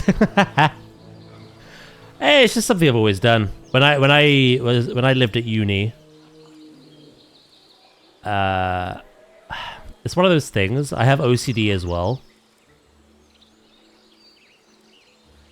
It's kind of bad.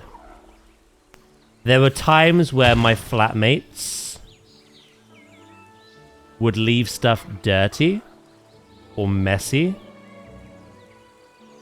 or like let the bin overfill, knowing that I would be bothered by it and that I would be the one to intervene and deal with it.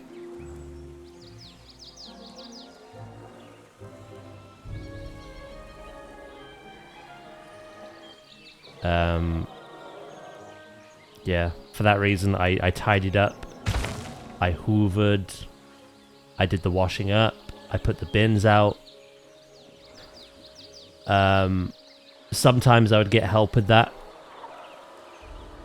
A lot of times not.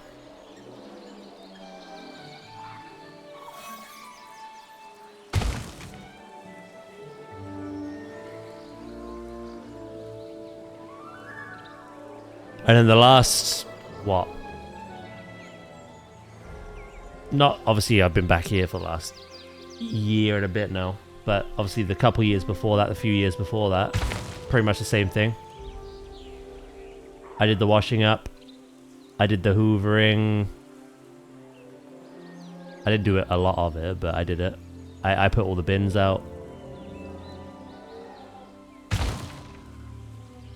don't know.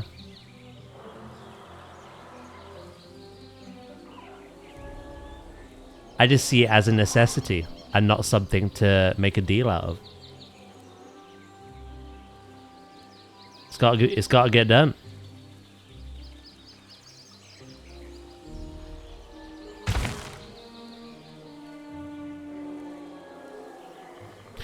Wait, is this...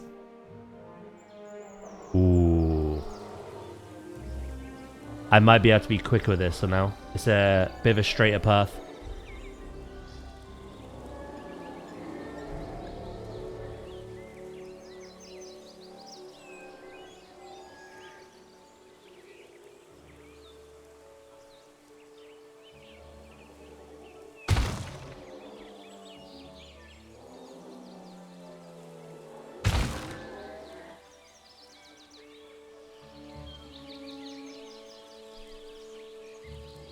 Oh yeah. To be fair, when you live with other people, especially uni, you meet some characters. People that have had everything done for them all their life.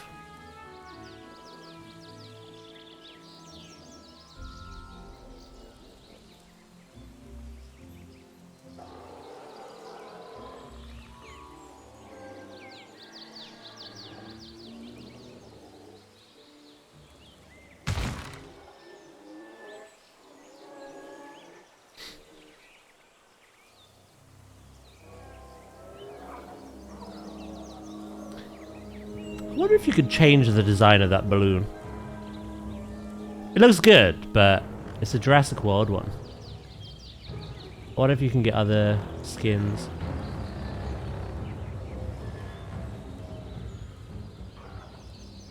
That's a good point. If the game somehow crashed, I would be livid.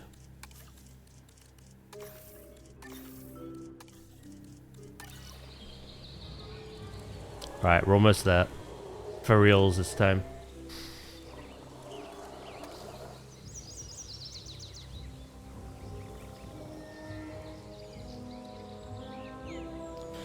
Yeah, no. I understand it. Again, I have that. I need that sense of control as well.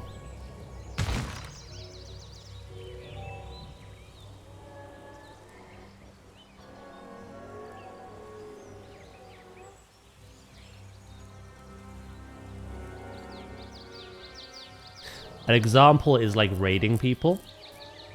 I used to be very good at raiding people, and then I had a really bad spell of depression and social anxiety. And I don't like to be rude. If I raid someone, I want to stick around for a little bit and like find out about them, find out how their stream's been, what they do on their channel, all that stuff. You know, I like to be polite before I run off and make dinner. I don't like to raid and run. Even though some people have good reason to. So yeah, when my social anxiety was really bad, I went through a period of just not raiding anyone. But then I got into a good spot again, and I wanted to get better, which we have been. I might not do it every single day, because some days I do have to dart off. But I've been getting better. But one of my pet peeves is when I'm about to raid someone and I get told who to raid. There's no maliciousness about it, but like, I'm in control. Like, I have people I want to... You know what I mean? Again, it's one of those control things.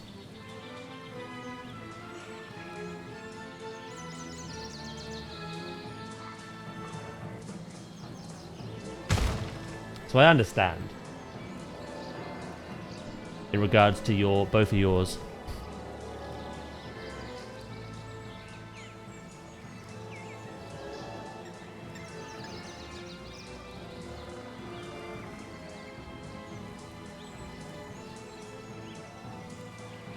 Yeah, no, like I'll have like I like to schedule things. I like to plan things out. I make lots of notes for myself, reminders. Every stream I have kind of planned out what we're gonna do. Obviously things like discussion topics and that I don't do, you know, we just, you know, see how the day goes. But I have everything planned, and I know like when I'm ending stream, if I have to dart off, I probably won't raid. If not, I know who I'm gonna raid, whether it's someone from the Jingle Jam team, whether it's a friend, whether it's something. I have like this structure. So when someone tries to interfere with that, it pisses me off. Even though they mean nothing by it.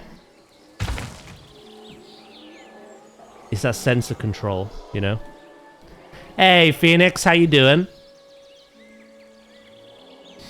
I was a bit of a character with one of my roommates at a boarding school I attended.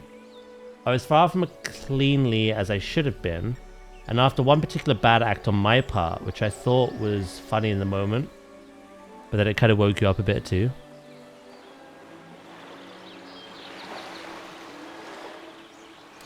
That is called maturing.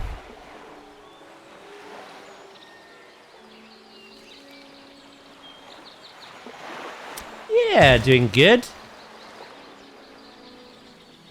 It's been a nice chill day of dealing with dinosaurs. I don't like how it's gone from extremely chaotic this morning to incredibly calm though.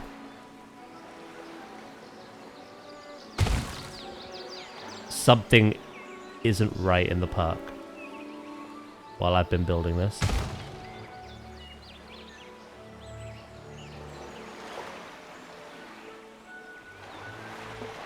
Yeah, it's going really well. I'll finish this fence off, and then I'll show you what we've done. If you want.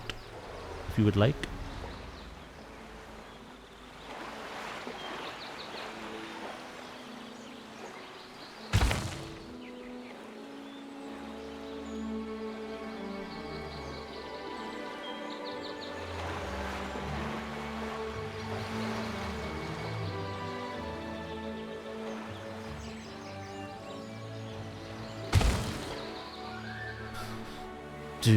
We just gotta get to there.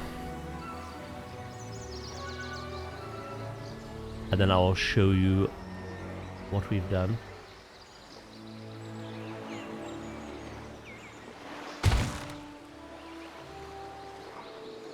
I've got to come back to this anyway because of the rock work on the other side. I need to clean up. It's a little messy at the moment.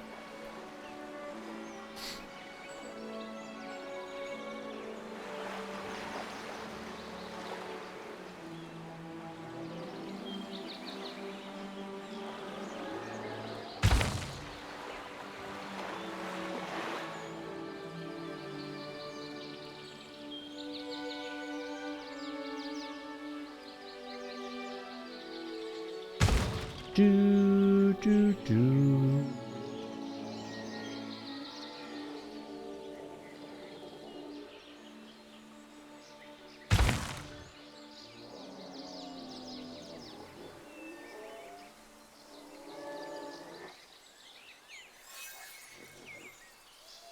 Oh, Dinocaris are beefing it out.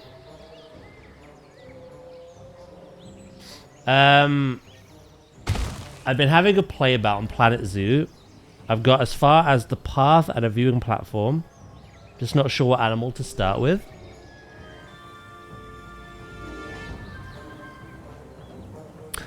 What game mode are you playing?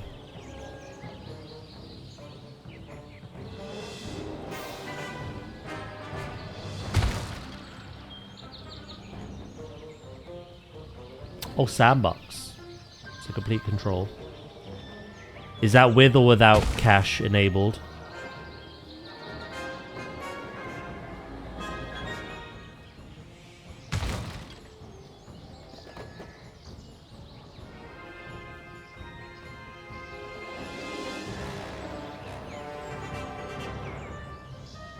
Because there's certain animals I would recommend if you are playing it similar to a challenge.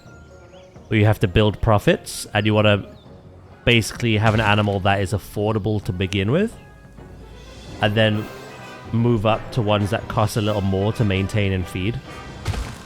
But if you're playing with infinite cash, can do whatever. If I were in your shoes, I would look into like real world.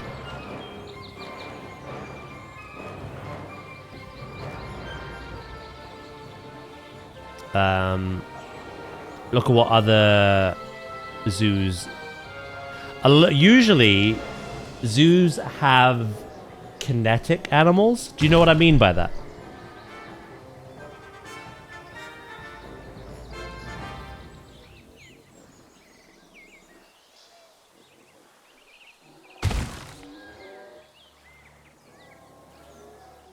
No. Kinetic basically means very active, very energetic. So a lot of zoos will open with things like sea lions or gibbons. Sometimes it doesn't have to be kinetic. It could be things that will draw you in. Things like flamingos, you know? They're quite noisy still, and they're very beautiful to look at. So that's something to consider.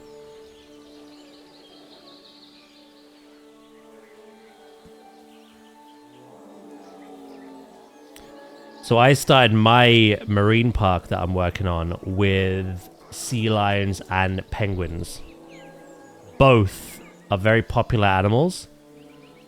On one hand, the penguins were quite cheap and affordable to look after, and the sea lions are very kinetic. They're very popular entrance animals in a lot of zoos because they're active, they're always engaging, swimming. You know, crowds love them.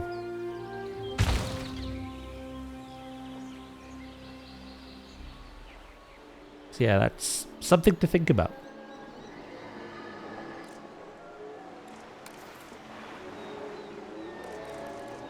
Oh, thank you. I appreciate that.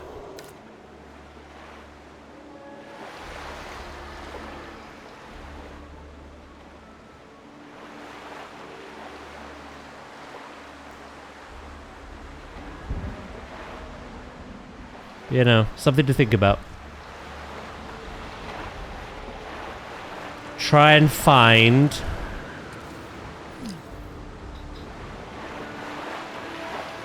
something that's gonna like add a splash of like color or like exoticness or excitement right at the start of your zoo.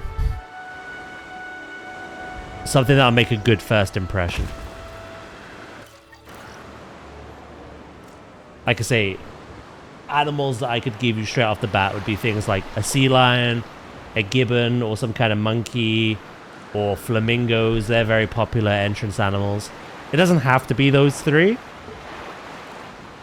but maybe consider it when you're making your choice. It may make your decision making easier, seeing as you're struggling.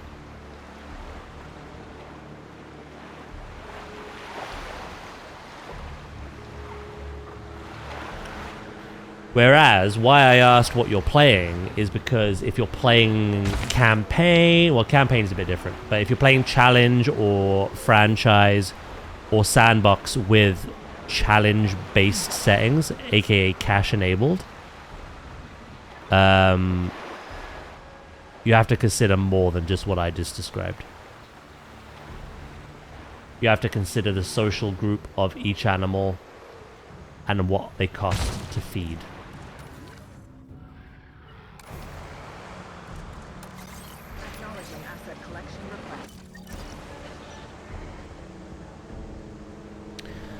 A good example of that was one project where I decided the fourth animal that I was going to add would be an elephant.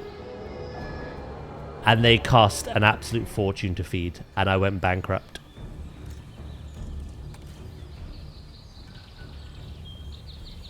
And another thing, if you want to get like proper realistic to consider, is zoos want you at the zoo all day. They want you at the zoo spending money. How do they do that? They put the most enticing things further in. What that basically means, if you go to most zoos, things like lions, elephants, and everything of the like are way further into the zoo, which forces you to spend more time at the zoo, walking around, buying food, drink, you know? You wouldn't have those as entrance animals. So again, that's another thing you could think about. My advice for you, if you're feeling overwhelmed, try, I don't know. Are there any zoos near you? IRL? Hey, Kuma, how you doing? How are you today? If there's any zoos near you or that you've been to in your life that you really enjoyed, use them as inspiration. What animal do they have at the start?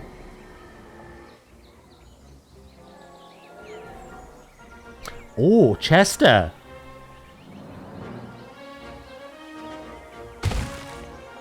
Nice. Dudley, Tricross, sorry. Is this a zoo like 50 minutes away from me?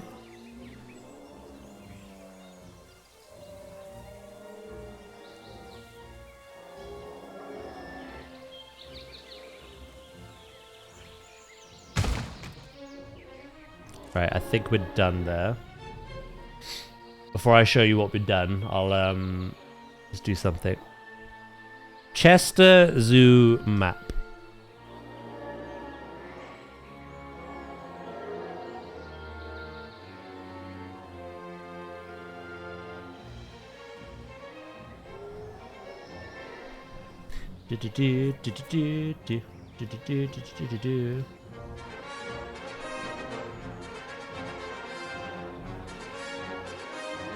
Oh shit, I think they do things differently. Do Chester Zoos have elephants right at the beginning?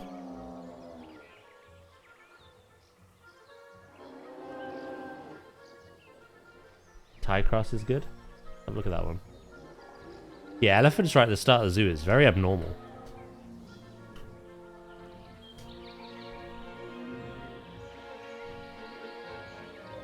Is it TY... No, TWY cross. Not TY.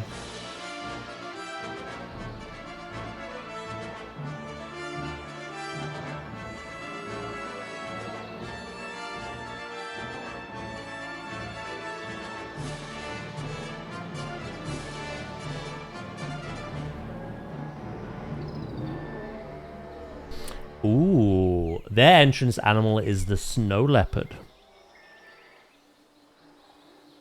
And then you kind of have like a discovery land with like loads of aviaries, butterflies, that kind of thing. It's a bit on the smaller side, this zoo, isn't it? Not necessarily a bad thing, but...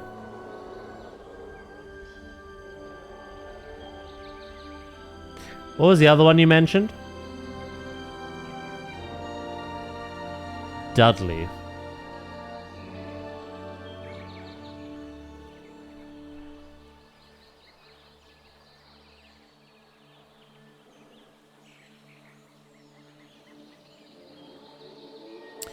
So their entrance animal is a flamingo. Again, very popular. Binturongs, but that was temporary apparently. Spider monkeys. Again, kinetic animals. Monkeys. And then after that, they've got tortoises. And then they've got aviaries with owls.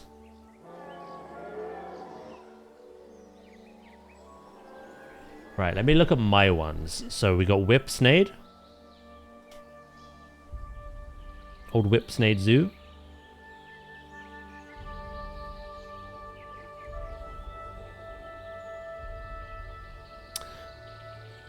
You can kind of go off in many directions, but again, very kinetic animal. The minute you enter Whipsnade Zoo, you have a lemur island. Like a walkthrough thing that you can go through. So obviously Dudley was spider monkeys and then flamingos and such. Some places gibbons. Whipsnade is lemurs. And then you've got kind of like a European segment with lynx, wild boars, bears, that kind of thing. Behind the lemurs, you have chimpanzees. To the other side, you have aviaries, aquariums, butterfly house, that kind of stuff. A lot of birds. Birds are good entrance animals, but Planet Zoo doesn't have many. And my other one, Longleat.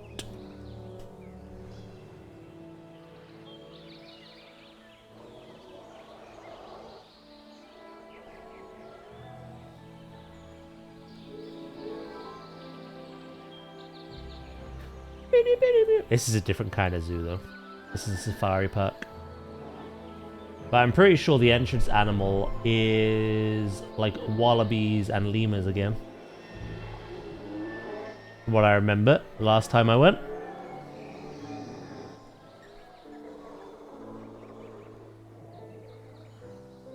Yeah, you enter, and then like you've got wallabies and lemurs and that kind of stuff around the African village where you can walk around. And then obviously after that you go on a car ride. It is a safari park. So you drive through all the zebra, giraffe, everything like that. That's a different kind of zoo though. Yeah, no, I don't know. Maybe that gives you inspiration. Some kind of ape, monkey, or lemur.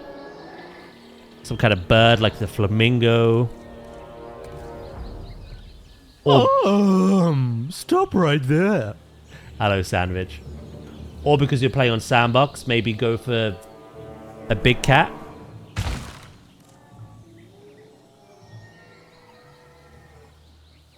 Paynton's another one I went to as well.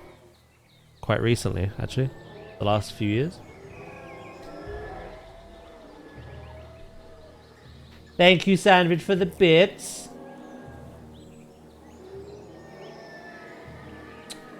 Why are they all so small?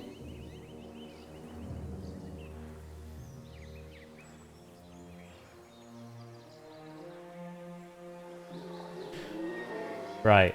So Paynton Zoo, you have flamingos. I remember that. You can actually see the flamingos before you even pay to enter. And then next to the flamingos, you have the gibbons. You have a gibbon island. And then on the other side, you got like the tropical house with all the lizards and insects. And then you've got like the birds, sloth. Again, spider monkeys, red pandas. And then the further you go in, you get things like tigers, gorillas, you know, crocodiles, binturongs. Yeah, again, entrance animal. Gibbon, flamingo, tortoise. So yeah, I don't know. Try use those kinds of things as inspiration if you're struggling.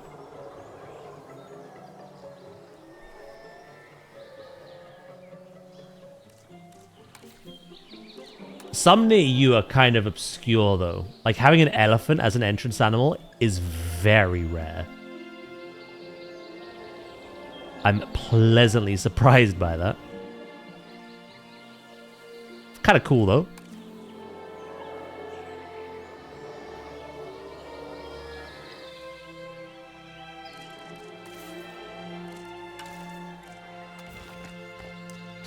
Apparently I have a zoo near me and I never knew about it. Ooh. You gotta go now, mate.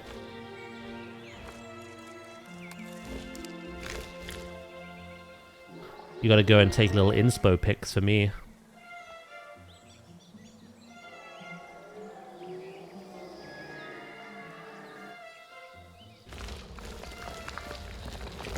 You're welcome, Phoenix. I get it. It can be overwhelming. I understand where you're coming from.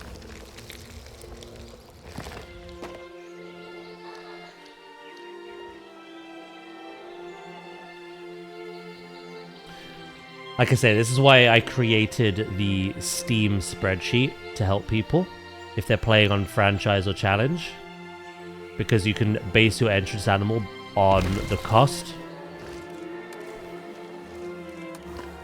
But if you're playing sandbox, yeah, the inspiration's out there. You just gotta decide on something.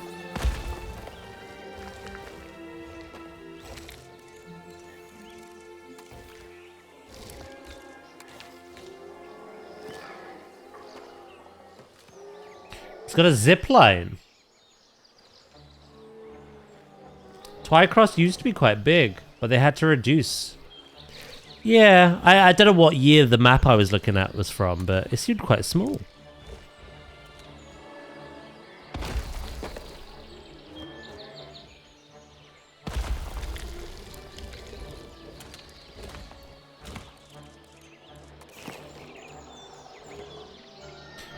Which is a shame, but no, if you have to do it, you have to do it. I imagine COVID didn't help. A lot of zoos were struggling.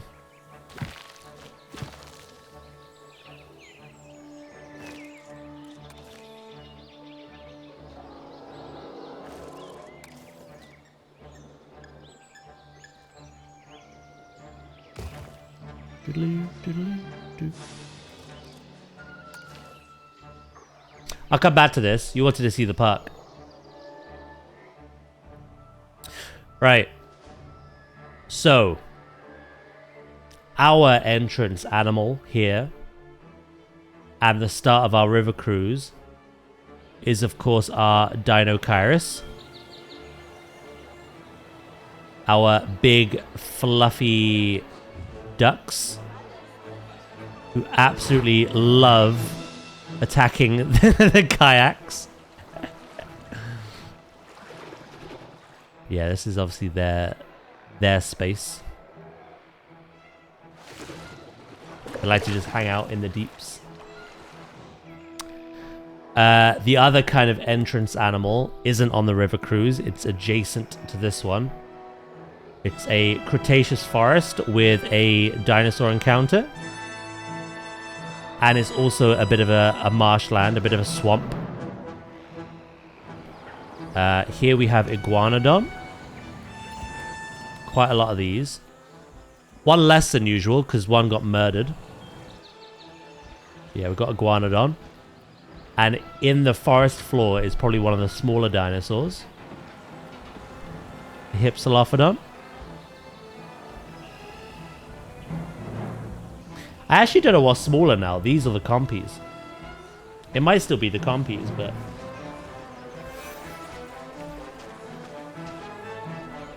yeah, no. This is their habitat. And then we've been working on the big herd. So we have Ankylosaurus, we have Gallimimus, Corythosaurus, and Dreadnoughtus. And it's been quite difficult maintaining all their habitats. But when the moons align, they're all happy. So I built them this like little stream, this river that goes uphill. You get a kind of a nice waterfall effect from that. Not as steep as the other ones like these. And then they've just got this large open space. All kind of built uphill until you get to this bit. And yeah, we've done a lot of rock work in the back. Again, this is the second stop upon the river cruise. You get a nice good view now, because all the dinosaurs hang out down here, which they didn't at the begin with. But then yeah, it continues on. Who did the murdering? Another Iguanodon. They fought to the death, and I don't even know why.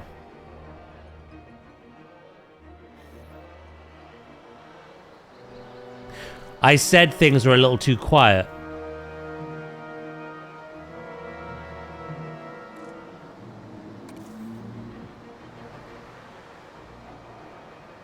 I knew something would go wrong.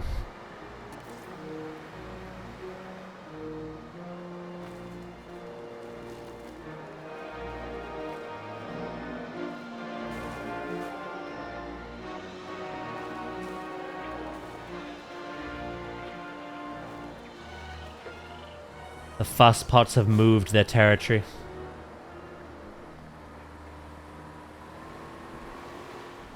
Yeah, no, some dinosaurs, especially if they're like ankylosaurs, triceratops, you stegosaurs, Paraliaguanodon as well.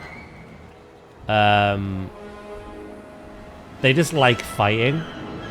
It's just something they do. It doesn't necessarily have to be like for dominance or whatever.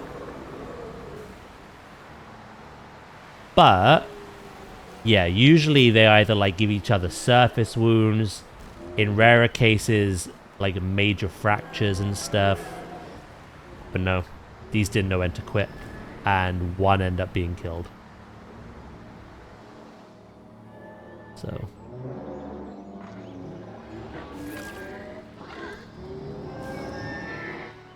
that's the way the cookie crumbles, I guess.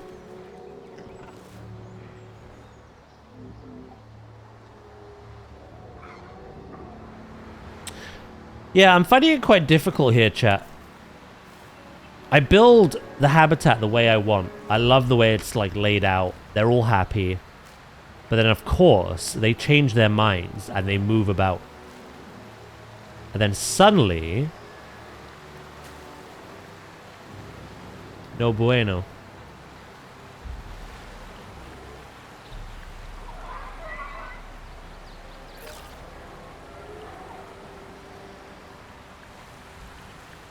Right, a little bit more wetland now.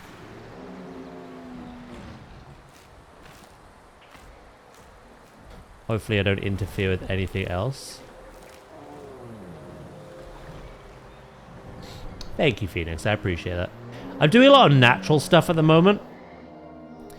Like, I want the guest area to be... Through the window, by the window, that is where I'll be. Come tiptoe through the tulips with me. Oh. Thank you, Savage, for the bits, bro. Yeah, I want this area to be like, obviously, a lot of construction. You know, we got realistic barriers for guests and for dinosaurs if they need them. But the actual, like, habitats themselves are, like, built within, like, the rockwork, the landscape that we're adding. Because landscaping in this game is so fun. It's something I can't really do in the zoo. Or if I would, it would just lag the game out. You know, I like it. It's open and natural. But on the next project we do in the future, because we're nowhere near being done with this one, I might make it more zoo-like. I might try to make Planet Zoo, but with dinosaurs. Those kinds of habitats.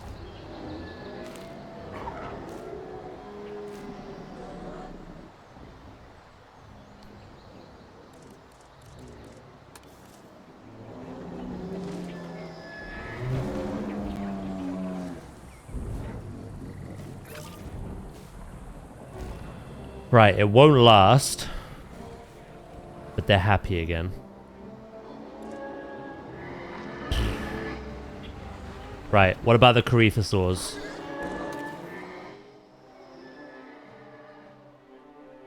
Yeah. What about the Gallimimus?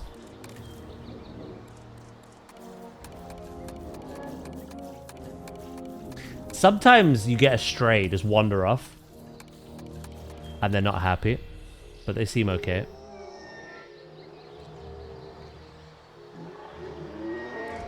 I'll check all these again.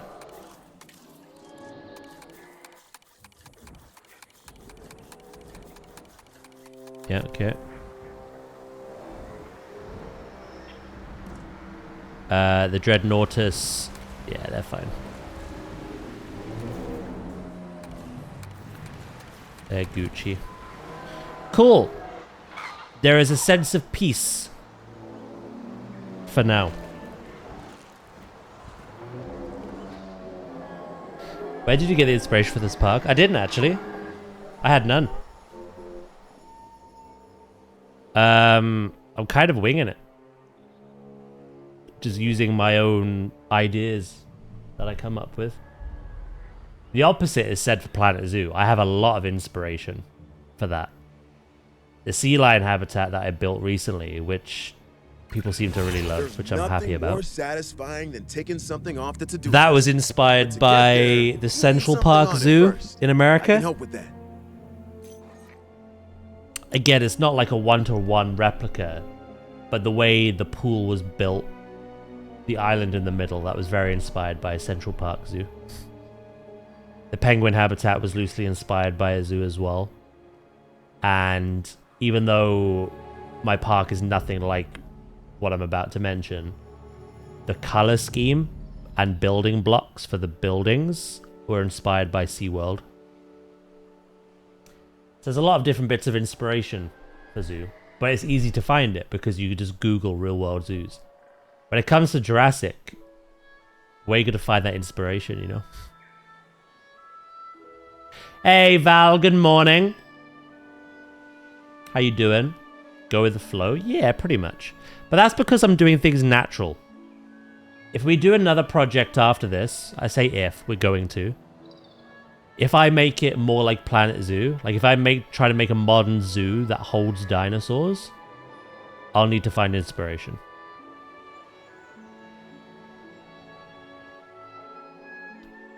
Because I'm building a park that's kind of like built into like a landscape, I'm just going with the flow.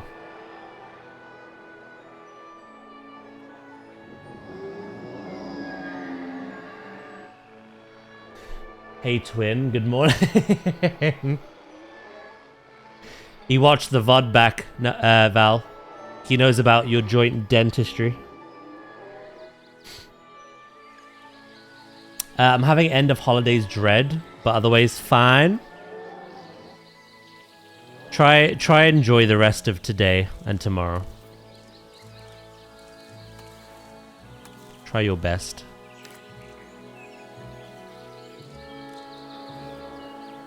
Why is that lowering when it's clearly raised? Huh?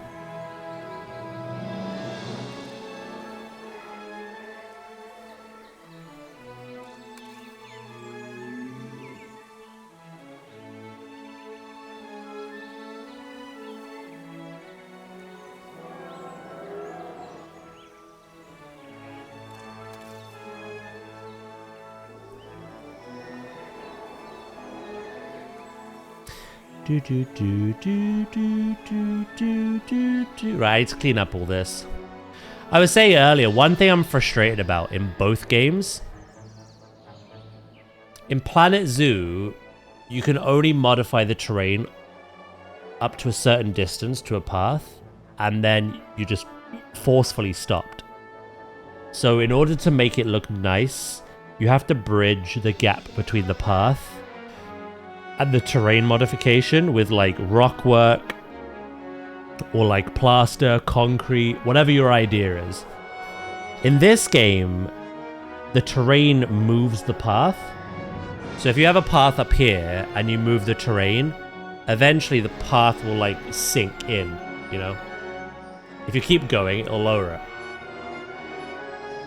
So again, you still have to have that gap between the path and the terrain modification. And at the moment, I've just been dealing with it with rocks. But I wish I could get closer. You know what I mean?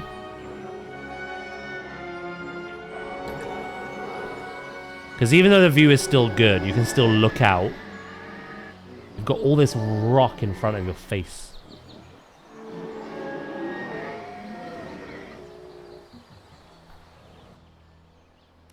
I want to get better at it.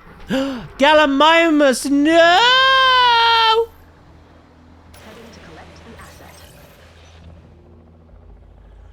Oh wow, there's a lot of fiddly stuff in this then. Both games. It's kind of better in, like, it's difficult.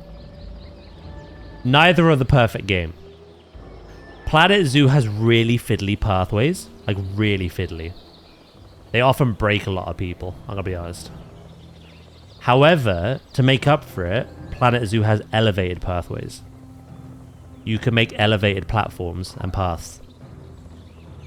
And you can even select the tunneling option to kind of like remove the ground around the path you want to build. You have to put some effort into making it look nice after that, because it'll look horrendous, but it has that. In this game, the paths are a lot cleaner, less of a problem, and you can lower them, raise them, or like slope them very easily. But you don't get elevated paths in this. You don't have elevated platforms or pathways. So like I say, if you're trying to build as close to the path as possible, you're going to have a little bit of fight back in either game.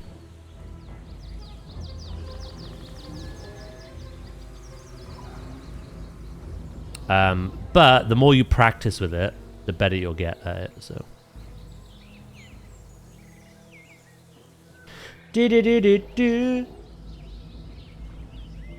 I can't believe we were at the dentist at the exact same time, also getting our teeth cleaned.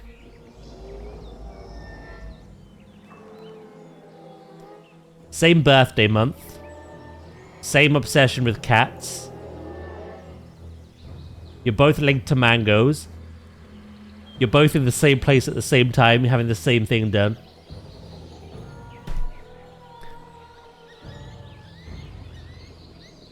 Val, to make sure we aren't twins in Feb, are you going to Disney?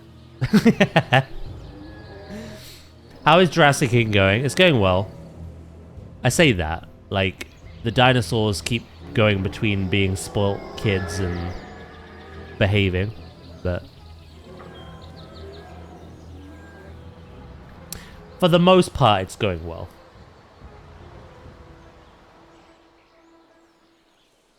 I don't think I'm just happy with it being, like, rocky. You know what I mean? With here, I know it's not sunken, but look how, like, green it is. And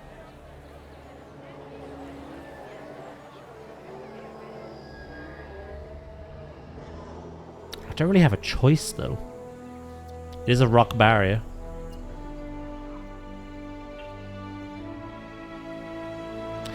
I'm gonna make it just like look nice. Can you see there's all this like jaggedness? I had to get rid of that.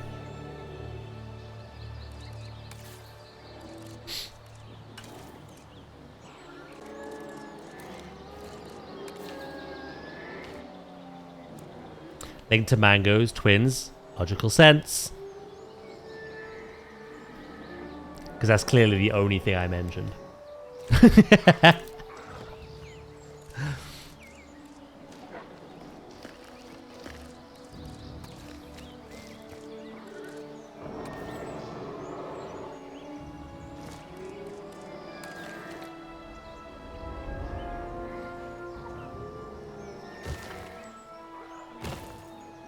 Stop fighting destiny.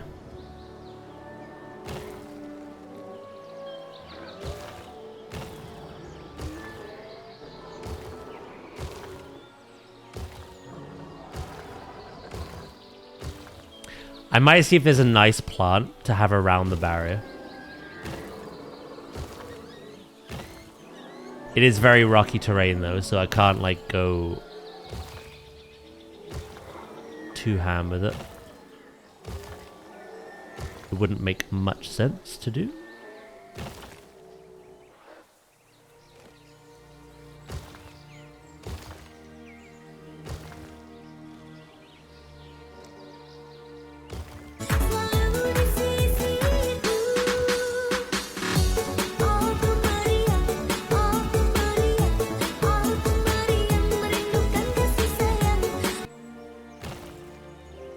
Hello, Hippo. How you doing?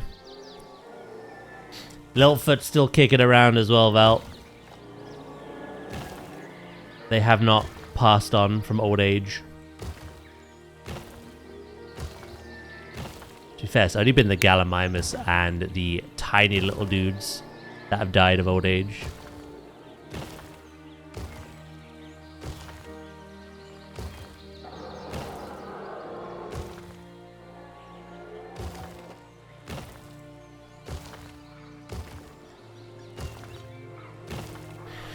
Keep on rolling.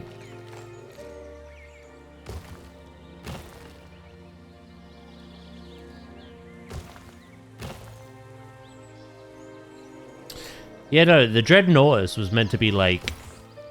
It was going to add some sense of scale to the habitat. You're going to have the main herd of like Gallimimus and the Corythosaurs. And there was going to be a couple, maybe even a few big boys in the background. Give you that sense of scale. They've not stopped breeding. I'm pretty sure Littlefoot has like 9 brothers and sisters at this point. I did have to get rid of some though. You can only have 3 males at a time.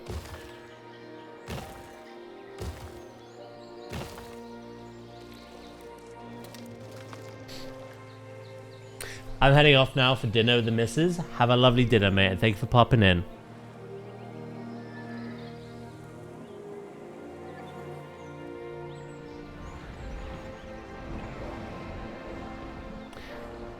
I don't know if I want to start a park project or continue my ecosystem.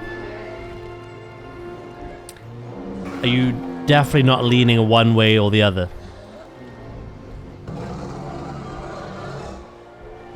That solves the meat shortage at the grill.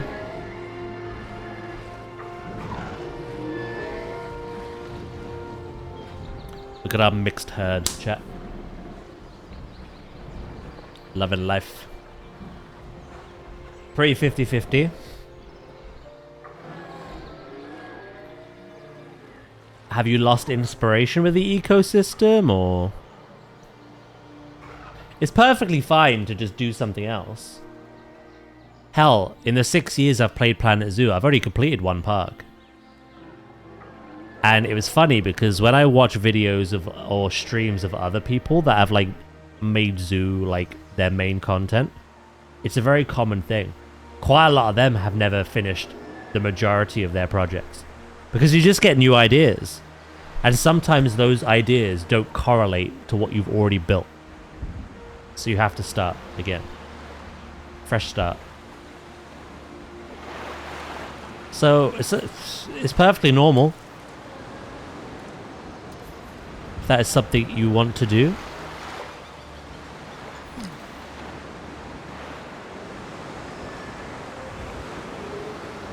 This is my 3rd park since the game launched. And honestly, the other 2 were just me playing around.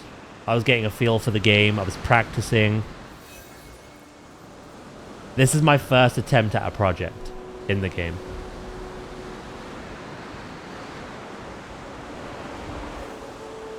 And my issue with Planet Zoo is I often burn out or lose inspiration because I'm not following a theme. I'm kind of winging it. So this time, as it's our last project before Planet Zoo 2, I have a theme. Hence why it's going to be a fully semi-aquatic park. I know what colors I'm using. I know what materials I'm using for the buildings. I know what animals we're adding. That's something I don't normally have when I start a project. Same with this. The theme of this is Cretaceous. These 2 dinosaurs in here are early Cretaceous, and their fossils were found in the same location, pretty much. This is called the Cretaceous Cruise. The Deinocheirus are Cretaceous. Every dinosaur in here cohabitating is Cretaceous, and their fossils were found in, like, the Americas. I'm adding the Carnotaurus, the Spinosaurus, a few aviary dinosaurs, and a few lagoons as well. All of which will be from the Cretaceous. So just having that central theme helps keep you inspired, I find. If you're very, like, just wingy with it, you'll often want to change things up. But that's perfectly fine, like I say. It's normal. It's perfectly normal.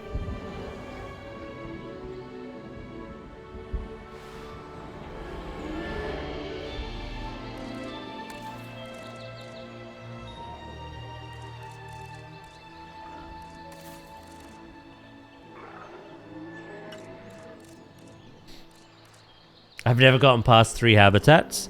One day you will. It just takes time.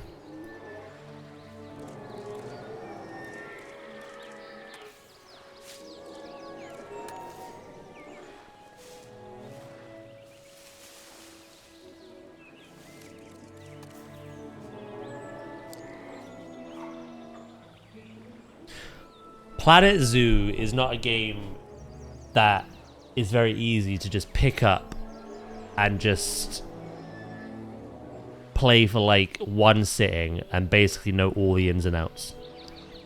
It's possible to like do that, you know, you can build with the barriers it provides, you can place down the prefab buildings it provides. You can play the game as if you were playing the old school Zoo Tycoon very easily. But the more complex stuff, be it management, be it construction, the modular building, that takes time. That takes a lot of patience and a lot of practice. I've had 6 years of practice and I'm still learning new things. You know what I mean?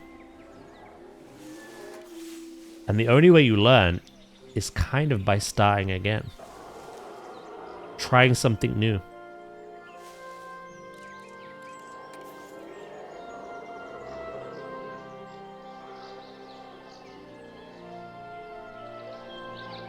It's a very fun game, but again, it's a very complex game. It's very easy to pick up and play it as it is, right out of the box. But if you want to get good at it, there's a lot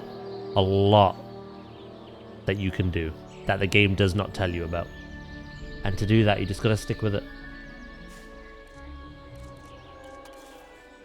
This game, I imagine, is the exact same. This is a bit easier to play. Right off the bat. But, yeah, no. Again, it's one of those that's... The more time you put into it, the more you'll get out of it. You know what I mean?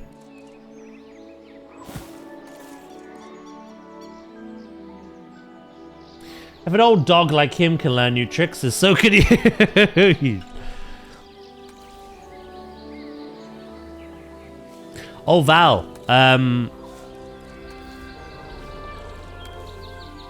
February 3rd, I've been approved for another front page stream. It's the first in a while. So that's happening. So that'll be fun.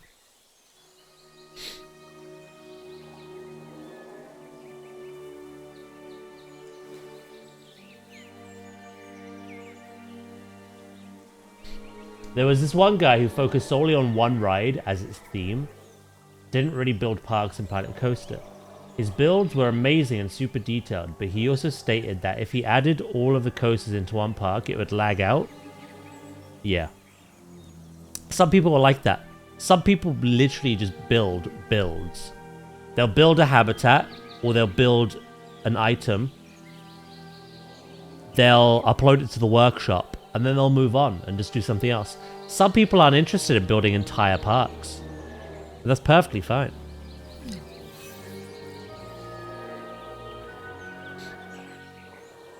I'd say any advanced building game with animals is quite hard. And that's exactly why I keep coming back to them. It's why it's our main content. It's so addictive. And I love learning.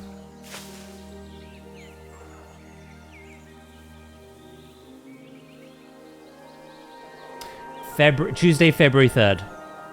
I'm going to put a ping out in the Discord later. I only found out this morning.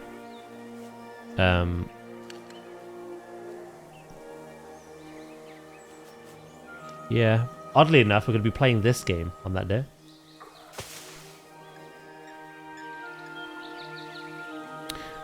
I'm going to build for a carnivore.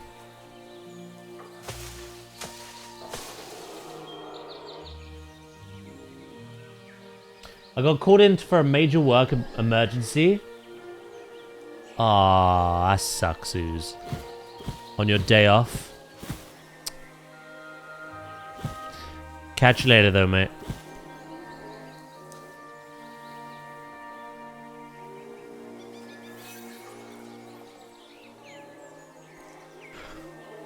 I'm trying to find something that won't clip.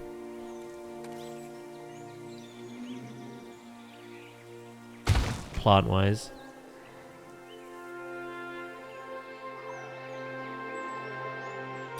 You know, Jurassic World is the easiest. Well, that's the thing. Until recently, until this game,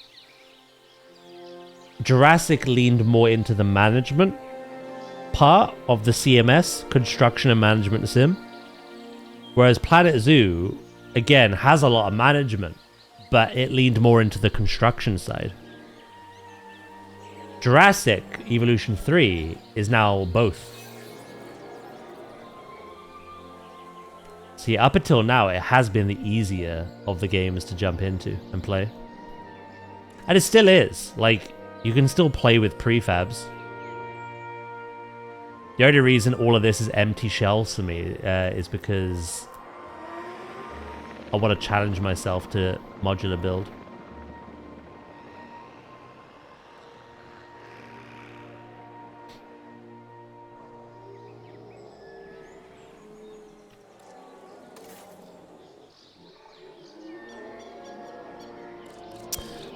Right. I kind of like the time. However, Eclipse. So I'm going to see what else there is.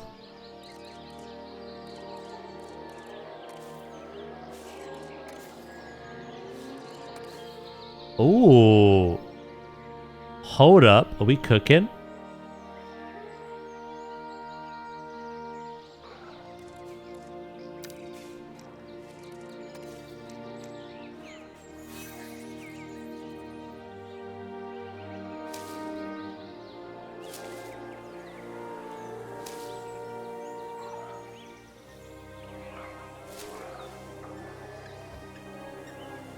I think that helps. It's not perfect, but it helps.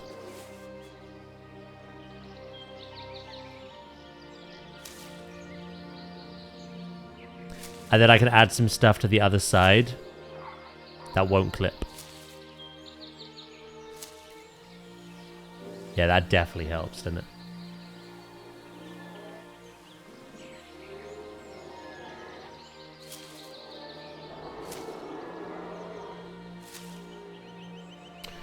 Someone's made a paleo-accurate Tyrannosaurus Rex mod. Nice. Enjoy.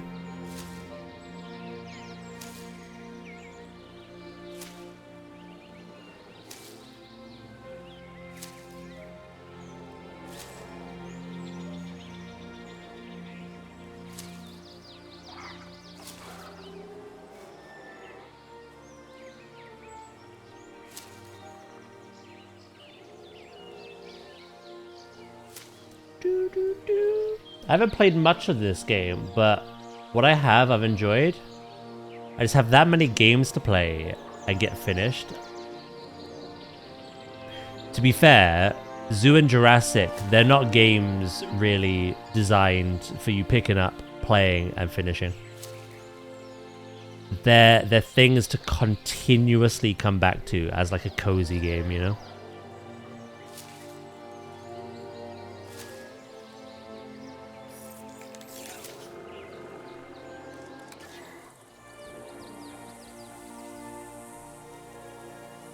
Gallimimus eggs.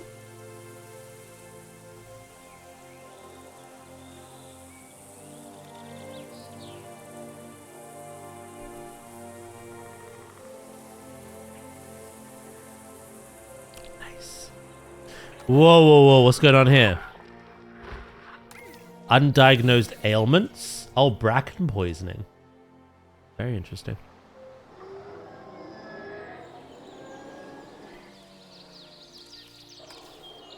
Yeah, no, I get you. Like I say, this games like this, if you're proper into them, they're just meant to be enjoyed over the long term. Something you'll pick up when you have ideas and inspiration and that drive, and then you'll probably put down to play another game, and then you'll pick it up again in the future. You know what I mean?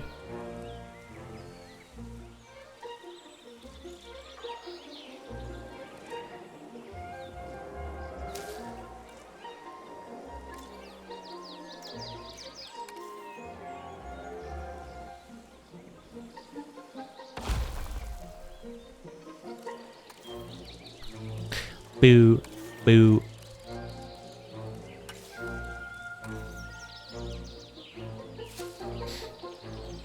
I don't get the fan base in the modding community that thinks paleo accurate dinos don't have a place.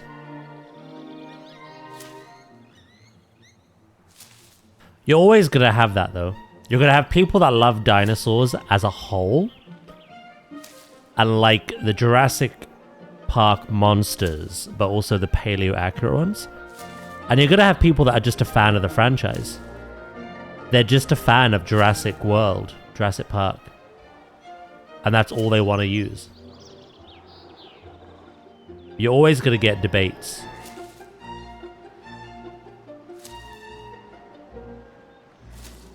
I'm not pulled either way. I'd happily have both. I don't mod though. I don't like to mod this game or zoo. I like to play the Frontier experience. But yeah, no. There's nothing wrong with it if you ask what you want to do. I think paleo things could look cool. Having choice is never a bad thing.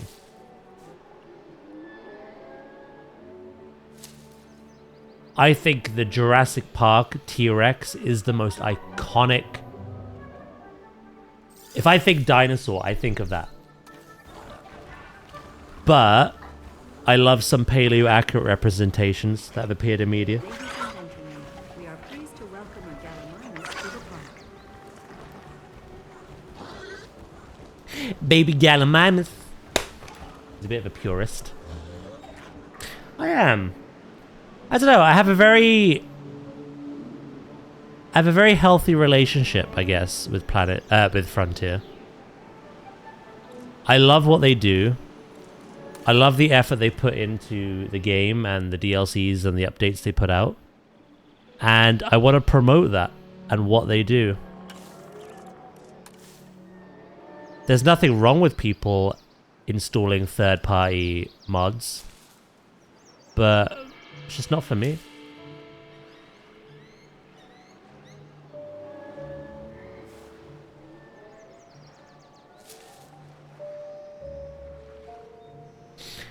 I think the Jurassic Park 1 T-Rex is also the most accurate one.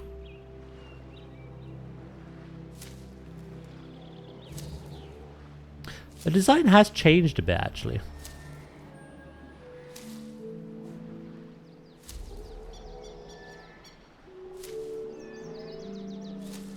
They did slightly alter the design of Rexy from Jurassic Park 1 to Jurassic World and beyond.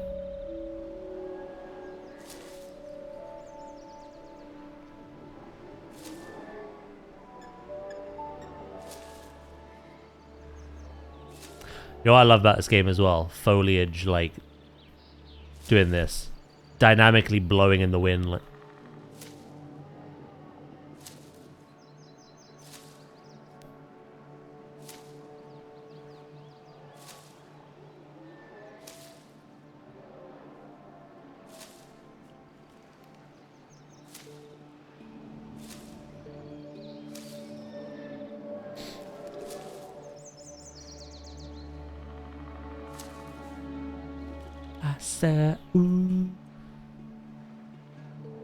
I don't know how far along we are now,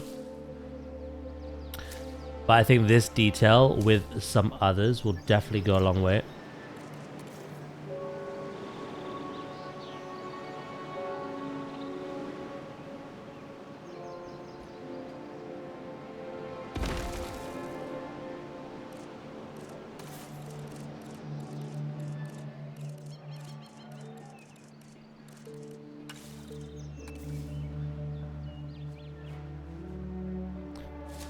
Yeah, no, like I say, there's two different fan bases.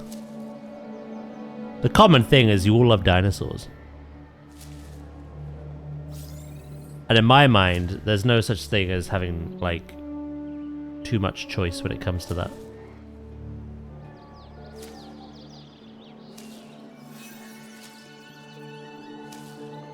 Plus, what you add to yours, like your park, and what you choose to use mod-wise, etc., that shouldn't impact anyone else. They're not seeing what you do. They're not playing what you are.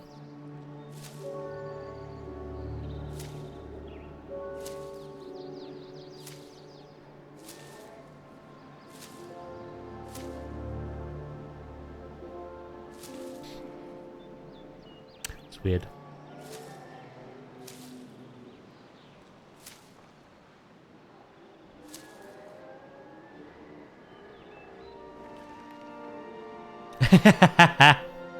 You're damn right it is.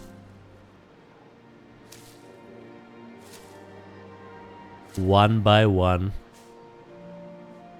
Now, it doesn't clip normally, but during like extreme weather, where this is blowing about the place, yeah, I'm noticing a little bit of clipping, but I don't think I could be a pure perfectionist here.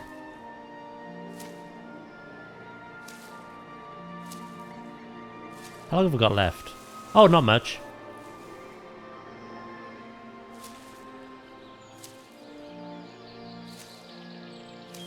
Now, this is mostly rocky, but it needed something.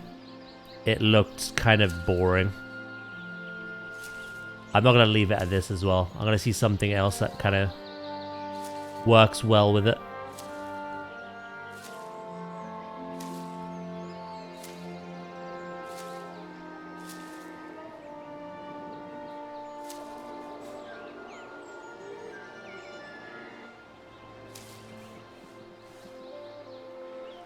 Yeah, when you're up against the barrier, that looks so much better.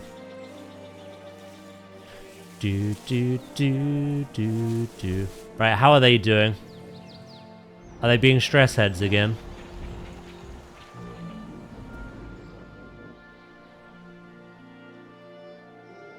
Oddly enough, no. They're behaving.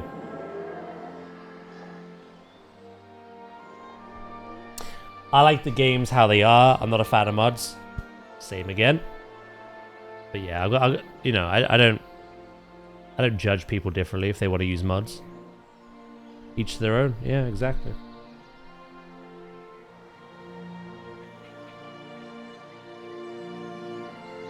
Do you know what? The way I look at it is kind of like Pokemon.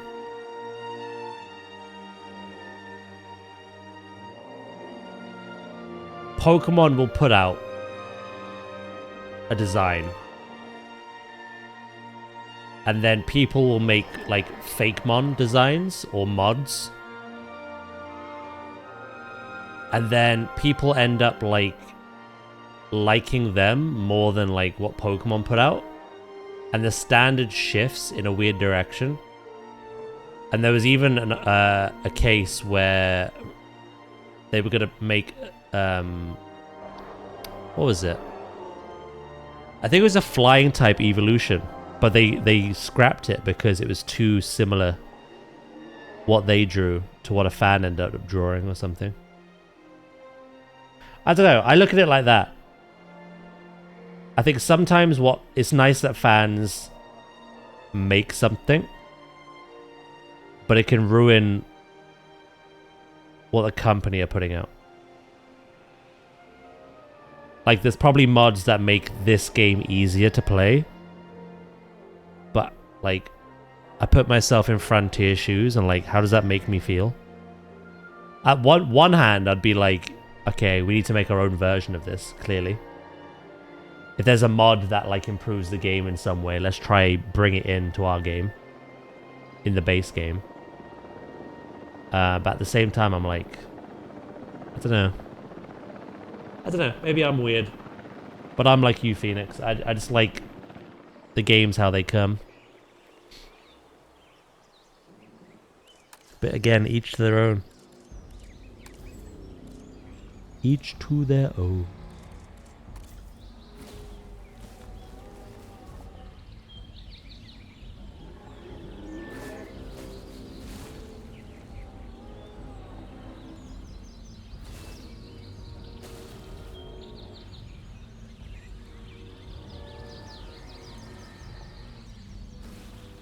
I'm amazed that I'm allowed to do anything like this.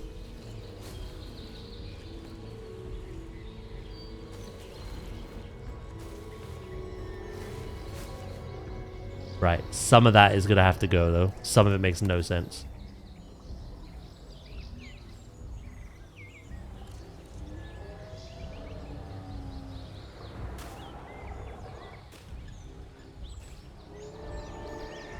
That has to go.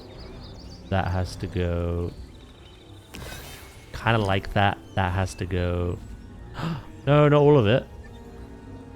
What's this bit?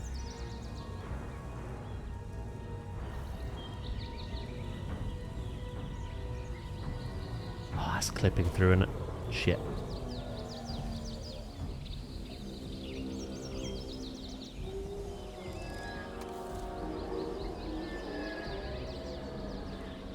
Yeah, no, like, again, it works both ways. Things get complacent if they have, like, no competition. I think the game Prehistoric Kingdom was a good example of that. I think that game gave, you know, Frontier a bit of competition when it came to a dinosaur management game. Like you say, I think mods probably do that as well.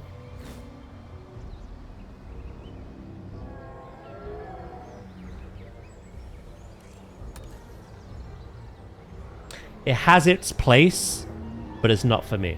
That's basically what I'm saying.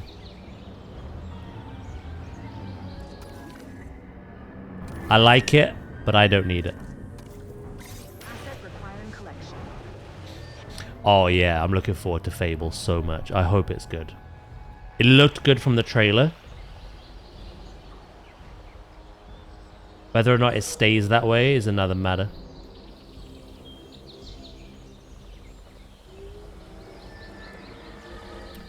What do you think? That looks infinitely better, right?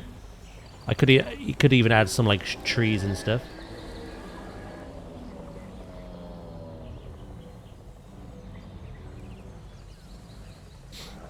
Transit has commenced. Yeah. I think you're right there, Kuma. I think it definitely pushed them to like... I think the whole thing about like breeding baby dinosaurs, I think, was the little nudge from Prehistoric. You like it, yeah? What else could we do? I'm currently looking at dynamic foliage rather than other foliage you can scale.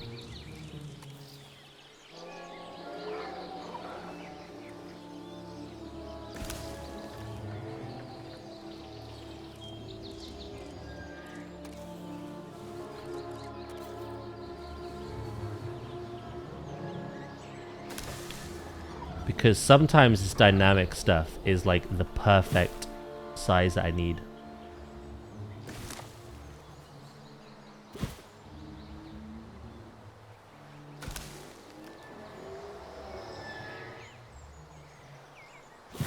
I like when leaves and that go through a fence panel, like the gaps, not the actual wood itself.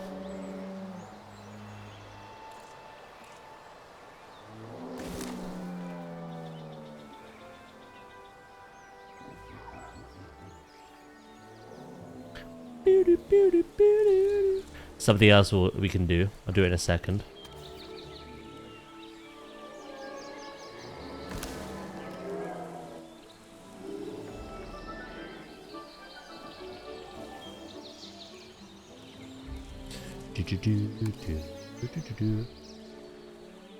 Yeah, I loved Fables 1 through 3, to be honest. I really enjoyed them. The new one seems to be going back to its roots on like how it plays and everything, so...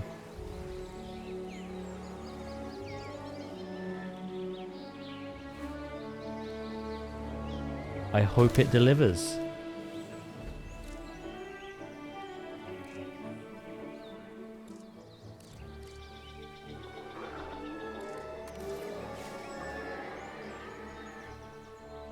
This. I love this as a plant. It looks very like mossy.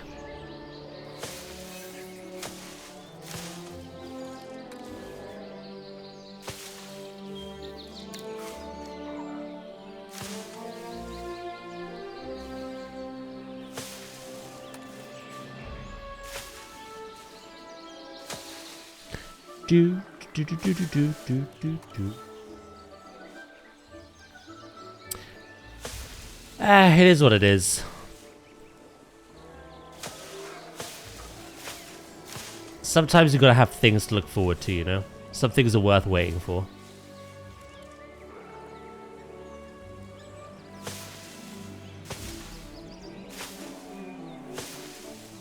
I personally have enough to play at the moment, but also there is some stuff kind of trickling in at the start of this year.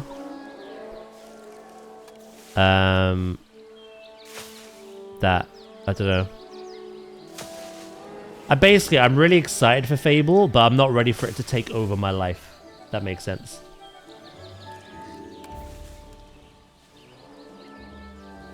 I want to wait a little bit.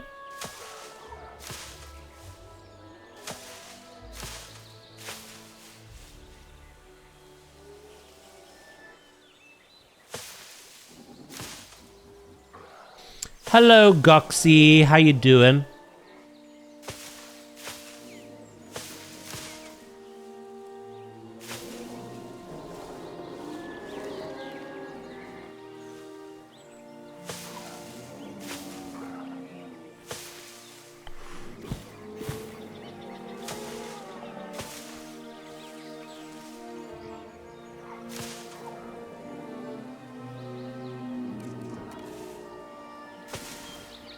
About to get my Ally X sold. Sold? You're selling it?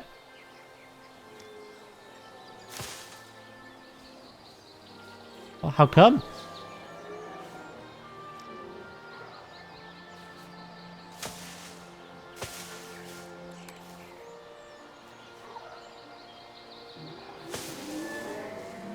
Ah. Not really making use of it anymore. Fair enough.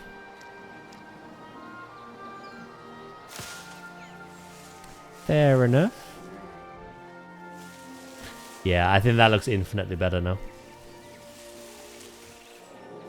It's not just like a load of rocks.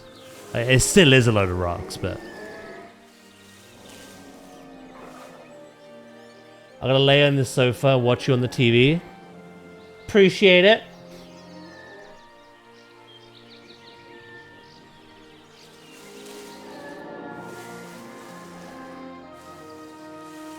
Right.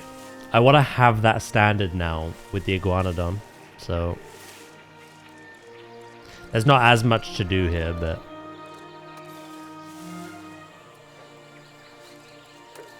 ooh, save as well. Save early and often.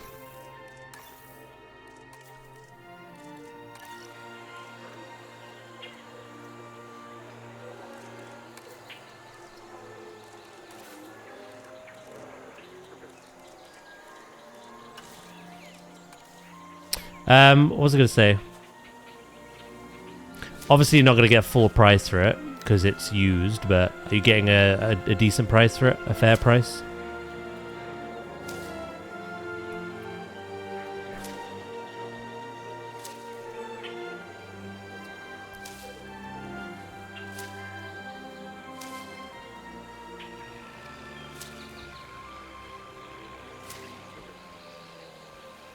Do, do, do, do, do, do, do.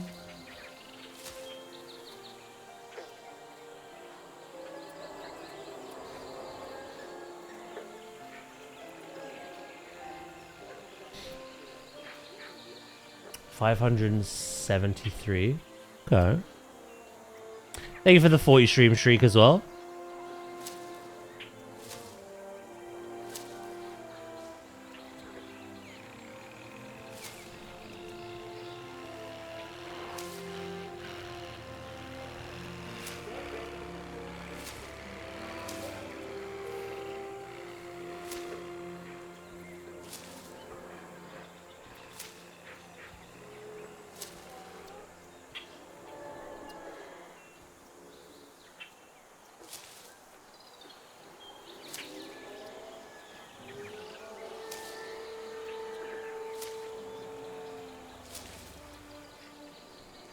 I don't really go out of my way to like find like shit that's happening like that.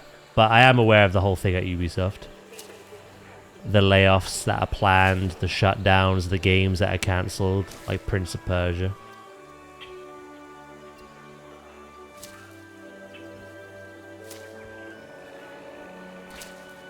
The creators of Avatar are done as well, are they?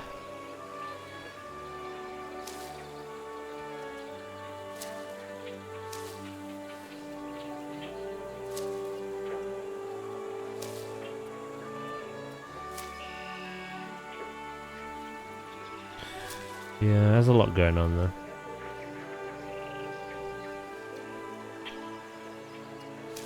I don't know, they're trying to like restructure, but with the same people leading it. They're laying off a lot of studios and people, and they're cancelling a lot of projects. They're saying they want like more quality again, rather than like quantity.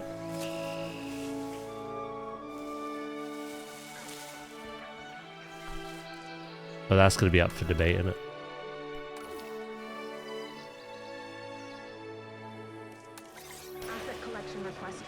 There was a Prince of Persia game being made. I don't know if it was a remake. I think it was a remake of Sands of Time. That's now been scrapped. And obviously, if what Goxie says is true, then Avatar, nothing will happen with that anymore. If there is any plans to. The Fire and Ash DLC may have been the last thing, I don't know.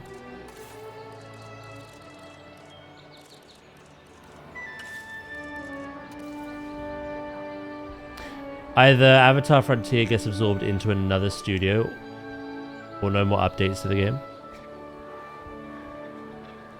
Asset being transported. Yeah, no, I don't know. I'm liking it.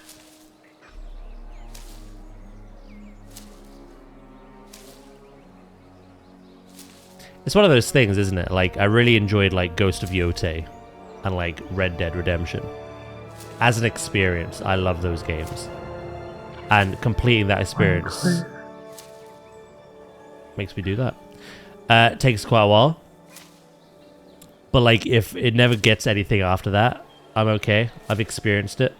I kind of like that with Avatar. I'm loving the game, and I've not even touched the DLC yet.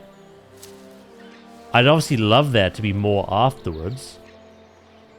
But if there's not... There's not. It's a shame, but... Sandwich, thank you for the bits, bro. Appreciate that. Yeah, Ubisoft just keep disappointing, don't they? It's a shame, because I love their games, but I hate their management.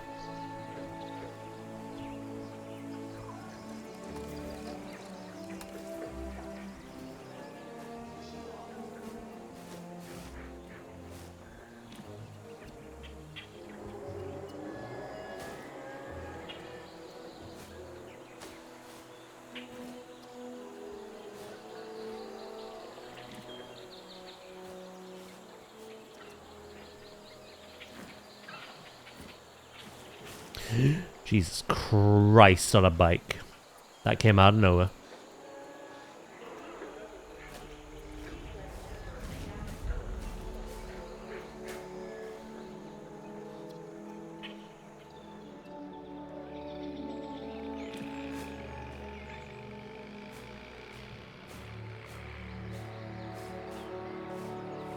What if this impacts their plans for Rayman?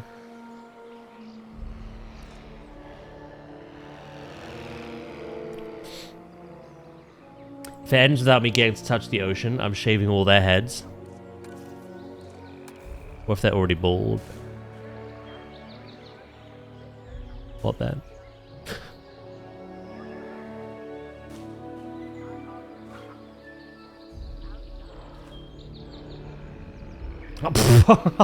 Shit.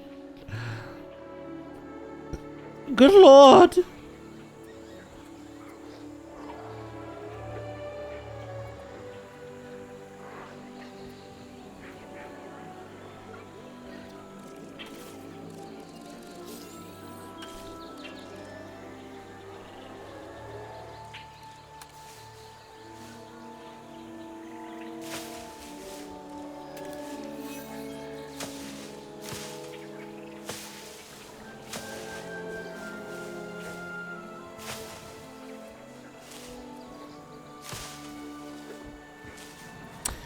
Yeah, no, this is infinitely nicer than what I had previously.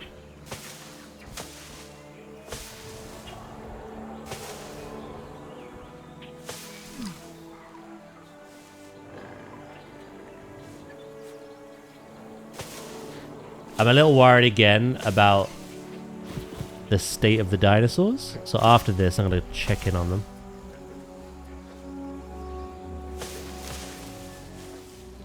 Yeah, that looks way better. It's still rocky, but look at that for a view.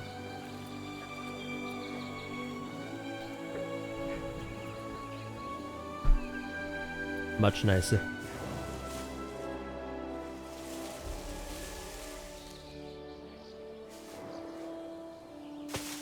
Sad part is they'll probably never walk along here.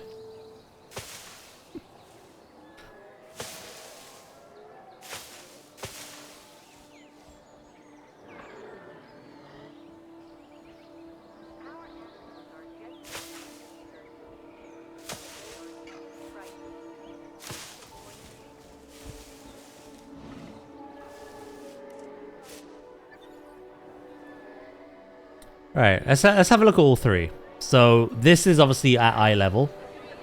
It's not a sunken one. So I didn't have to fiddle about with any terrain modification here. But this is our double barrier. The barrier to keep the Dino Kairos in. And the barrier to keep the guests away from that fence.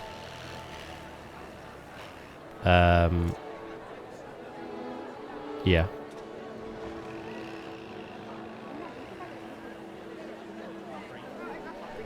Pretty happy with that. We've got a couple of trees, one back there, one here, to kind of break up the fence pattern as well. And then over here, the barrier is not nearly as long, but obviously it's very rocky. It is a sunken habitat. But now we've added some plants just to kind of make it look a bit nicer. I've got all this area to like spruce up as well at some stage. Same over here. Just some plants to help with the rock work. And then now we have it here as well. Not nearly as much. So it's a bit more of a sheer drop, whereas the other one kind of like cascades. But we have some foliage along that fence. Ooh, and I'm glad I looked.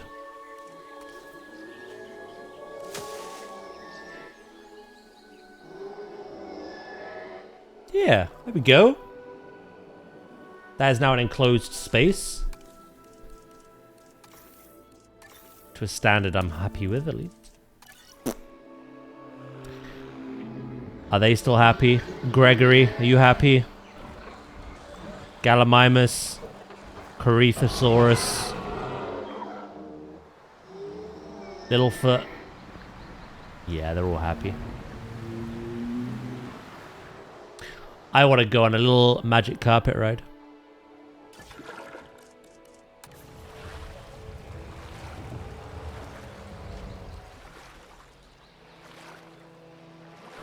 Because the view from this angle is actually very important. If something looks awful in this cam, I gotta change it.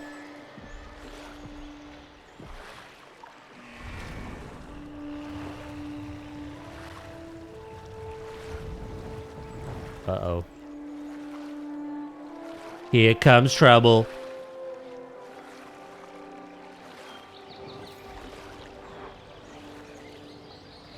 Just staring at me menacingly.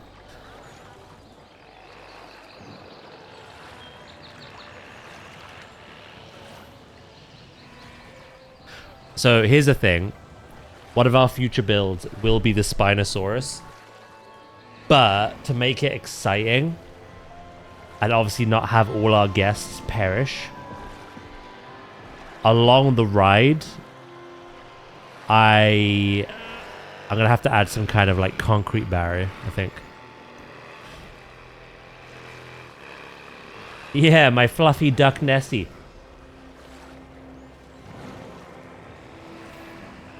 I get what you mean though, but his head's out of the water.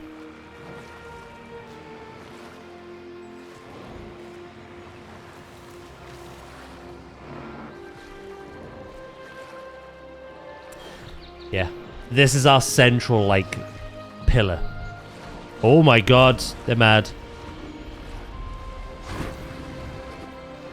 It tried to hit me, but it fell into the deep water and missed.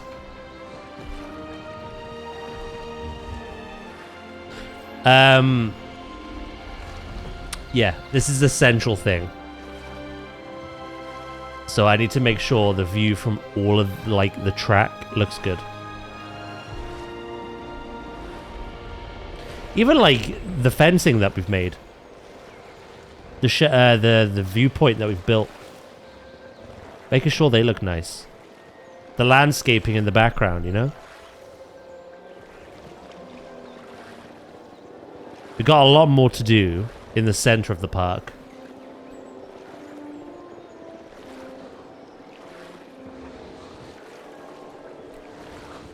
To be fair, I might do that next week. I think next week might be a try bring the guest section up to some better standard. And then the week after, Carnotaurus. The third point in the river cruise. Which is going to be fun. Because they can't swim, but they will definitely chase the boat along the shore, I bet.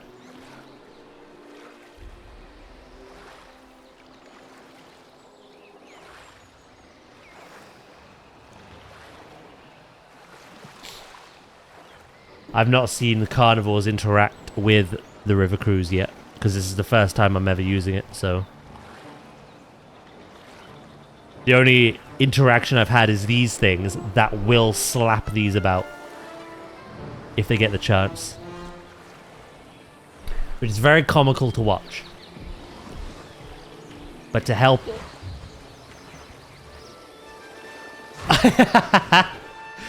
To kind of like fail-safe it, I've had to make the river cruise in the deep water. And that way when they try it like that, they just go blunk.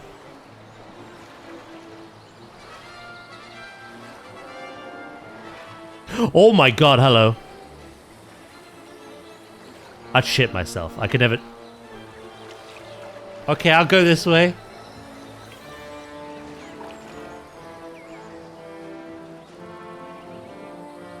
I guess we're not moving. We're doing this again. Yeah, I need to see how the habitat we've built looks. Now that I've detailed it.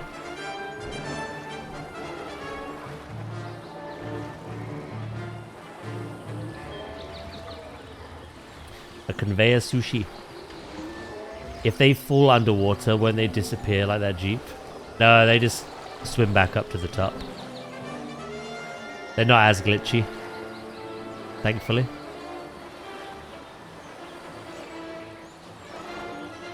Goodbye, murder geese. Oh my god, it's still following me. It's still following me. Hello, Pim. How you doing, mate? How's your Saturday been?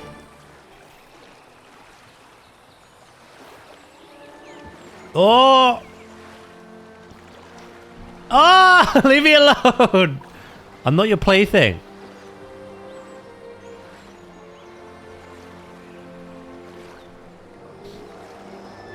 Playing some Jurassic? Nice. Yeah, boy. This and Zoo are our main content.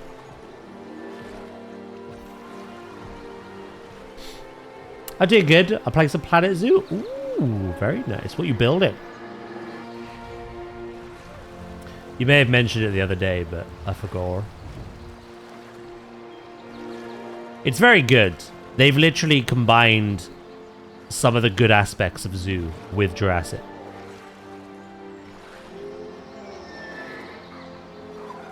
Oh yeah, the Asia project. I remember you saying.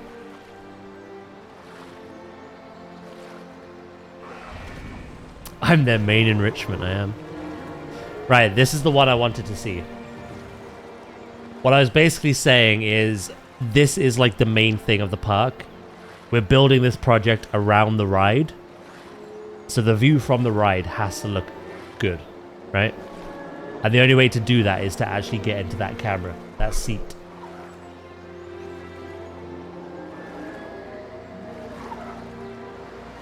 And because we've been doing more detailing, I've Daniel gotta look, you know. Daniel Yor. Rawr.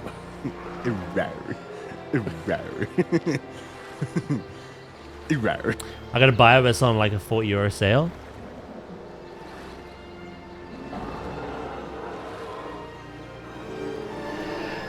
Jeffy Barra's here. How you doing, mate? How are you today?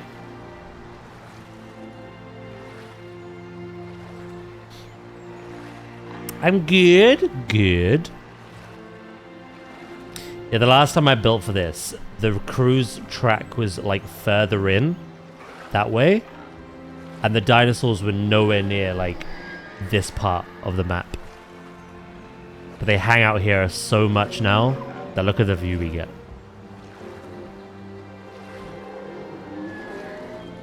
Oh, graphically it is a massive like jump from Planet Zoo.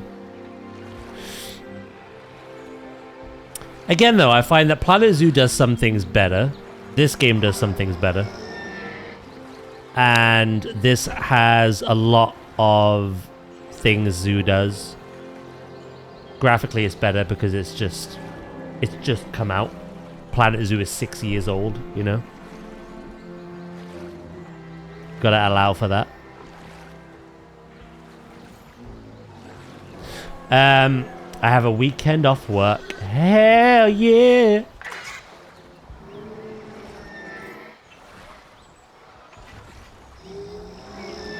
It's worth picking up. It's worth the money. If you like making detailed builds in Planet Zoo, you'll like making them in this. I struggled with Jurassic 1 and 2 with that. I wanted to make specific things, but it didn't have the tools until like much later into like Jurassic 2. But now I can do whatever I want. So I'm a happy boy. Oh, I think the galley's like looking at me.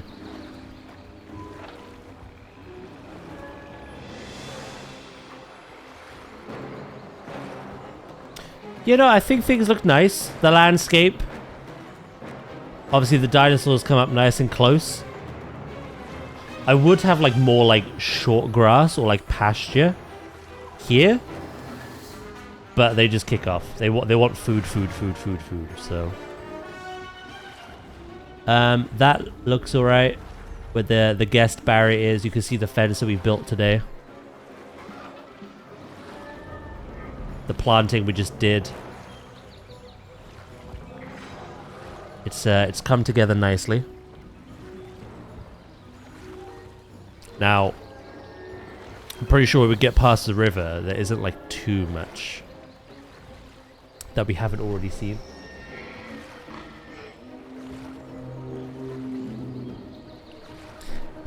Yeah, so that's one of the major things. So obviously, in Planet Zoo, you have feeders.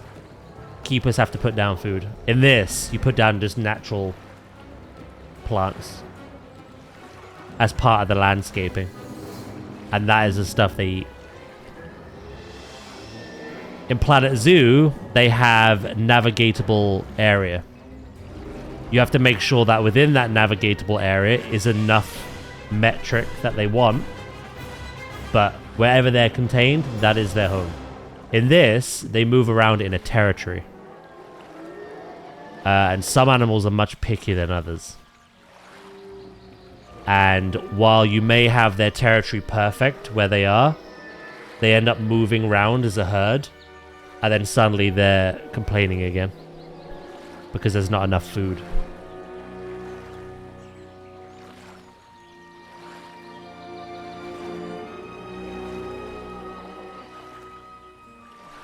Yeah, I don't think we'll see anything else that we haven't already seen. I can tell that you'll be as excited about this task as I am. Get out there and hit it out the park. The landscaping's better in this. You can make these nice little river streams. You can make natural waterfalls. You can make these natural looking like landscaped mountain edges and canyons very easily. Yeah, no, it's very good. It's worth picking up. I never have enough food.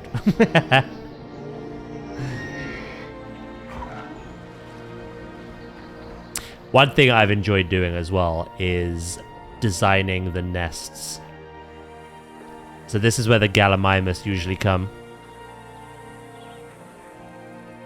And then over here, I have... Where is it again? I think I moved it, didn't I?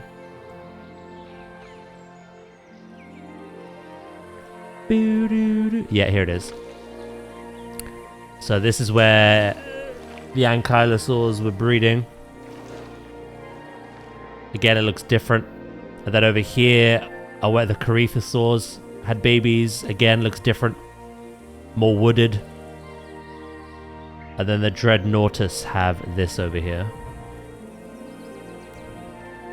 And then the game has like a load of bone props as well. So if you're building one for carnivores, you can stick some bones in the ground. This is music on Spotify. This is Jurassic Park Operation Genesis, if you ever played that as a kid. The original dinosaur park builder.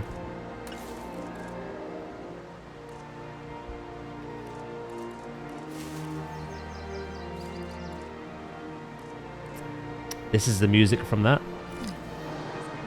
I've combined Jurassic Park Operation Genesis and Jurassic World Evolution as music into a single Spotify playlist. Oh no.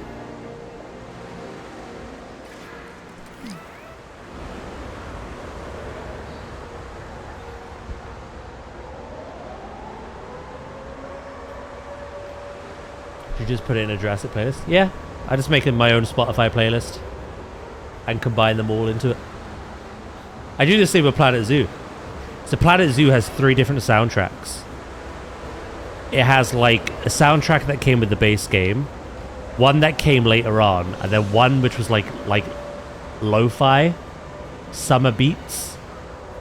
I got all those tracks and I made it into a singular playlist that I listen to on loop, on random shuffle while streaming Zoo.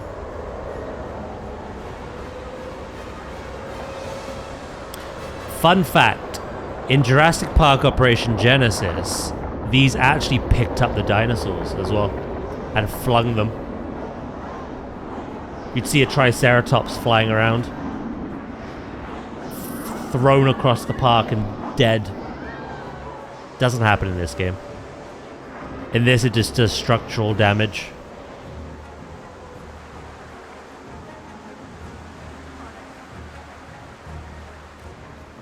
I'm gonna do a silent stream one day, Val, and you're not allowed to leave.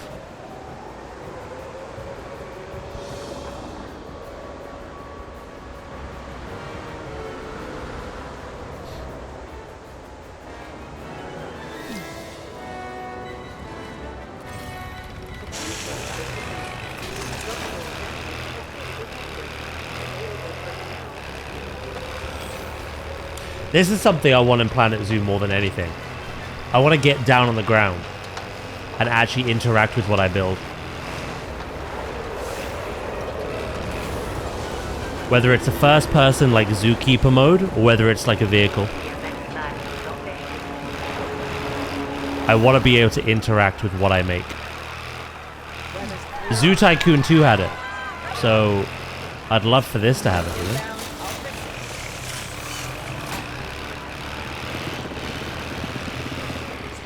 Oh.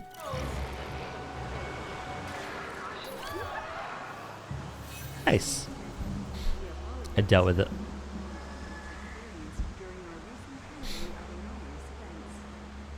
I would love to have flying knight. Could you imagine? We build this like perfect habitat for all of our like. We spent ages like having our dinosaurs breed. Suddenly a tornado comes through and just like they're all gone. There are no unimportant tasks. I feel like that should be a difficulty slider. I'd love the choice to have so let's that. get on this now. Not have it baseline as like it's a very difficult thing for new players, but like a choice.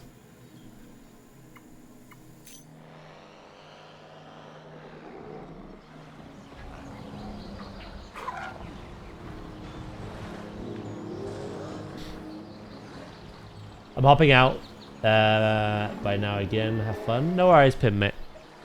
Appreciate you popping in. Right. What other aspects need improving?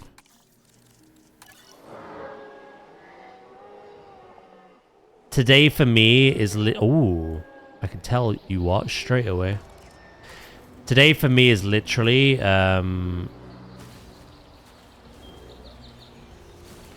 finishing this build. And the other two as well.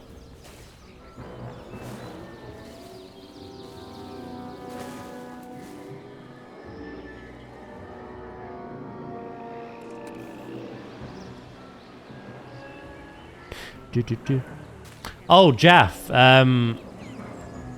did you get an answer out of Nadia about what we discussed?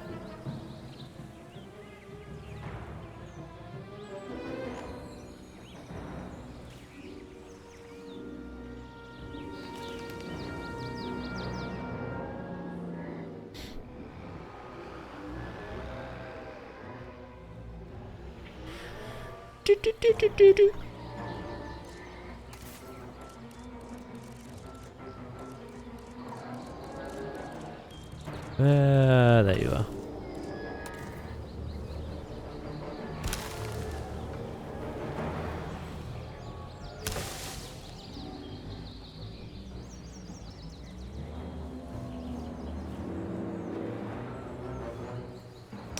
Oh, I see. Okay.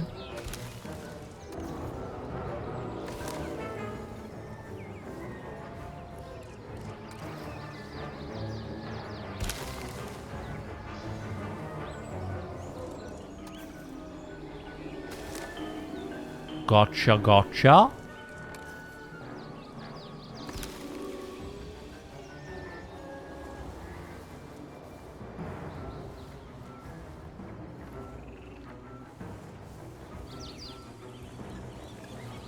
Yeah, I'm not sure we have that, do we?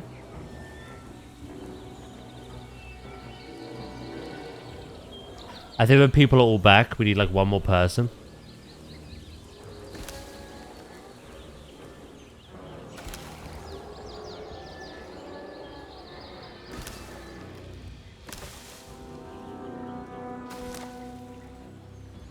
Yeah, that's fair.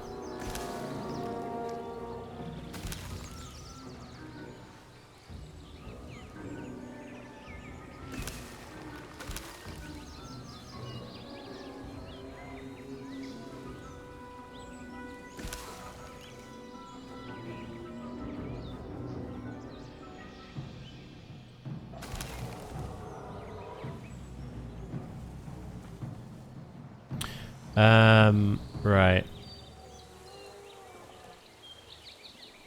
You know what this is missing, actually? Not that they'll use them. The whole park is missing them. Benches.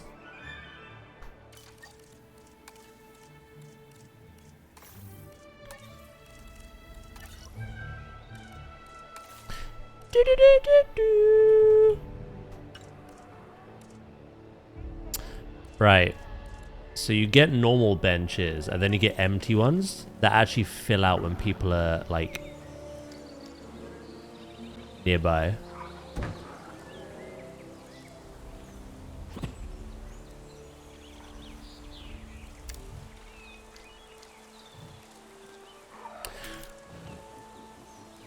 It's difficult. Like, I like with this that you can freely put benches anywhere, but I also like in Planet Zoo that they snap along the path.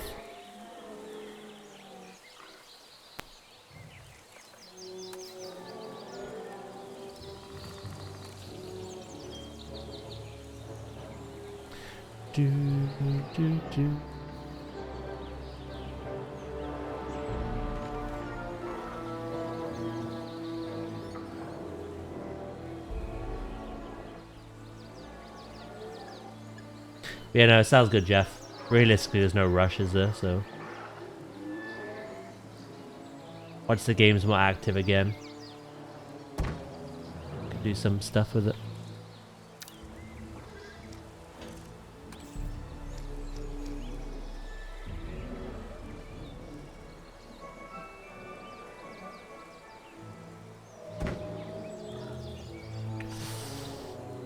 Yikers. Ooh, yeah, no. Let me know. Is it like the questionnaire? See what people are playing. You already know mine, but I shall fill it out. Regardless.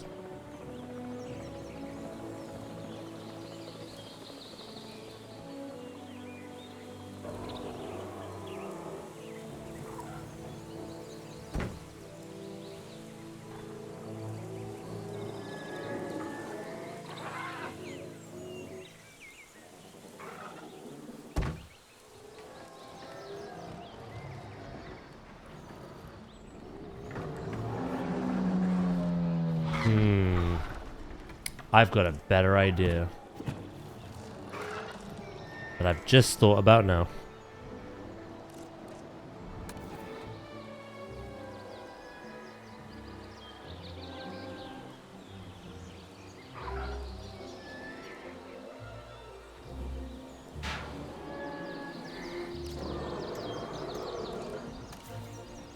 Something I can't do on Zoo, actually.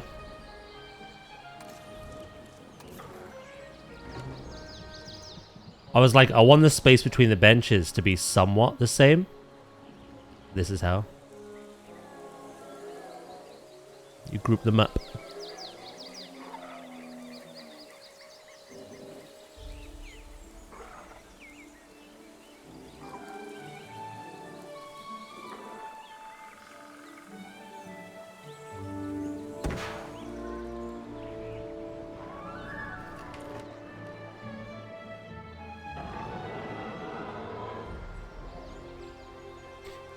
Yeah, this is looking a lot nicer now.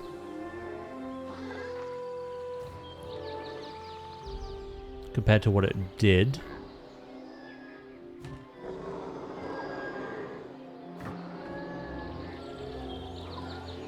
This is the stuff I need to put more time into. Scenery and the actual guest buildings as well.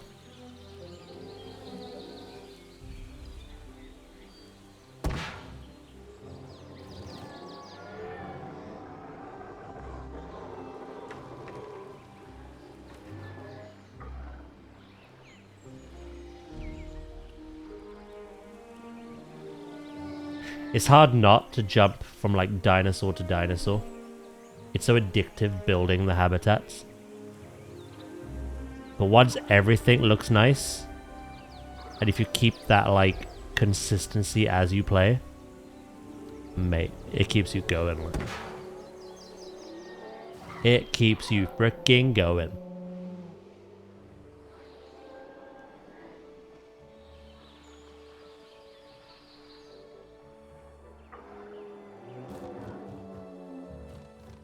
Do one more over here.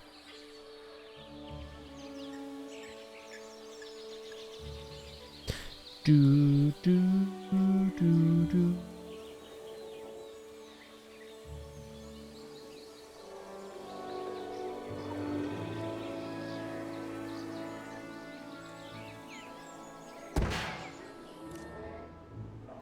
Right, another thing I want, which I think would look nice.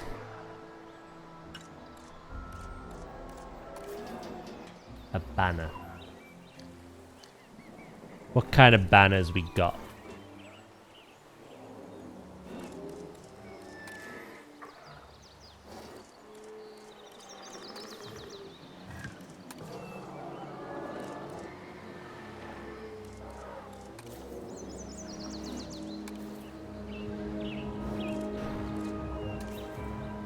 Ooh.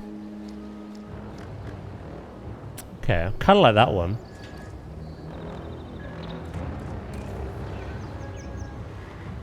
One that's attached to a light, maybe?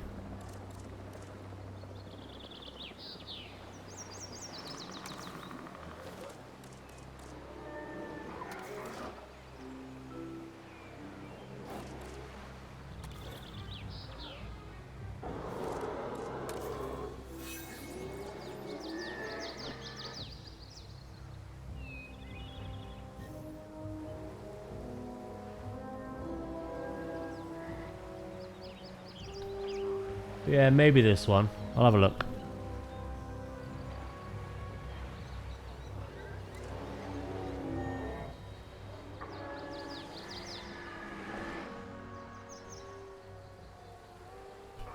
Yeah, I think that's quite nice. It provides lighting to the benches as well.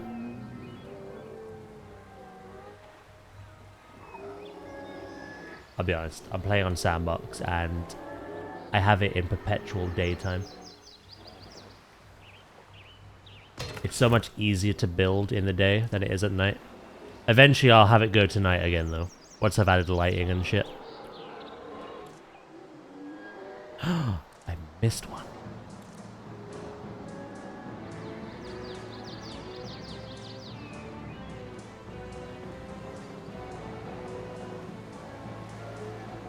How could I?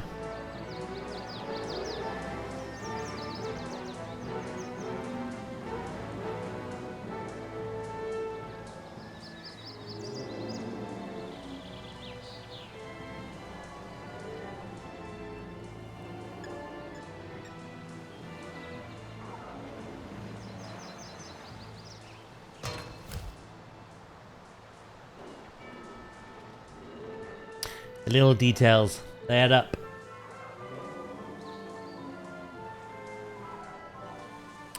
They add up.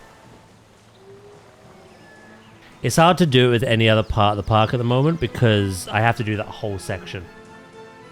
It's like a plaza. But with this it's easy. It's its own thing.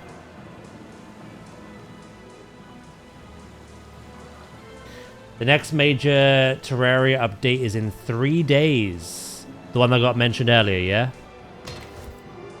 Something boulders.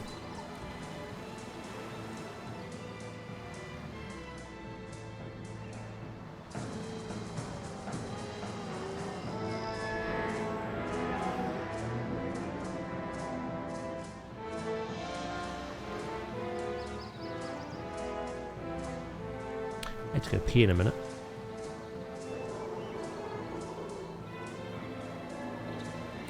Bigger and bolder.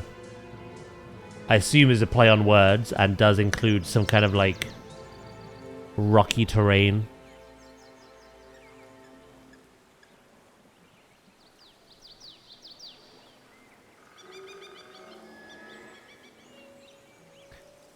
Seeing it as bold is spelled differently.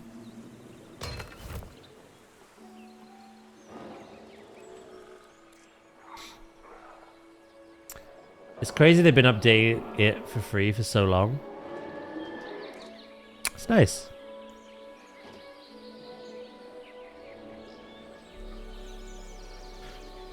Yeah, because bold is B-O-L-D. And then boulder, as in the rock, has a U in it. So it's got to include some kind of rock. Has to be a play on words.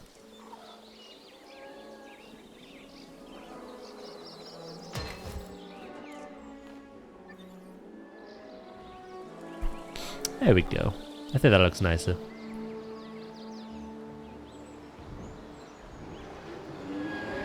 I'm happy with that.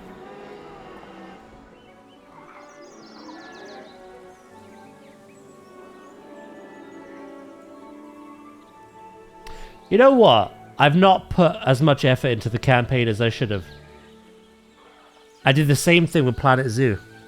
I did like 3 missions of Planet Zoo, and then I went straight into like Sandbox and franchise and just build my own thing. Which is weird because when I played Jurassic World 1 and 2, I made sure I completed the campaign.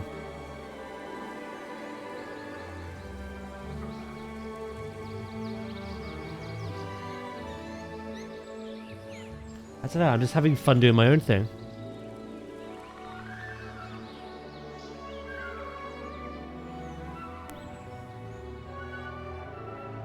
Yeah, that looks a lot nicer, doesn't it?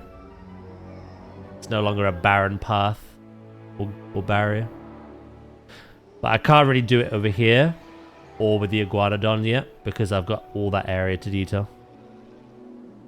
Main story? Not for me. What about Silksongers getting the extra content? I think it said there was a trailer and everything. Wasn't there?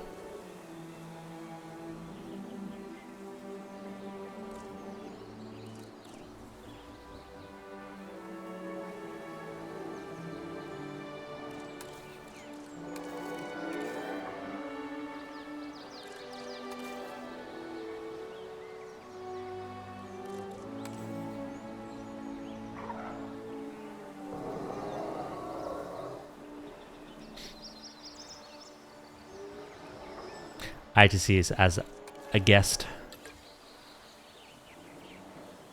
We've got our benches here. And this is the view. Oh! Chat, I'm thrilled with that. A little bit of clipping.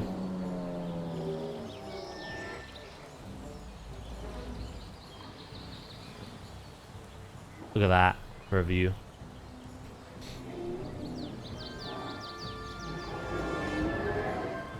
If how long it took them to release the actual game, I wouldn't hold my breath.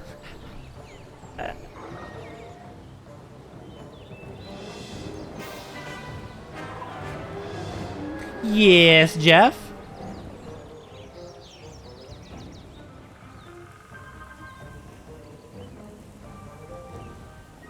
Oh, you see the boat. Sure. What is the test?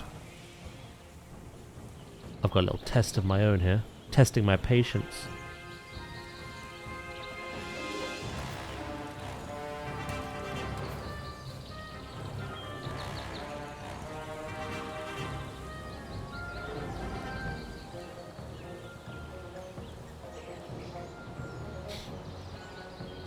That sounds ominous. Hey, I'm always down to help a capybara in need, you know me.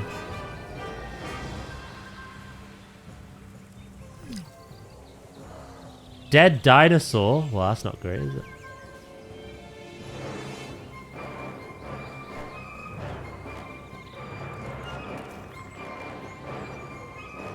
Right, let me just...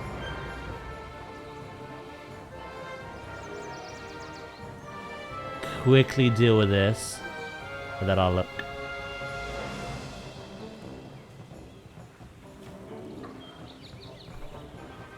This one's placed. That's nice and easy. Sorry, OCD just has me by the bollocks, you know what I mean? I don't like things clipping through things they shouldn't be. I like it when leaves and that, like, go through the gaps in, like, picketed fences like this. I don't like it when it goes through the concrete. Oh! Filthy!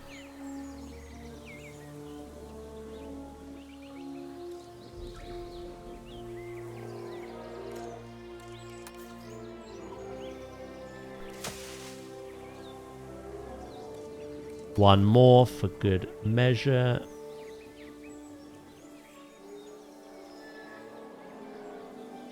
Boom. Right.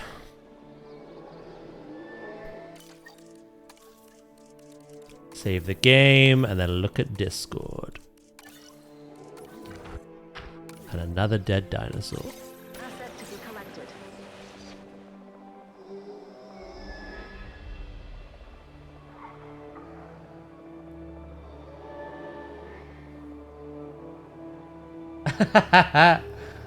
Who are you?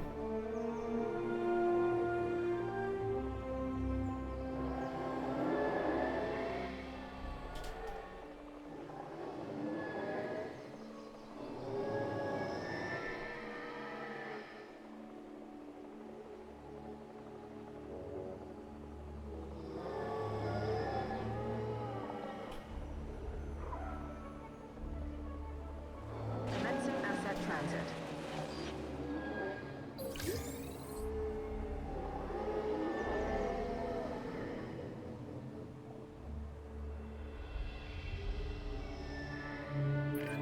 I trust you have the skills and expertise to handle this task.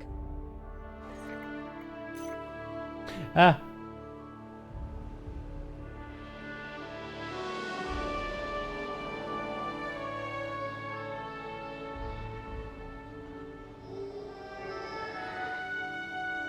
Oh shit, you put me on the spot with the last one, Jeff.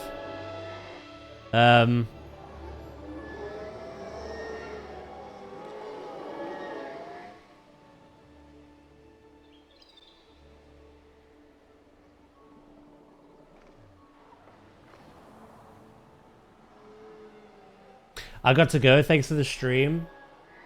Help much appreciated as well.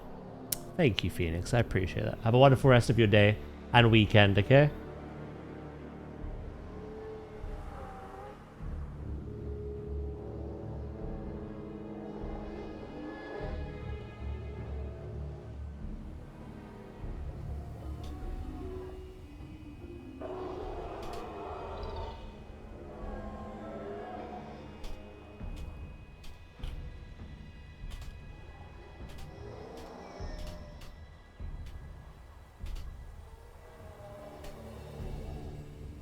Done. Sent, Jeff.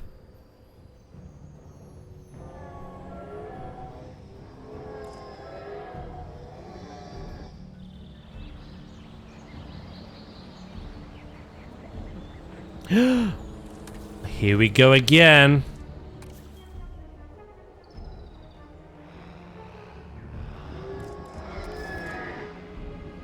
Where is their pasture?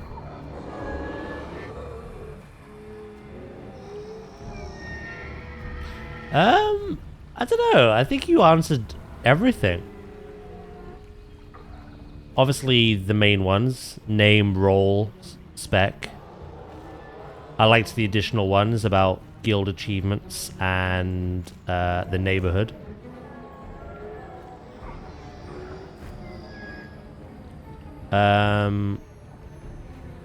Anything about, like... Oh, here's one, actually.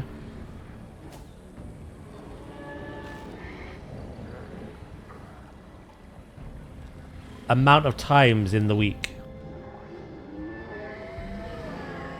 Like, maybe, like, can you commit to, like, 2 raiding nights a week? Or only 1? Or something, maybe.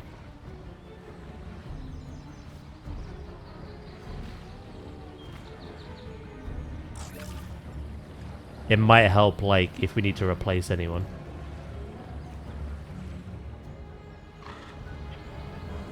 Like, Joe's a good example. He's very busy with work, and he'll be there when he can, but he won't be there all the time.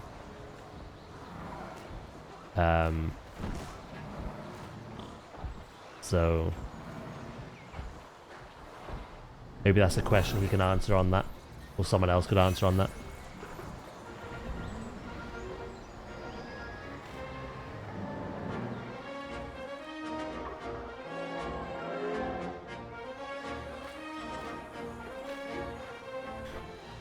I don't know. Something along the lines. Like I say, I think you answered the majority.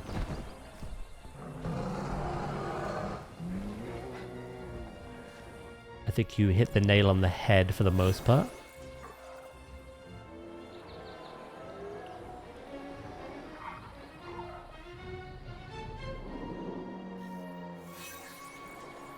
Whoa, Gregothy! Don't you fight. Shit.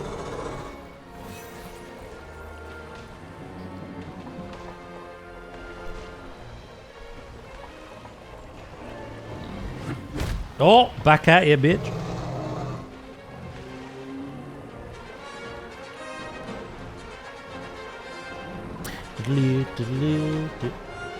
We're talking World of Warcraft, by the way. Midnight raiding.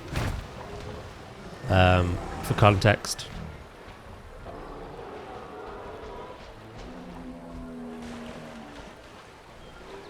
Yeah, definitely an idea. I might add that one close to release date. Besides that, I think you've hit every question that I could think of.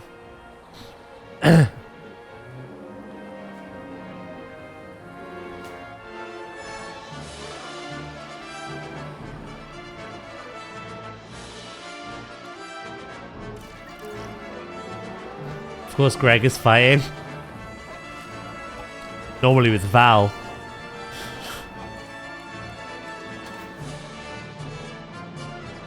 But there isn't one named that.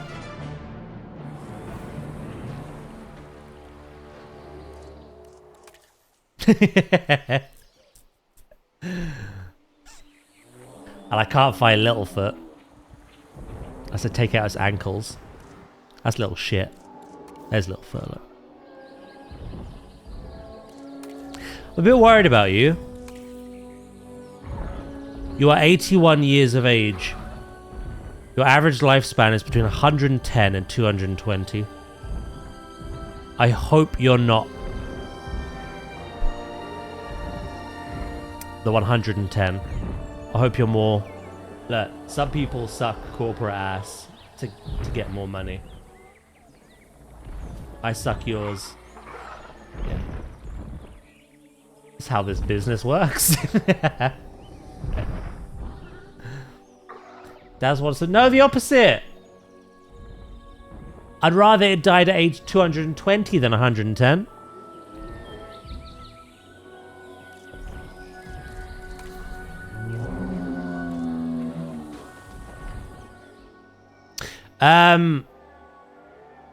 There might be room for raptors in this park, but also not. What I have planned out is obviously we've been working on this, finishing this today. The next one is gonna be... We are moving into carnivore range now, though. We've done a lot of herbivore. Carnotaurus is next. And then after that, I've already got some inspiration in mind. Straight after the Carnotaurus, Spinosaurus. And it's gonna be a little mixed. Well, by that I mean I want to put an aviary inside the Spinosaurus habitat. I kind of want to make something that looks like it was taken out of Jurassic Park 3. So a couple of aviary flying reptiles, a couple of lagoons. We could have the Mosasaurus and I think the other one's called Chronosaurus. That was my initial plan. A couple of aviaries, a couple of lagoons, and a couple of carnivores. However, I may add the raptors back. If there's room. With Planet Zoo, it's a case of time. With Jurassic, it's a case of room. Because...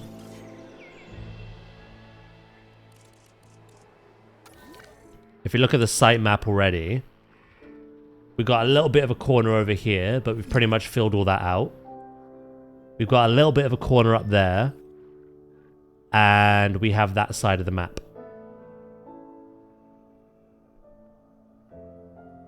So we have space, but obviously once we add all the other things I just mentioned, if there's room, I think raptors are Cretaceous. I shall double check. Late Cretaceous, Velociraptor. Yep.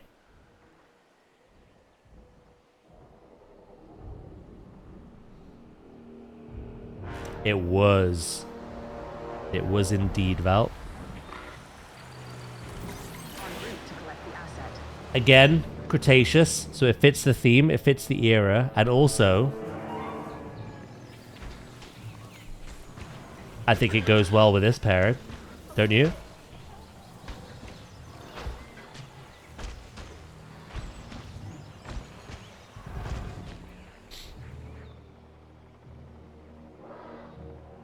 I think, honestly, that is my favorite. Again, I'm a big dinosaur nerd, but that's my favorite Disney film ever. The CGI, or the animation, sorry. Not CGI. The animation was so good for its time. Transit has commenced. So good. That, I think, solidified my love of dinosaurs.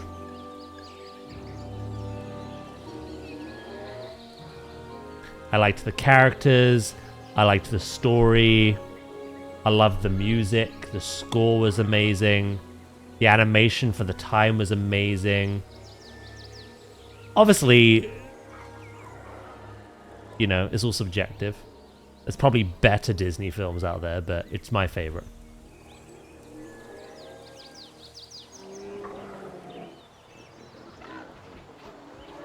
Yeah, very underrated.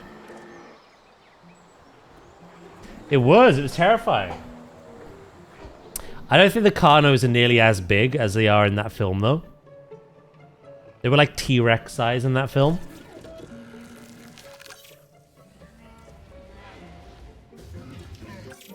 So an iguanodon is 2 meters tall. Carnotaurus, 2.9. I feel like in that film they were quite a bit bigger. Not massively bigger, but...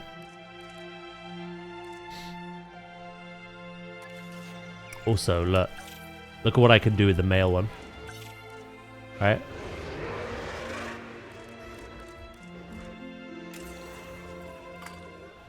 Oh. Atlantis was a good film. Dinosaur. That's another forgotten one. Dinosaur. Hey, Crystal, mate. I thought he was going to give the male one bigger balls. I'd be worried if the female one had any balls to begin with. That I had to give one bigger ones.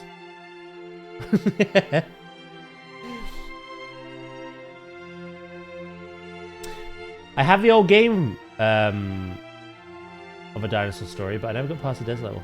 Yeah, Disney's Dinosaur was a PS1 game. I enjoyed that a lot.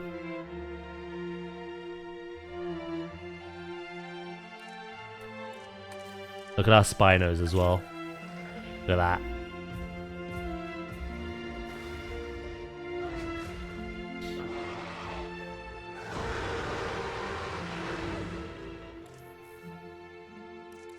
This doesn't feel accurate. I feel like this is what I've had in the park. I'm not really sure. We've had more than 10 Dinocaris. But I definitely don't have 30 Gallimimus. Also, look at this thing. That was in the film as well. It drops the egg at the beginning. Do you remember?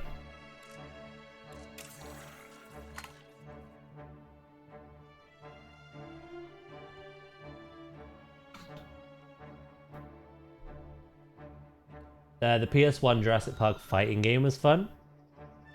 Oh, yeah, I know the one. I think I had the Lost World one.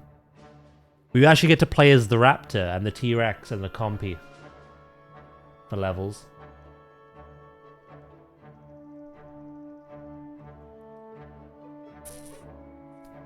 That's pretty. This is the prehistoric cassowary. Yeah, I can see it.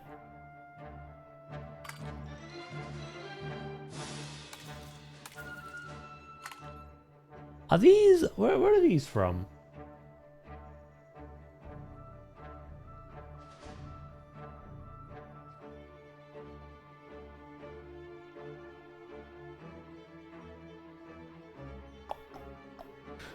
These are late Cretaceous as well.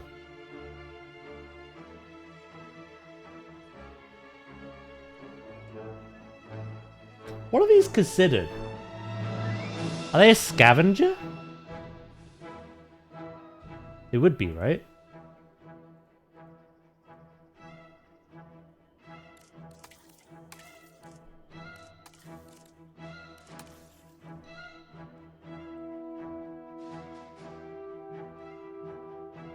I don't know. What is your... You're just your own thing.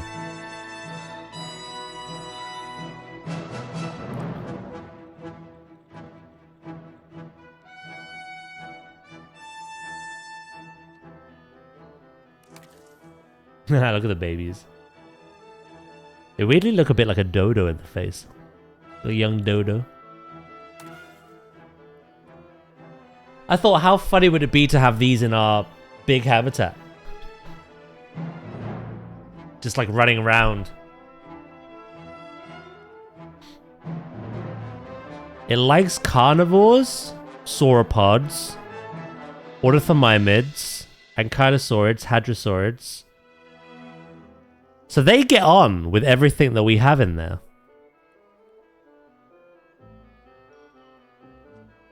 But like, what are they classified as?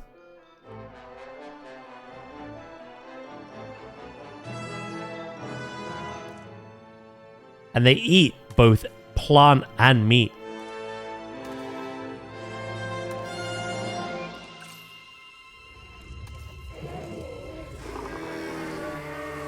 So these dislike hybrid carnivores and Therizinosaurus.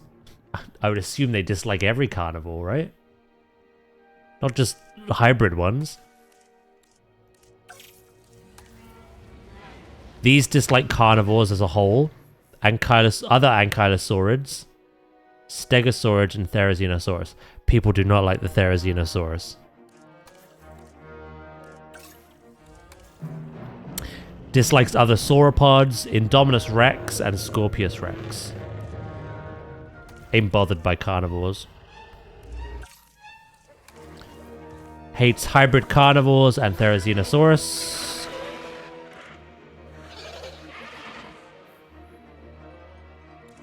It might get on well, you know. They are scavengers. Should we add some? Yeah, the Therizinosaurus is a mean one. Even from the silhouette, look at that. Freaking Edward Scissorhands over here.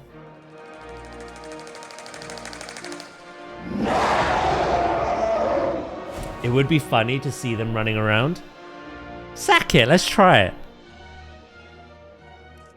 Let's try it.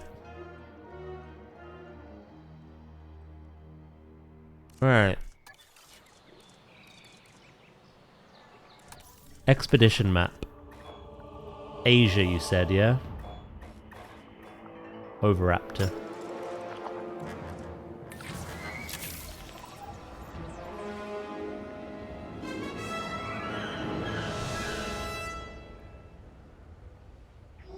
I wonder if they would hunt our baby dinosaurs. Surely not, right? They're scavengers. But then, together as a group, maybe they could. I could just add a meat feeder.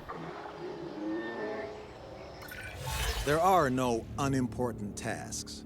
Small problems can snowball if they're not dealt with. So let's get on this now.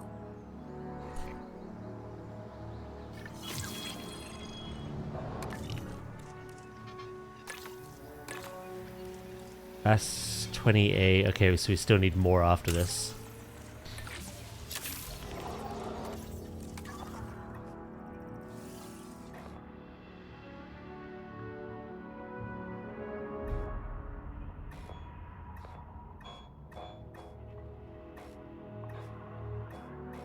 Okay.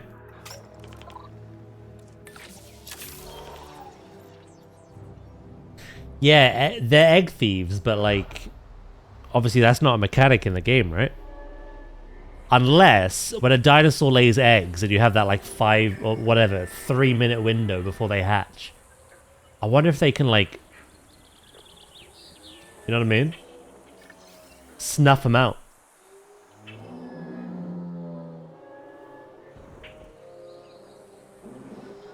That's what I mean. It'd be fun to try it.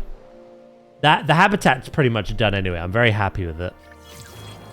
But why not add a little extra something to our little ecosystem?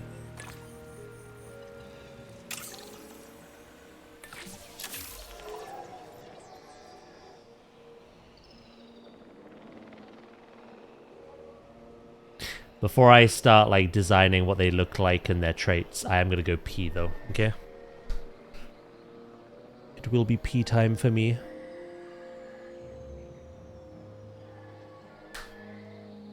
One and done. Complete genome. Cool. Right, I shall be back momentarily, okay? Oh, pardon me. Be back momentarily.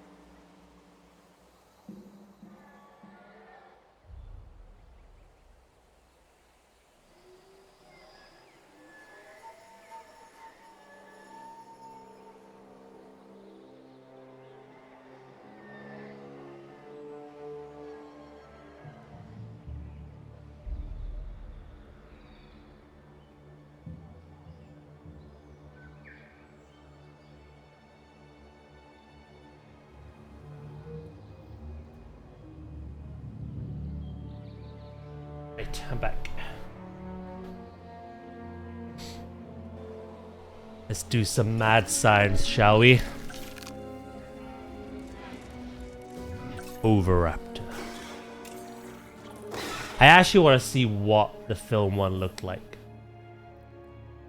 Disney's Dinosaur Oviraptor. Oh, it looks... it looks horrendous compared to this one. All scaly and shit. It's got purple to it though. Purple and cream.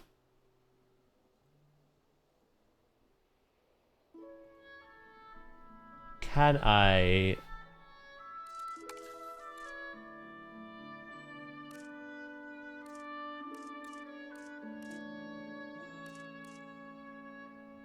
Oviraptor 2022. When was there an Oviraptor in the Jurassic Park films?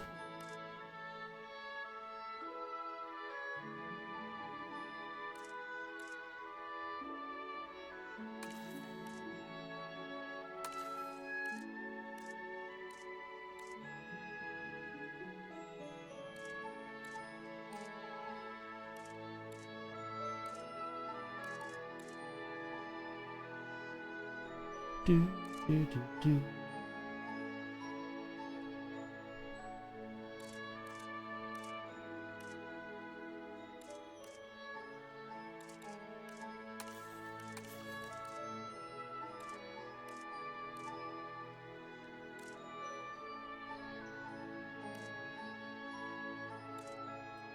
Which one do I like the best for the female? It's either between that one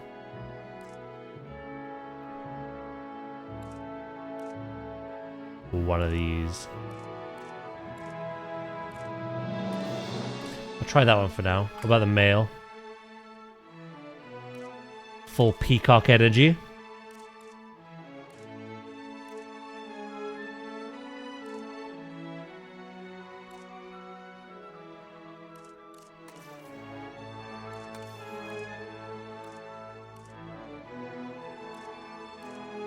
Ooh, I like that.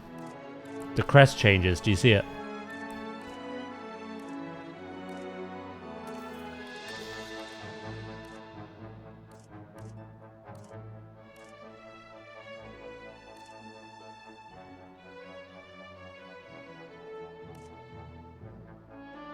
I kind of like green. You wouldn't see him in our habitat. Ooh, I kind of like that one actually.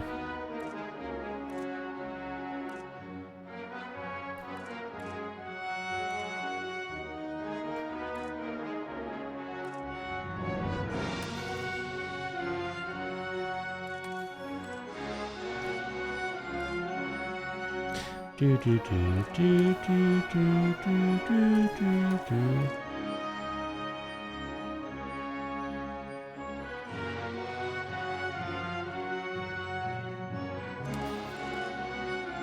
Yeah, the green is very nice.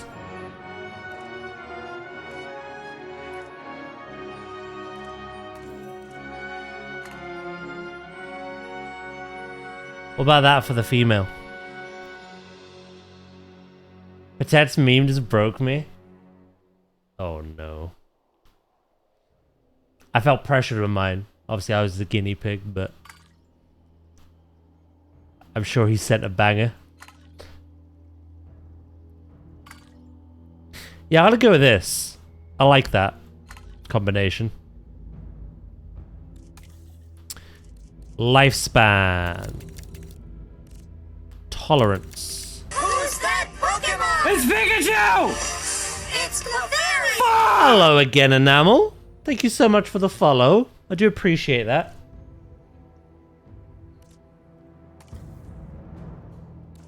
Thank you, thank you. Right. Adult males, NE. Adult females, 2+. Adult population, 4. What about 2 of each?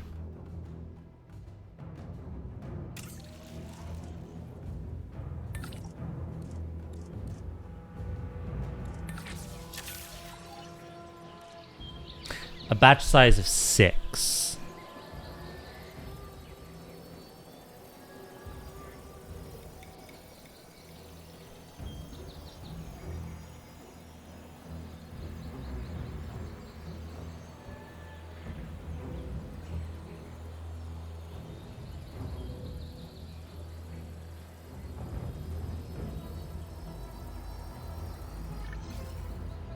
Synthesis procedure complete. Incubation personnel, please stand by.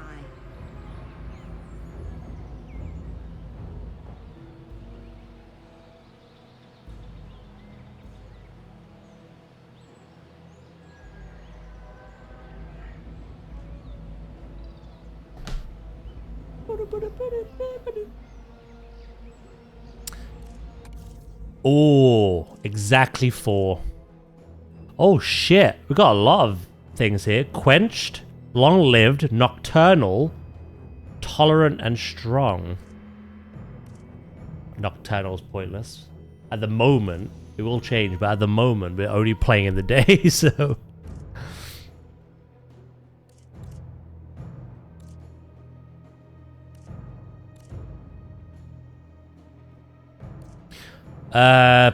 I'll just go male, female, male, female.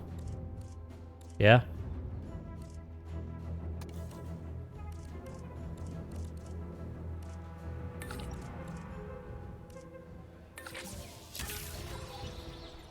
I'm excited to see how these will work in our dynamic. I wonder if, like, the Ankylosaurids will scare them off. Whack their tail about.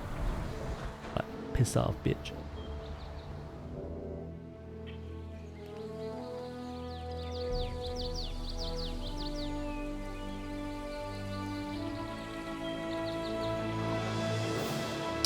This could be the cherry on top of the cake today. And then I think when we stream this next week, we have to do something with this plaza. We got to do something. Start building. And then once that's in a better standard, a better position, we move on to the Carnotaurus. Ooh. It is time. Where shall I drop them?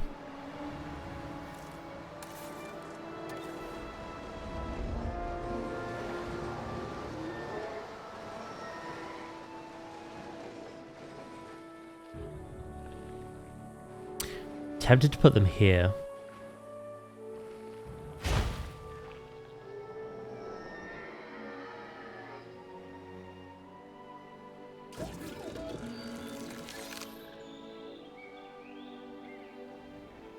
I thought about right in the middle, but here's right next to a nest, so I'm like, could that be nice? It's currently not being used, but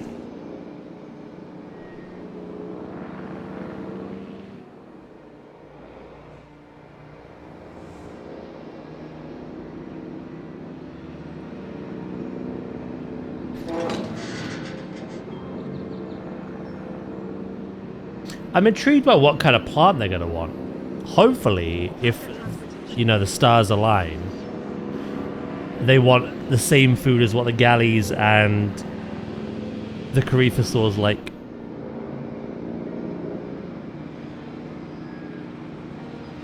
Do you like my Amazon drone? Oh shit, something just died. No! Tiny little man.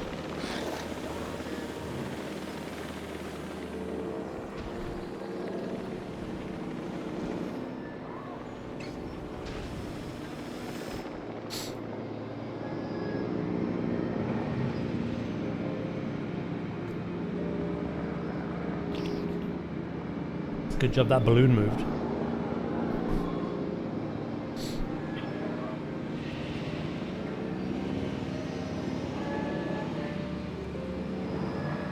Transporting asset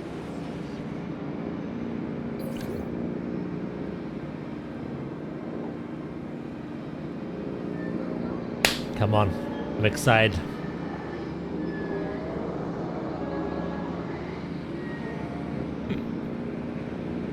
Blinkage.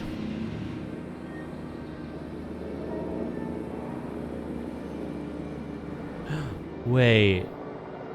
Dreadnoughtus 2 is old? 111? Hello, Dragon. How you doing, mate?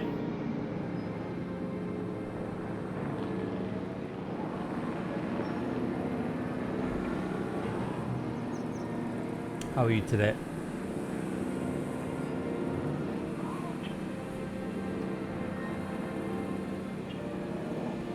And here we go.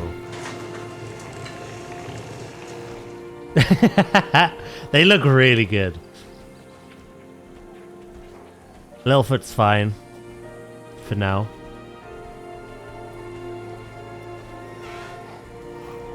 Not quite old man. The Oviraptor got its name from the hypothesis that it survived by stealing and eating eggs from other dinosaurs. It's not a feeding habit that will win you many friends, but it is another amazing example of how species rely on one another in surprising ways. It is ground leaf. Okay, that's good. The difficult thing is they want meat, right? Which is great. Wow, had a small nest as well. But if their territory shifts,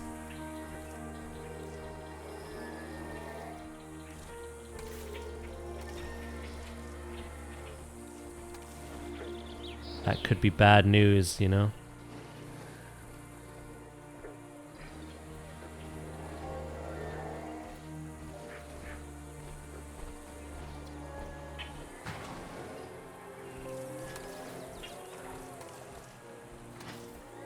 Alright, let's add some more ground leaf around here.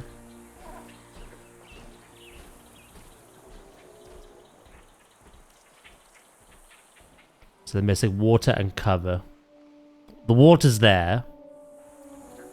Just open your eyes, bitch. And we're gonna make them a nest as well. Ground leaf, as in, is it a Pokemon? Might be.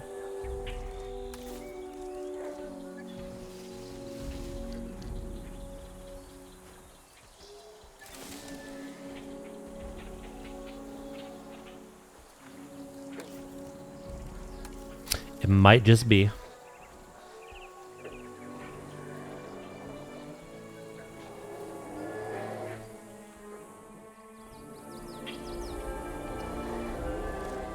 They are teeny tiny. Oh my god, their eyes.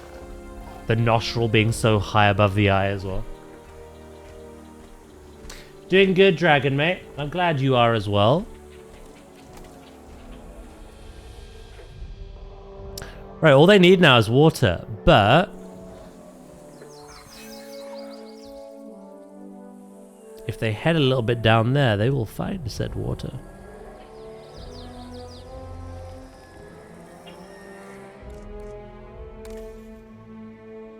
That's cool though, look. Shared with Dreadnoughtus, Galley, and Karith, and they're like, yeah, I love it.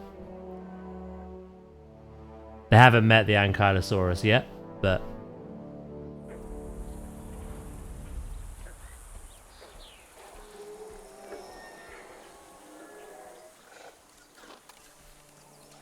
oh, do you know what I might do?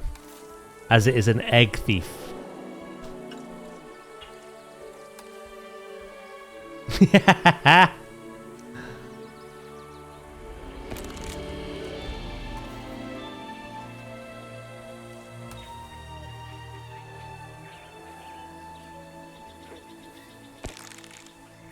Oh, you got to. It'd be rude, wouldn't it? It'd be rude not to.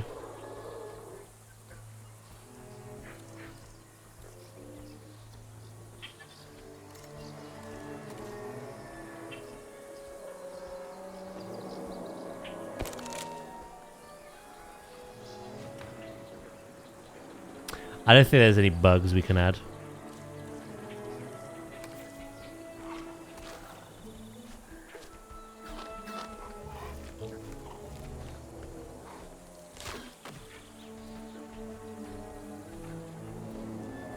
Unfortunately.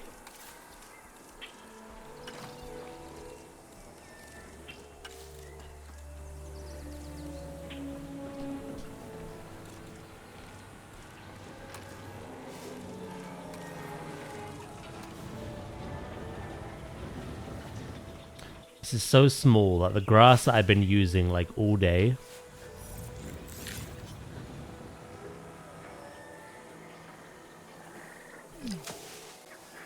is humongous in comparison to this. But I think it does the job quite well.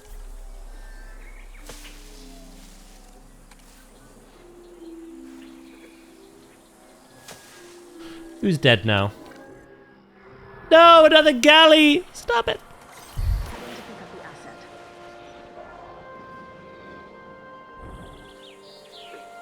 They still haven't figured out where water is yet. Do you reckon they will? The eggshells are perfect. I like that you can add details like that.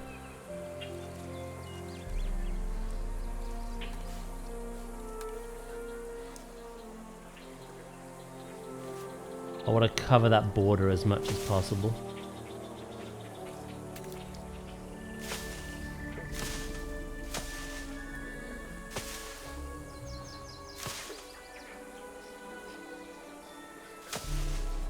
Assets in the air.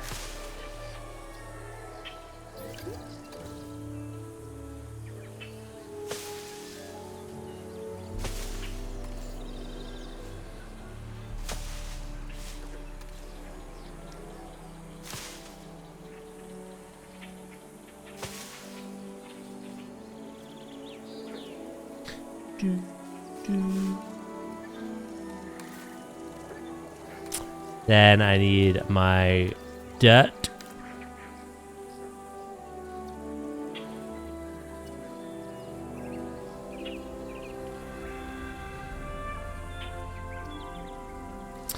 They like cover as well.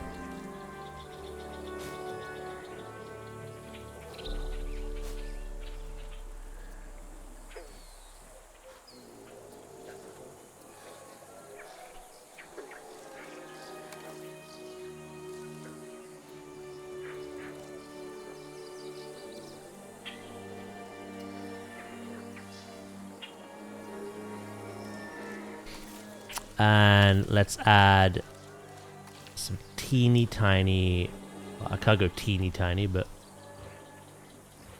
a few little rocks.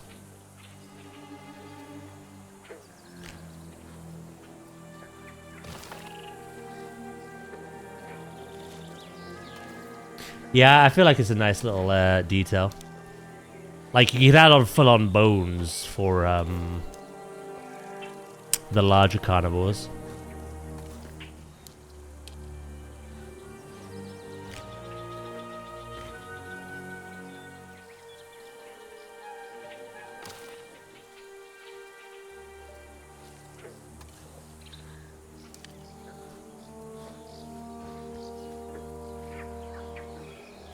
Maybe that's doing too much.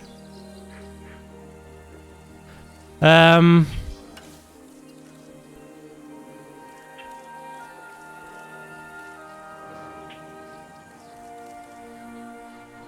could I forget my favorite thing?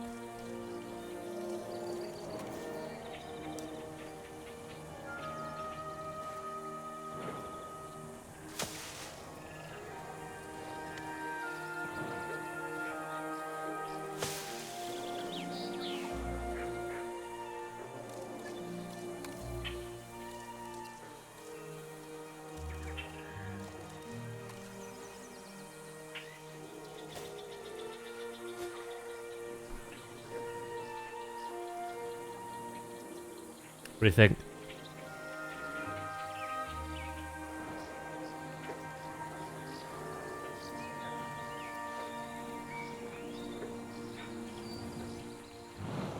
I try and make this look a little nicer as well.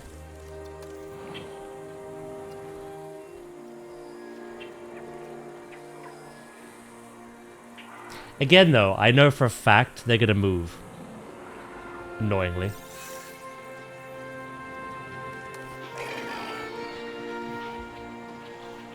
I know these dinosaurs are like for trolling me. Ladies and gentlemen, we are pleased to welcome a Hypsilophodon to the park.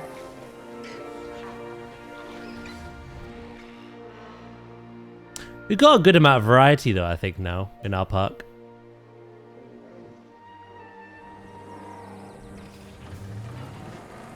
For sure.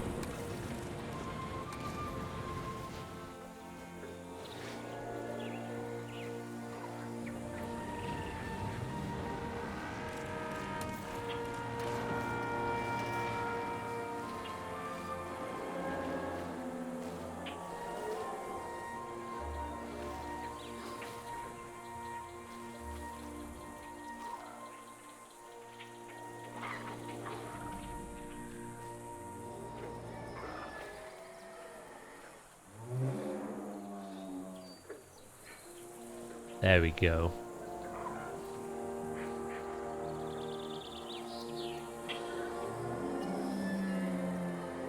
Where even are they? We put them in for mad science reasons and now no valid dinosaurs. This is what I was worried about.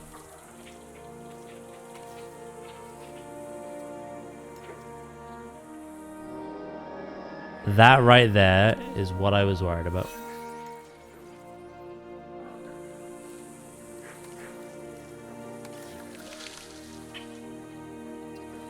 Where are they?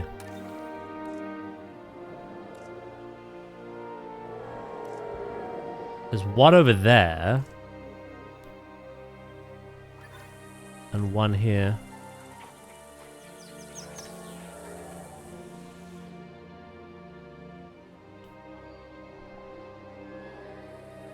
Are you serious? Look how...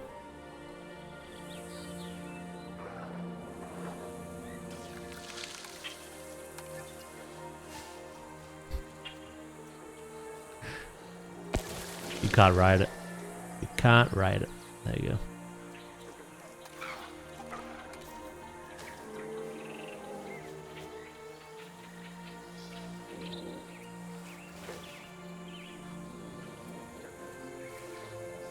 That's casually just undone all the work I did around there, but...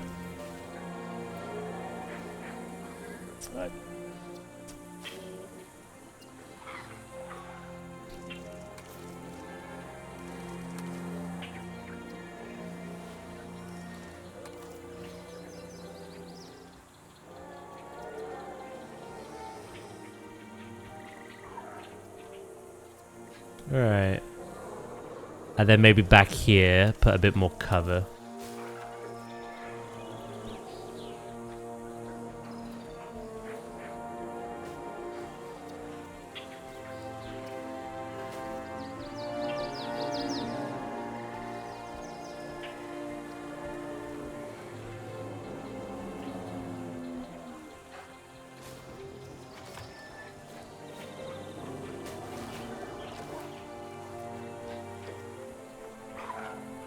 Yeah, I quite like that. Ooze, have you seen what we've added? Does this give you a clue?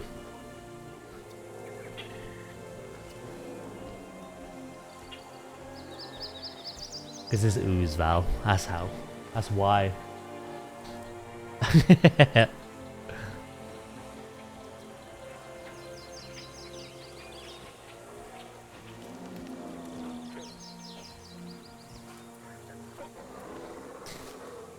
I decided to add a scavenger to our large herbivore habitat. That's on you, my twin. Filthy.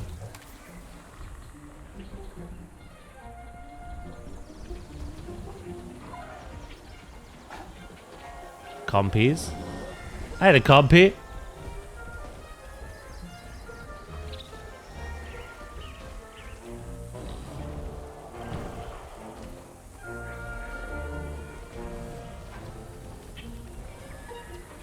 Is this chasing the vehicle?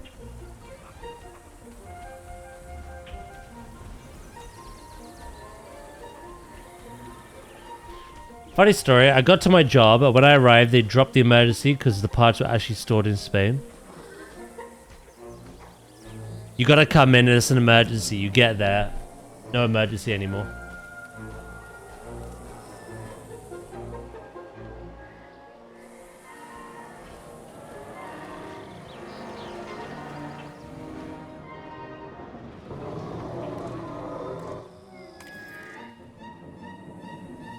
What happened to the Yankees? They all got a bit pissy then.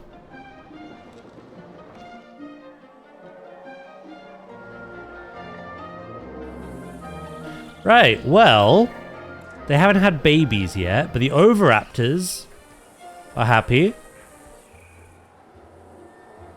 The Dreadnoughtus are happy. The Galleys are elderly but happy. The Yankees are happy.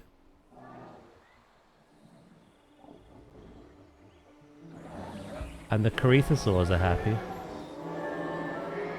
Who's not happy here? Oh, the Lone Ranger. There we are. Now he's happy. Nice.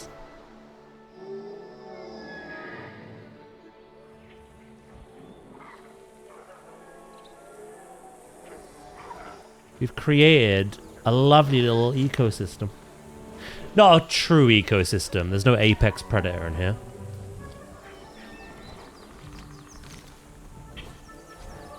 But adding the scavenger is really cool.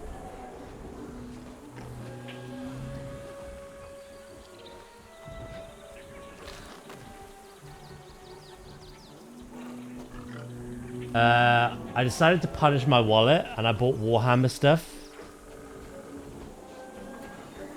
Don't do this to me, Val. Don't say dodo in vain.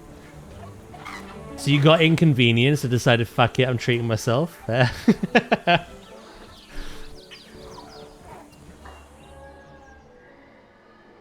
Honestly valid. You're out the house now. It'd be rude not to.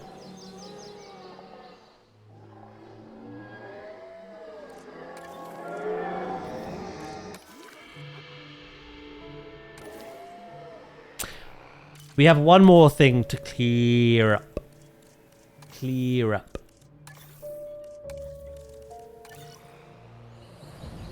These can't be repaired.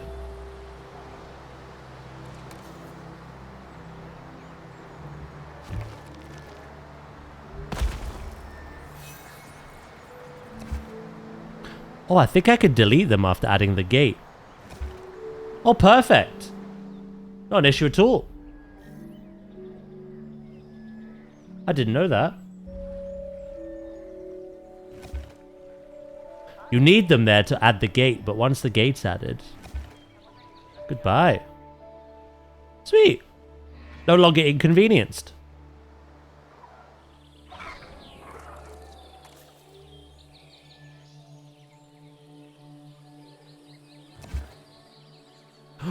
Ooh. Right, that one's gonna...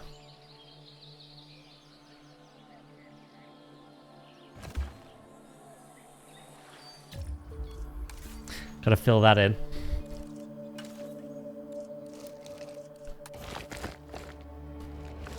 For context, Ooze really likes dodos.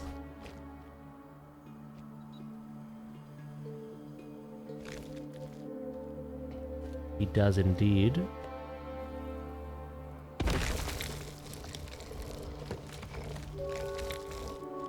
I feel like with what we have, I just added the closest thing to a dodo. For sure. As Val said.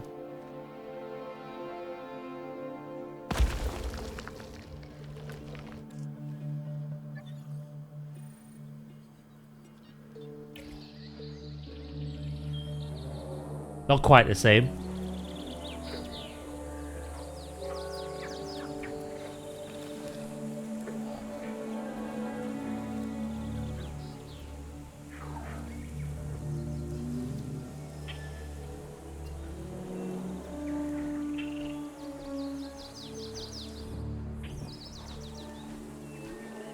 Nice. I wonder when you will start breeding. Ah, can you see this like little line chart? When it gets to up here, it's like guaranteed.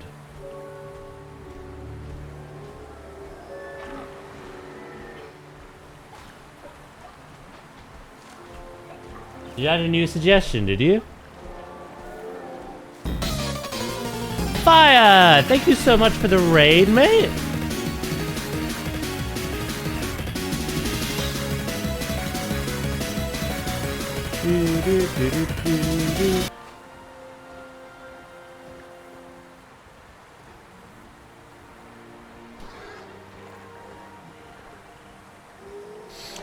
Dead by Daylight. Ooh.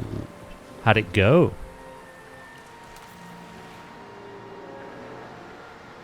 Too few adults. Have you wandered away from the group?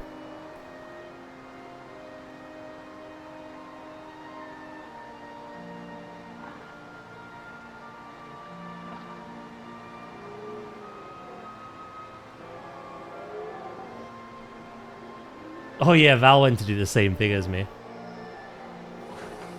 This is like when we went to timeout and we did it at the same time. And I timed her out. Is Kermit okay? That's a big dodo. I don't think it is.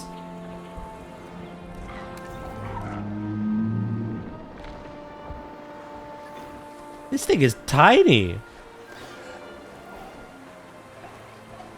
Actually, this thing's probably the size of an adult person. Maybe somewhat smaller. Dodos would be smaller, yeah.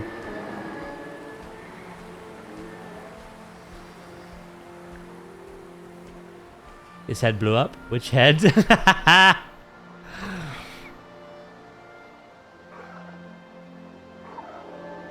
don't know how I fix your thing.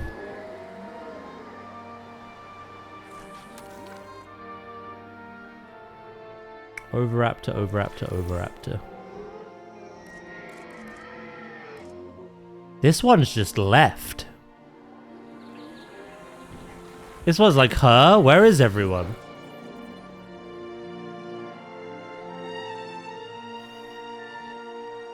Right, I need to do something.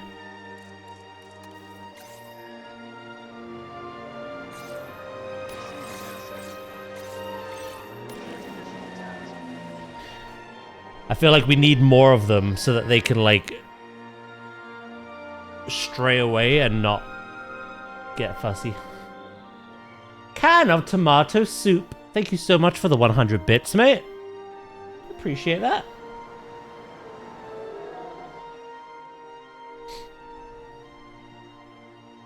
Lol. BRB. No worries, mate.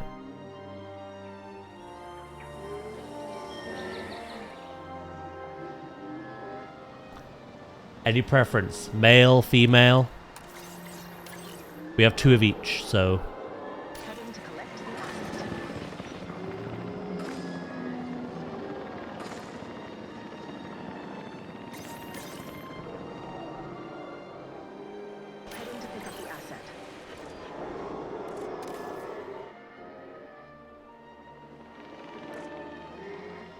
This one's confused. Something's happened with these.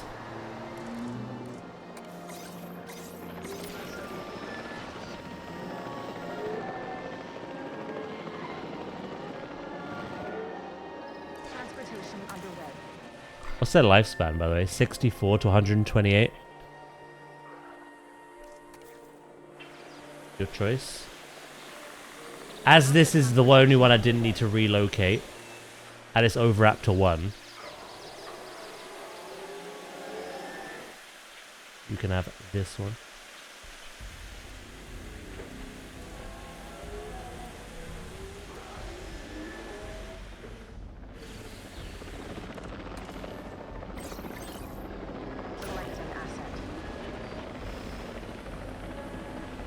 Oh my god, is that a Dracus?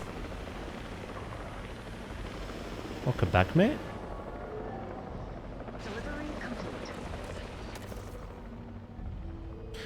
Their territory kind of just like fragmented. They'd already expanded. They found water. They were happy.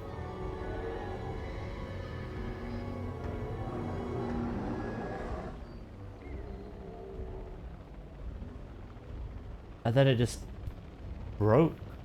Commencing asset transit.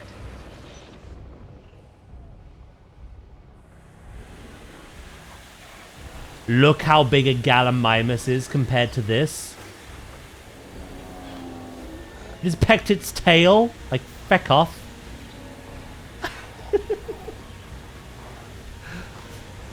Oh my god.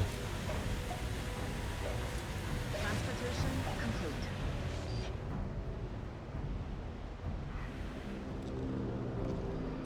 Right, well the water thing's a problem, but hopefully when you expand your territory you don't break it again. I don't really know what caused that.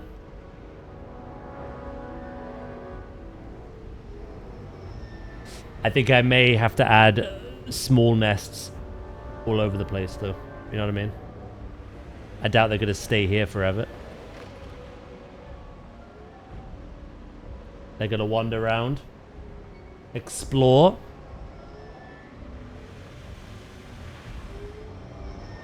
Asset has been transported. Now the Coryphosaurs. Something's going wrong with territories today. This one's like her. Where am I?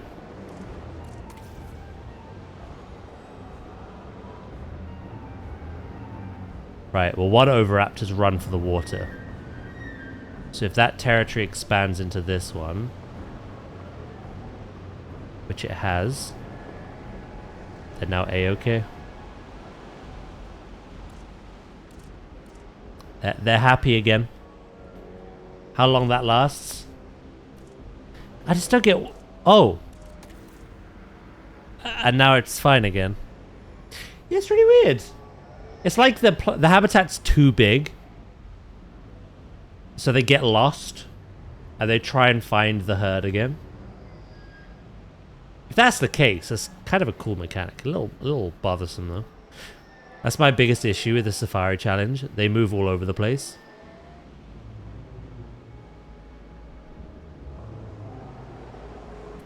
Yeah, I kind of wish if they... I kind of wish they remembered the territory that they had. And they just make it bigger. The more they explore. Instead of losing the old. I swear that's how the game used to work. Am I wrong?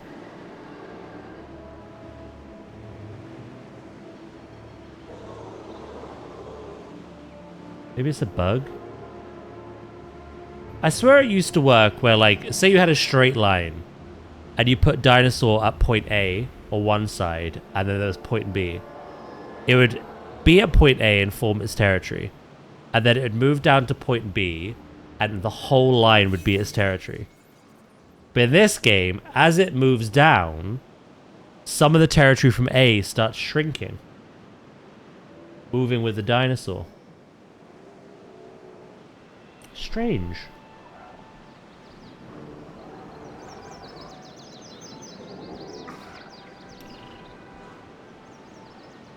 I feel like the whole habitat should be the territory. And when you look at the environmental needs, it's just ridiculous. Like 999%. 999%.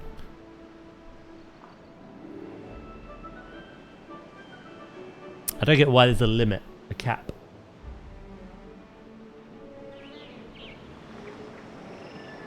Majungasaurus. It has indeed, mate.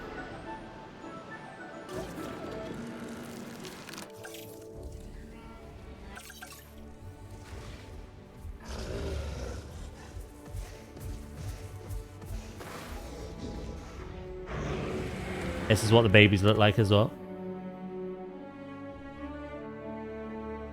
Even with my tiny dinosaurs, they can barely use a medium enclosure because they constantly redo their territory. Yeah, I think it is a bug, you know. I've had territory bugs before.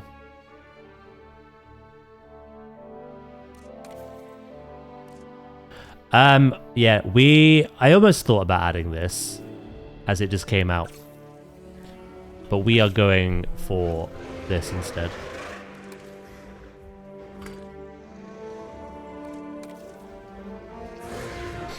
We are going Carno.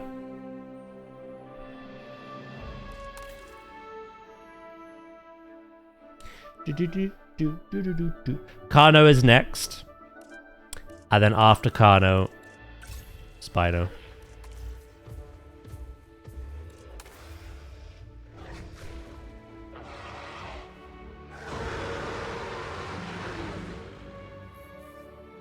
What was the name of the bad guy from the dinosaur movie?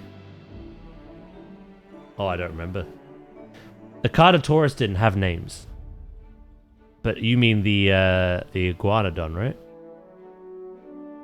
If we're on about the same movie as earlier.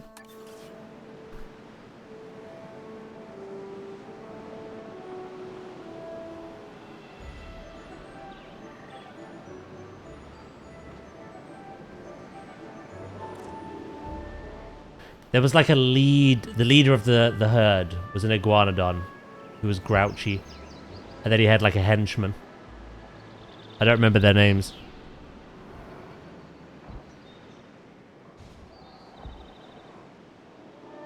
Yeah, look, it's happened again. To the Corythosaurus this time. Look. Bruton. And wasn't the other one like... Kron?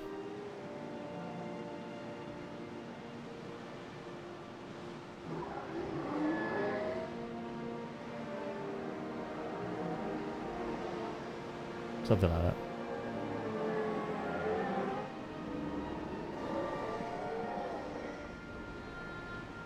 There you go. There's the names then.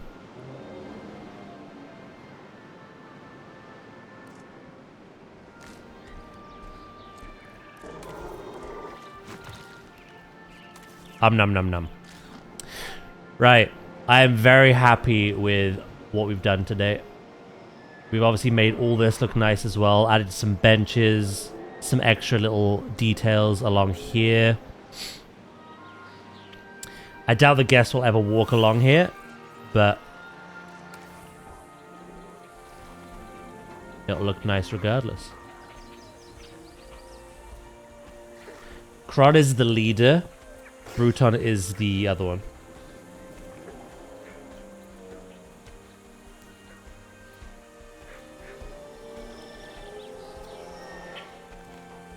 Oh, chat. I need to see what these look like before we do anything.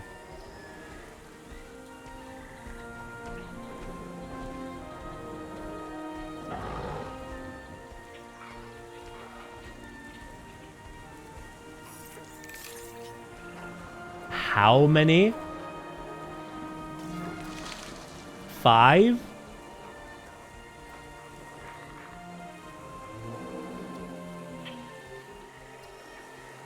Do do do do do.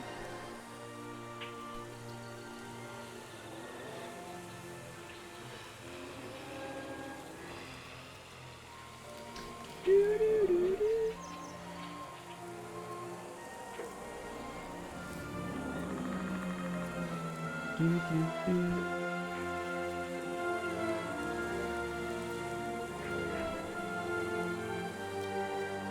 2 minutes chat. We have to see what these look like before we wrap up today.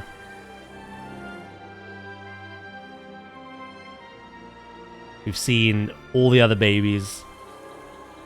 Dinocaris, Hypsilophodon, Iguanodon, This next Ankylosaurus, Corythosaurus, Gallimimus, Dreadnoughtus. Noble goal deserves maximum focus, as I'm sure you'll agree. I hate to see what these look like.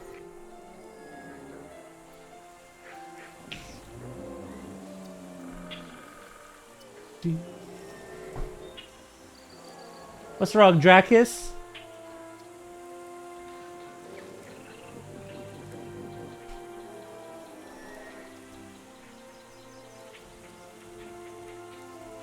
One minute to go. Dying to know.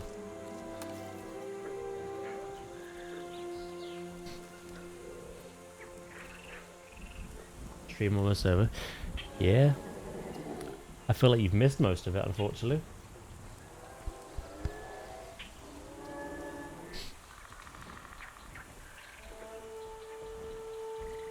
I think work has distracted him today. Busy. That's probably why he's knowing. Should have been here. To be fair, he was. He was here when I hit go live. But I think immediately had to lurk.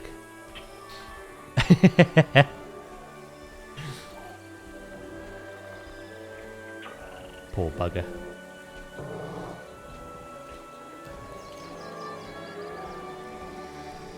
Oh, you had to watch soccer instead of me? Mate.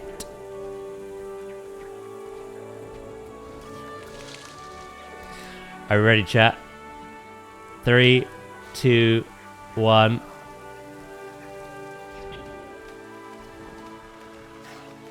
Oh my god. Look at those eyes. Gentlemen, we are pleased to welcome an Oviraptor to the park.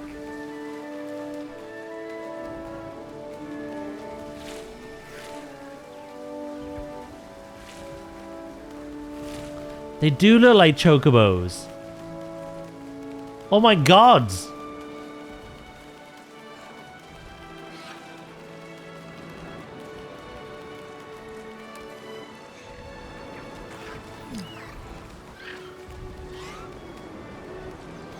Oh my god, that is exactly what they look like.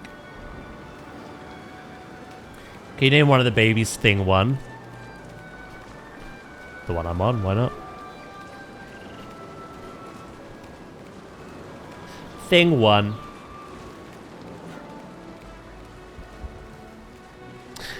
Right. Sadly, that is all I have time for today. I'm very happy with what we've done though. Next week, we are going to work on making this look somewhat presentable. It's a shambles. And then the week after, we are going to add a carnivore.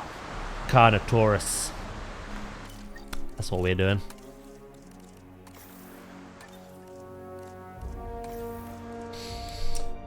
I had to Google what the fuck a chocobo was. It's a Final Fantasy thing. I'm not into Final Fantasy, but I've played enough of it. Attempted to play enough of it to know what they are. Yeah, I see the resemblance. I really do.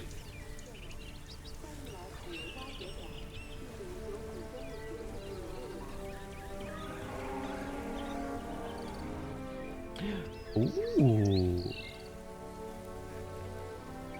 Hmm.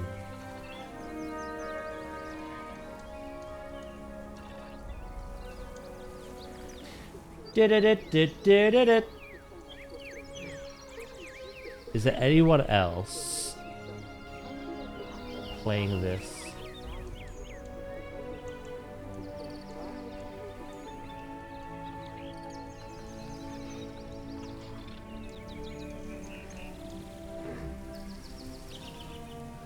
There's a PNG tuber trying to make the novel and movie hybrid.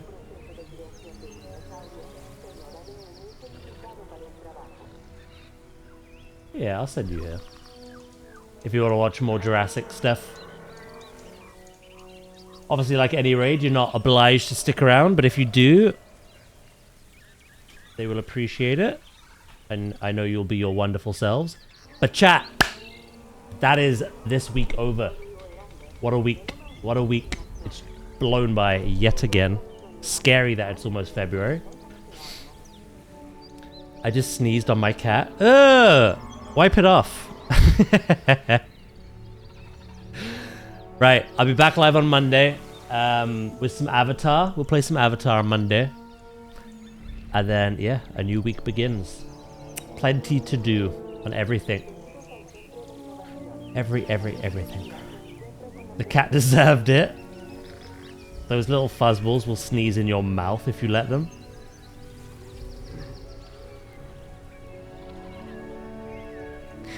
Don't let them. That's the key thing there. Yeah, guys, thank you so much for today. Thank you so much for this week. I will be back live on Monday with some Avatar. We got plenty to do on this game still. Plenty to do on Planet Zoo. Wednesday, actually, I'm going to jump on WoW. Much to Drakis and Val's delight, I'm going to check out the pre-patch event on Wednesday. But yeah, have a wonderful rest of your evening. Have a wonderful weekend. And I will see you all next week. Okay? Much love, guys. And take care.